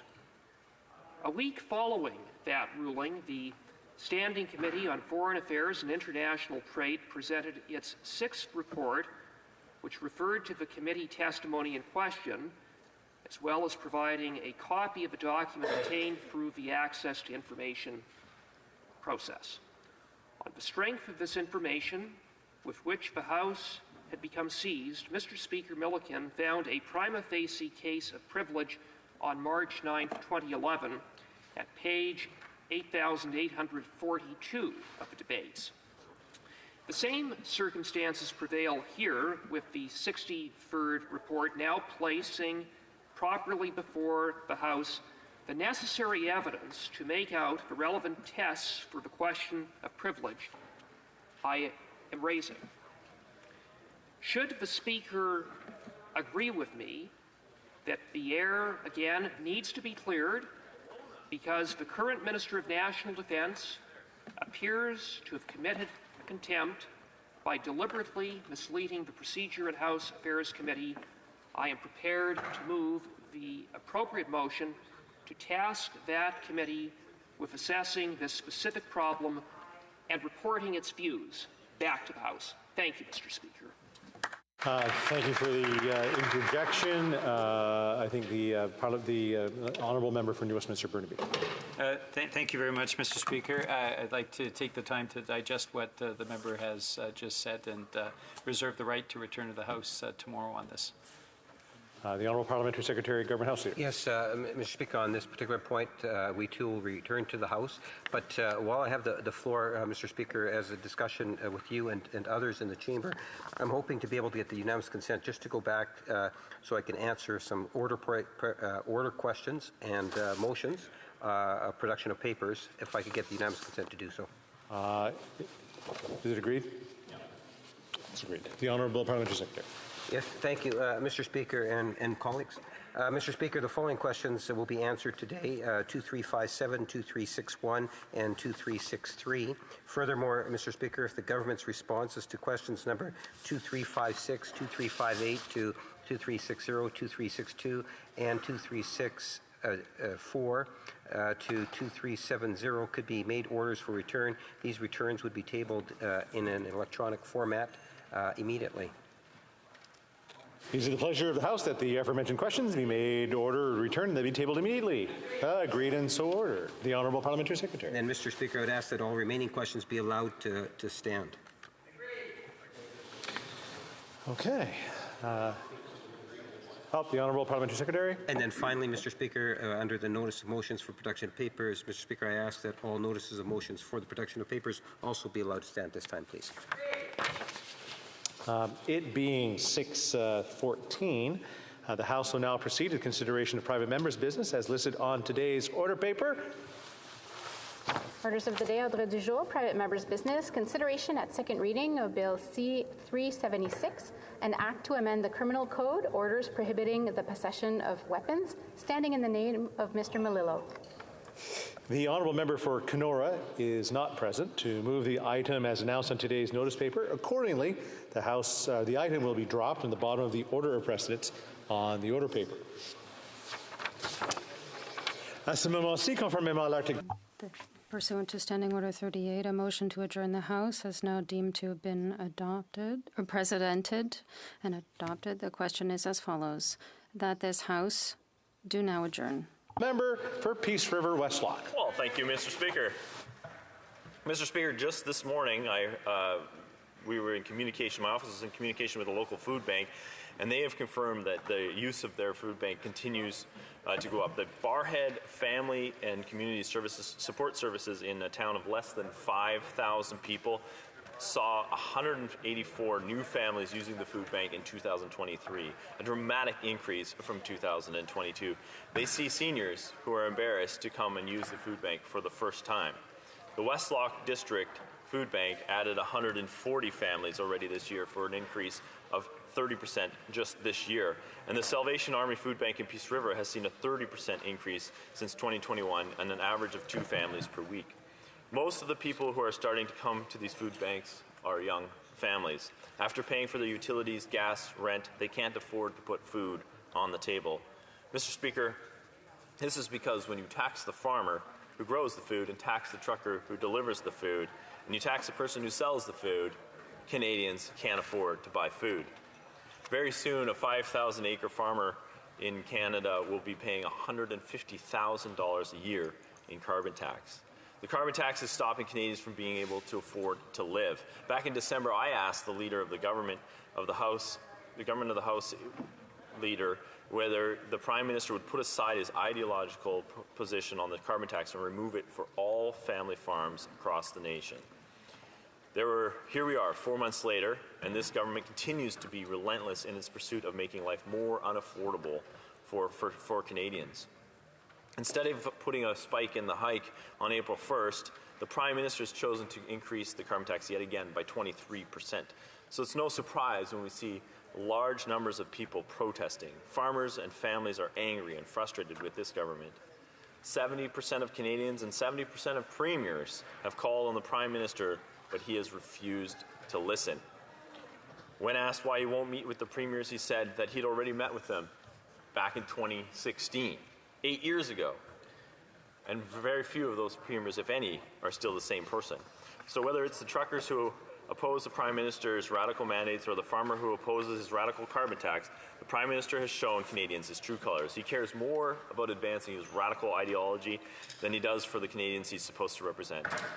Common sense conservatives will understand how hard it is for Canadians to survive in Canada. The hardworking family or the hardworking farmer or the young family or its seniors.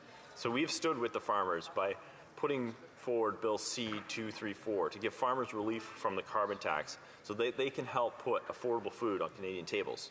We stand for the families who are trying to feed their children and fill their car with gas and pay for their rent. And we have taken every opportunity to get this government to axe attack by voting non-confidence in them 135 times and against the Liberal budget. We will continue to vote non-confidence in this government provided they continue to support a carbon tax. Conservatives will not stop fighting for Canadians, so I ask it again, and I want an answer to be clear to all Canadians. When will this government stand up and remove the carbon tax from the farmers and rural families, axe a tax for all Canadians so that life can be affordable once again in Canada? Thank you, Mr. Speaker. The Honourable Parliamentary Secretary to the Minister of Environment and Climate Change. Thank you very much, Mr. Speaker. And I'm glad that for the first time and as long as I've been paying attention to federal politics, Conservatives are talking about poverty elimination. It's good that we're actually looking at strategies to help people with their bills. So while the member was talking, I actually went on the Food Banks Canada website because they have an Alberta checkpoint, like a report card that they provided with policy recommendations, a whole bunch of rankings, letter grades for various things.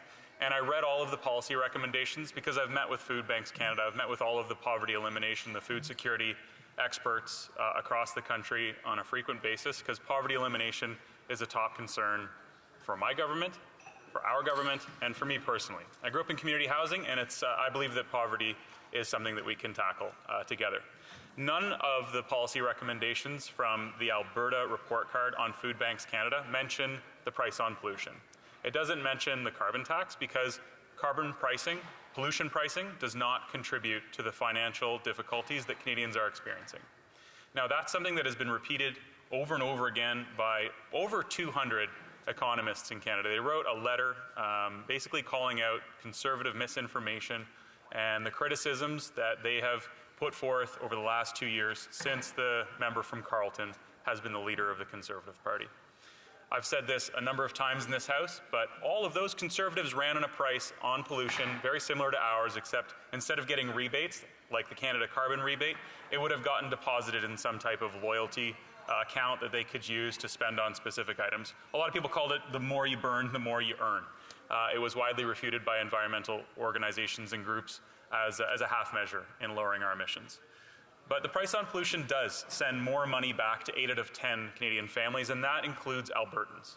And the reason that the report card on poverty reduction from Food Banks Canada, specifically under their Alberta section, lists all of the things that the Alberta government can be doing and actually calls out the as a contributing factor the Alberta government for changing the previous NDP's policy on the Alberta child benefit.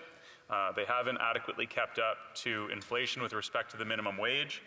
They haven't built any affordable housing, and they make recommendations, some very good recommendations, around things like a better basic income programs similar to the Canada Child Benefit, which we've modernized and made tax-free.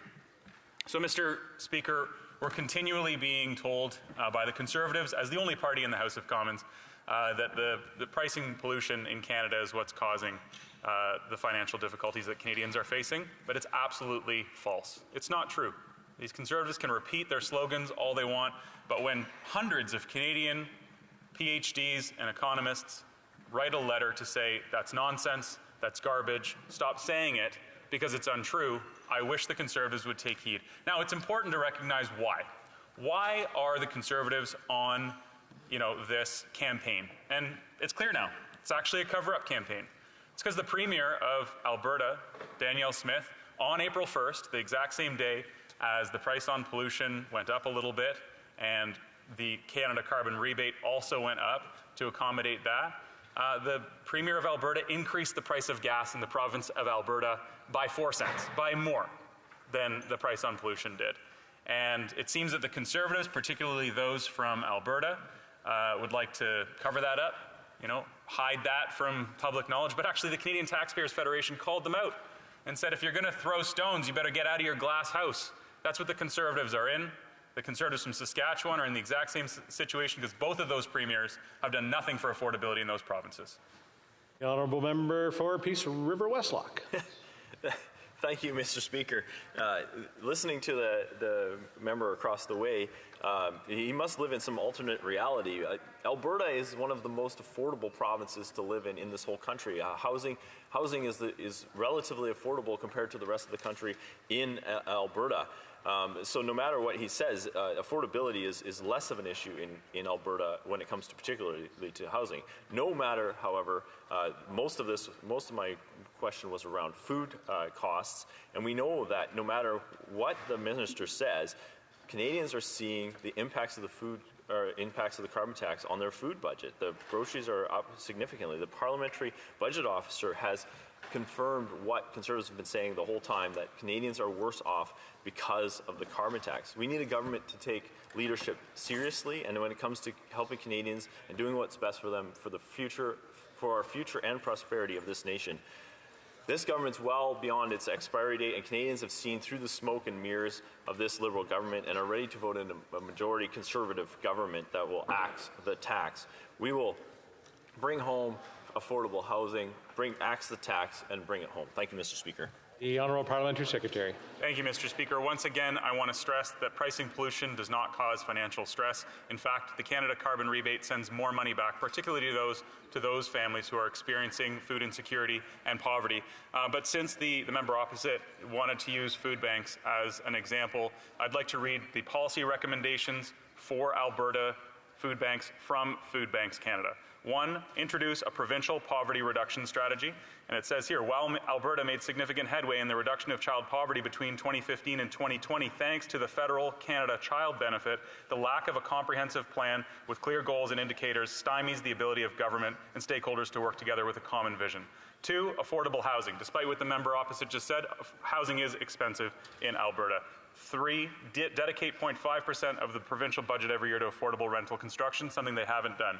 Adequate income support, decent work that pays. They're asking the provincial government in Alberta to help more. Alberta's Premier, Danielle Smith, could start by stopping the price hike on gas that she did on April 1st, which was more than the price on pollution. The Honourable Member for Spadina Fort York. Thank you, Mr. Speaker. On March 22nd, 2024, I had asked the government to level with Canadians on the true efficacy of the mega programs that it announced that fall short on the delivery of real and substantive assistance to all Canadians. Mr. Speaker, I had referenced the much-touted Liberal NDP Pharmacare deal reached by the governing coalition. However, when Canadians took a closer look, they saw a scheme that's more smoke and mirrors and that would not actually truly help people. Mr. Speaker, Canadians saw the charade repeat in the not-so-glorious dental deal worked out by the coalition. The problem It freezes out most of the middle class and makes seniors wait until age 87 for coverage. So much for how the Liberals and NDP care about Canada's senior citizens. I guess seniors under 87 don't have dental issues. The scheme's also not going over well with Canada's dentists. They have indicated that they will not accept the government's proposed fee schedules. Mr. Speaker, Canadians have also seen multiple carbon tax grabs. Another one came into effect on April 1st. A real cruel April Fool's joke. And it's just like all the other carbon taxes, raking in billions, but doing little to improve Canada's environment or provide an honest and full rebate to all Canadians, especially small businesses who were promised the $2.5 billion from this government and have yet to receive a single dollar. Then, Mr. Speaker, the government turned around after reviewing the polls in Atlantic Canada and gave a carbon tax holiday to the region, forgetting about the rest of the country. It's farmers, our truckers, and increased grocery prices and so on. So much on being concerned about the environment, Mr. Speaker. Also, if the Liberals managed by some miracle to pull out another minority victory in the next election, the respite from the carbon tax grab in Atlantic Canada would disappear quickly. So, Mr. Speaker, then there was the equally shady national childcare strategy. That wonderful plan has led to a net loss of over 100,000 spaces and created childcare deserts, especially in rural areas. Even now, Mr. Speaker, I have constituents from my community who are asking, when are the spaces going to become available? What good is $10 a day if there are no spaces with which to pay $10 to access? Mr. Speaker, let us not forget the cannabis policy that backfired and led to the growth of a huge black market, increased crime, and welcomed the return of organized crime in a cannabis business. So yes, Mr. Speaker, what has been given much fanfare from the government needs closer examination. The proof is indeed in the pudding. And these policies are severely unappetizing. They're devoid of true benefits to Canadians and are just a bundle of smoke and mirrors. So finally, Mr. Speaker, in responding to my initial question, the parliamentary secretary, and I'm glad there's another individual joining me this evening, because that one had tried to defend the indefensible and took a few shots at me. I stated that I had initially campaigned on most of these policies as a Liberal candidate in the last election and begged to be a member of the Liberal caucus when I was removed. But based on a years-old trumped-up charge against me, presumably to defeat me in the later election. However, that charge was conveniently forgotten, was withdrawn by a Crown prosecutor well before that election was eventually held. So I want to tell the parliamentary secretary that I certainly did not campaign on many of these dubious policies that came out after the election and are designed to pretend that real assistance would be given to all Canadians. No, Mr. Speaker, I did not campaign on mismanagement and hoodwinking, and I am glad to have not rejoined the Liberal caucus. Thank you, because this is one that rallies around misleading policies and deal-making with its NDP partner to retain power. Mr. Speaker, Canadians deserve better. Thank you, Mr. Speaker. The Honourable Parliamentary Secretary to the Minister of Environment and Climate Change. Thank you very much, Mr. Speaker. And speaking of Canadians who deserve better, the constituents of Spadina Fort York indeed deserve better than this show. And this effort to join the Conservative caucus is, good luck is all I can say. I don't recall a time when there was a Conservative MP for Spadina Fort York, but good luck. While the member prefers to borrow slogans from the Conservatives' empty political rhetoric, I'll choose to focus on the work that we've done for Canadians from coast to coast to coast. Since 2015, our government's economic plan has invested in the middle class, strengthened Canada's social safety net, and worked to build an economy where everyone has a real and fair chance at success. From historic investments in childcare to quarterly Canada Child rebate increases, to Canada carbon rebates, enhancements in the Canada Worker Benefit, to tax cuts for the middle class, we've worked tirelessly to make life more affordable for Canadians, ensuring that everyone has a fair chance at succeeding. Our government continues to prioritize what matters most to Canadians today by building more housing, taking concrete action to stabilize prices, and delivering more important supports to Canadians. We intended the one-time grocery rebate to extended the one-time grocery rebate to some 11 million eligible low and modest income individuals and families who have been hardest hit by rising food prices. And we also enhanced the Canada Workers Allowance by introducing automatic advance payments. We are offering direct tax-free payments of up to $1,300 per child over 2 years through the Canada Dental Benefit, and we've also launched the Canadian Dental Care Plan, which, when fully implemented, will help up to 9 million uninsured people access the care they need. These supports have enabled millions of people to buy essentials like groceries and pay their rent, but we know that we need to do more. We are also meeting the moment and tackling housing affordability. We recently introduced new measures to incentivize the construction of new rental housing, protect renters and homeowners, and make it easier for Canadians to get those first keys of their own. Canada does not have enough homes, and we need to build more of them faster. That's why we're unlocking billions of dollars in new financing, money that will go towards supporting the construction of new homes in Canada. This includes $15 billion in additional low-cost financing through the Apartment Construction Loan Program, which will help build more rental homes for Canadians. The Canada Housing Benefit was launched in 2020 and has helped many Canadians since then. By 2027-2028, this benefit will have helped make rent more affordable for over 300,000 low and modest income households. Mr. Speaker, while the member borrows from the Conservatives who eagerly gamble with the supports that Canadians rely on, we will stand firm in our commitment to the people of Canada. We will continue in our relentless pursuit of economic strategies that work for all Canadians. Thank you, Mr. Speaker. The Honourable Member for Spadina-Fort York. Thank you, Mr. Speaker. I don't blame the Parliamentary Secretary for struggling to be able to find a coherent theme because there's such a litany of failures. Where do you even begin?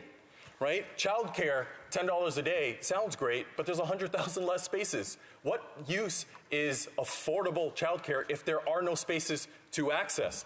Carbon tax. Let's put aside the fact that the independent and nonpartisan Parliamentary Budget Officer says more Canadians are hurt than helped, and just focus on the fact that this government had promised small businesses $2.5 billion in rebates, and yet conveniently has forgotten. That $2.5 billion is owed to our small businesses that are the lifeblood and engine of our economy. It is not a personal slush fund for this government to try to buy votes or to try to cover up for the fact that they've been spending out of control. Not their money, but Canadians' hard-earned taxpayer dollars. Mr. Speaker, I hope that this government will reflect on their actions to date and ensure that they guard and safeguard and protect and invest taxpayer dollars responsibly. Parliamentary Secretary. Thank you, Mr. Speaker. And again, my sincerest condolences to the constituents of Spadina-Fort York. They had great representation with people like Adam Vaughan in federal parliament, as well as Joe Cressy and Mike Layton, who have done an extraordinary job standing up for their constituents. It's sad to see this member just dial it back. But in a couple of years, Spadina-Fort York will be well represented by a Liberal. I'm certain of that. Mr. Speaker, a key pillar of the government's economic plan has been a focus on making life more affordable for Canadians, because when people have the support they need to thrive, they can contribute to the economy, they can build a better life for themselves and their family, and they can play an active role in their communities. Inflation is down to 2.8%, and wage growth in Canada has been outstripping inflation for almost a year now. Mr. Speaker, it's important to note that 18 months ago, a lot of economists thought we'd be in a recession today. Our economic policies have ensured that's not the case, and over 1 million people today are employed than before the pandemic. Progress is being made on our commitment to help make life more affordable for people from coast to coast to coast, and we'll stick with it because there's more to do. Thank you, Mr. Speaker. And the Honourable Member for Dauphin Swan River Neepawa. Mr. Speaker, yesterday the Liberal Chair of the Environment Committee stated, and I quote, "There is no data specifically stating that the price on carbon resulted in an X amount of reduction in greenhouse gas emissions," end quote. Is this true? Yes or no? The Honourable Parliamentary Secretary, Government House Leader. The Honourable. Thank you very much, Mr. Speaker. What was provided to the member in due course after his request for some documents was some modeling on how carbon pricing works, not just in this country, but in the over 50 countries around the world that have implemented a strategy to lower their emissions. Now, good news, in Canada it's working. Canada's emissions are down by over 8% since 2015, and that's because of a lot of factors, one of them being carbon pricing. Demonstrated by proactive provinces like the province of British Columbia and in Quebec, carbon pricing works to lower our emissions, and it also, with the rebate program that we've put in place, doesn't cost families it sends more money back through the Canada Carbon Rebate than it costs at the pumps. And that's because we're making big polluters pay and making sure that families are made whole through the Canada Carbon Rebate. Now, I'll admit that the 31-page report that was sent to the member was a bit confusing. Some big math words in there, a lot of modeling, and it's very, very complicated stuff. Reducing emissions is a challenging thing, particularly for an oil-producing nation in a big country like Canada, but we're making it work. We're making it work with an approach that supports affordability and that lowers our emissions. Now, 200 economists have also chimed in to make sure that Conservatives hear loud and clear that their campaign of misinformation, this Axe the Tax campaign that they've started, is based on misinformation. They continually say that carbon pricing is the cause of inflation, that carbon pricing is the cause of financial insecurity and hardship for Canadians, when that's been proven time and time and time again to be false. So, look, carbon pricing does work. I don't have a Nobel Prize in economics. I don't think the member opposite has a Nobel Prize in economics. But William Nordhaus does have a Nobel Prize in economics, and he actually earned it for his work on carbon pricing. And what he says, Mr. Speaker, is that Canada's approach on carbon pricing is exactly what the rest of the world needs to fight climate change, to lower our emissions, and to ensure that the planet that our grandkids will inherit will be even more prosperous and livable than it is today. So the answer to his direct question, Mr. Speaker, is it true that we do not have data to support the fact that carbon pricing drives down emissions? No, that's not true. The fact is carbon pricing works. It's demonstrated to be true. It's mathematically accurate and based on sound financial, economic, and mathematical principles. And it's also been proven to be true because per capita emissions in British Columbia have fallen steadily since their implementation of a carbon tax over a decade ago. And I'd say also that was supported by members of the current Conservative caucus who were Liberals in the BC government at the time of implementation. It's also been demonstrated by Quebec. Now, provinces like Manitoba, in fact, which I had the pleasure of visiting, I went to a Jets game with my father since it was Parkinson's night at the Jets. Thankfully, the Jets won. I think the member opposite and I can agree on at least one thing. That's a good thing. When the Jets win, that's a positive thing. Now, Manitoba has got a new premier, which is also a really great thing for Canada. Winnipeg's a great city. Love the Weaker Thans, one of my favorite bands when I was a kid. And that great city deserves a great mayor and a great premier. And I'm glad that Wab Kinew is considering options to lower emissions in Manitoba, because Manitoba used to have a cap-and-trade program, just like Ontario. So it's very, very possible that soon the people of Manitoba will have a new way to lower their emissions. I was glad that the Premier of Manitoba did what the previous Premier wouldn't, which is stabilize gas prices with their provincial excise tax cut. That's something that the Premier of Saskatchewan refuses to do, and it's something that the Premier of Alberta actually did the opposite of. On April 1st, she was able to blame the price on pollution for the increase of gas when she increased the price of gas by 4 cents, when the price on pollution went up by just 3, and that was rebated back to Albertans. So the price on pollution works, and so does the Canada Carbon Rebate. Thanks, Mr. Speaker. The Honourable Member for Dauphin Swan River Neepawa.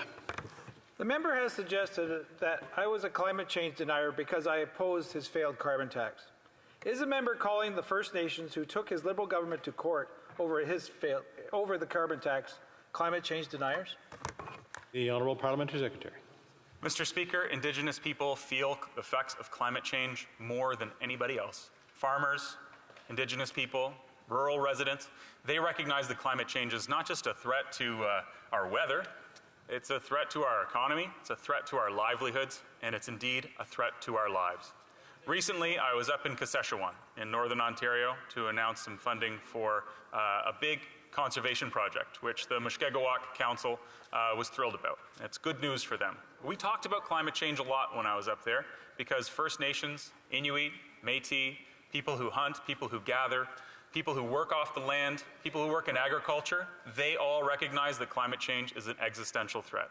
And frankly, Mr. Speaker, if you don't recognize that, if you don't recognize that humans are responsible for climate change and that climate change is the worst existential threat to our species, then indeed you'd be a climate change denier. But I didn't accuse anybody of that. I'm just saying, if you don't believe that climate change is the biggest threat to us, then you are indeed denying climate change. The motion to adjourn the House is now deemed to have been adopted. Accordingly, the House stands adjourned until tomorrow at 10 a.m. pursuant to Standing Order 24-1.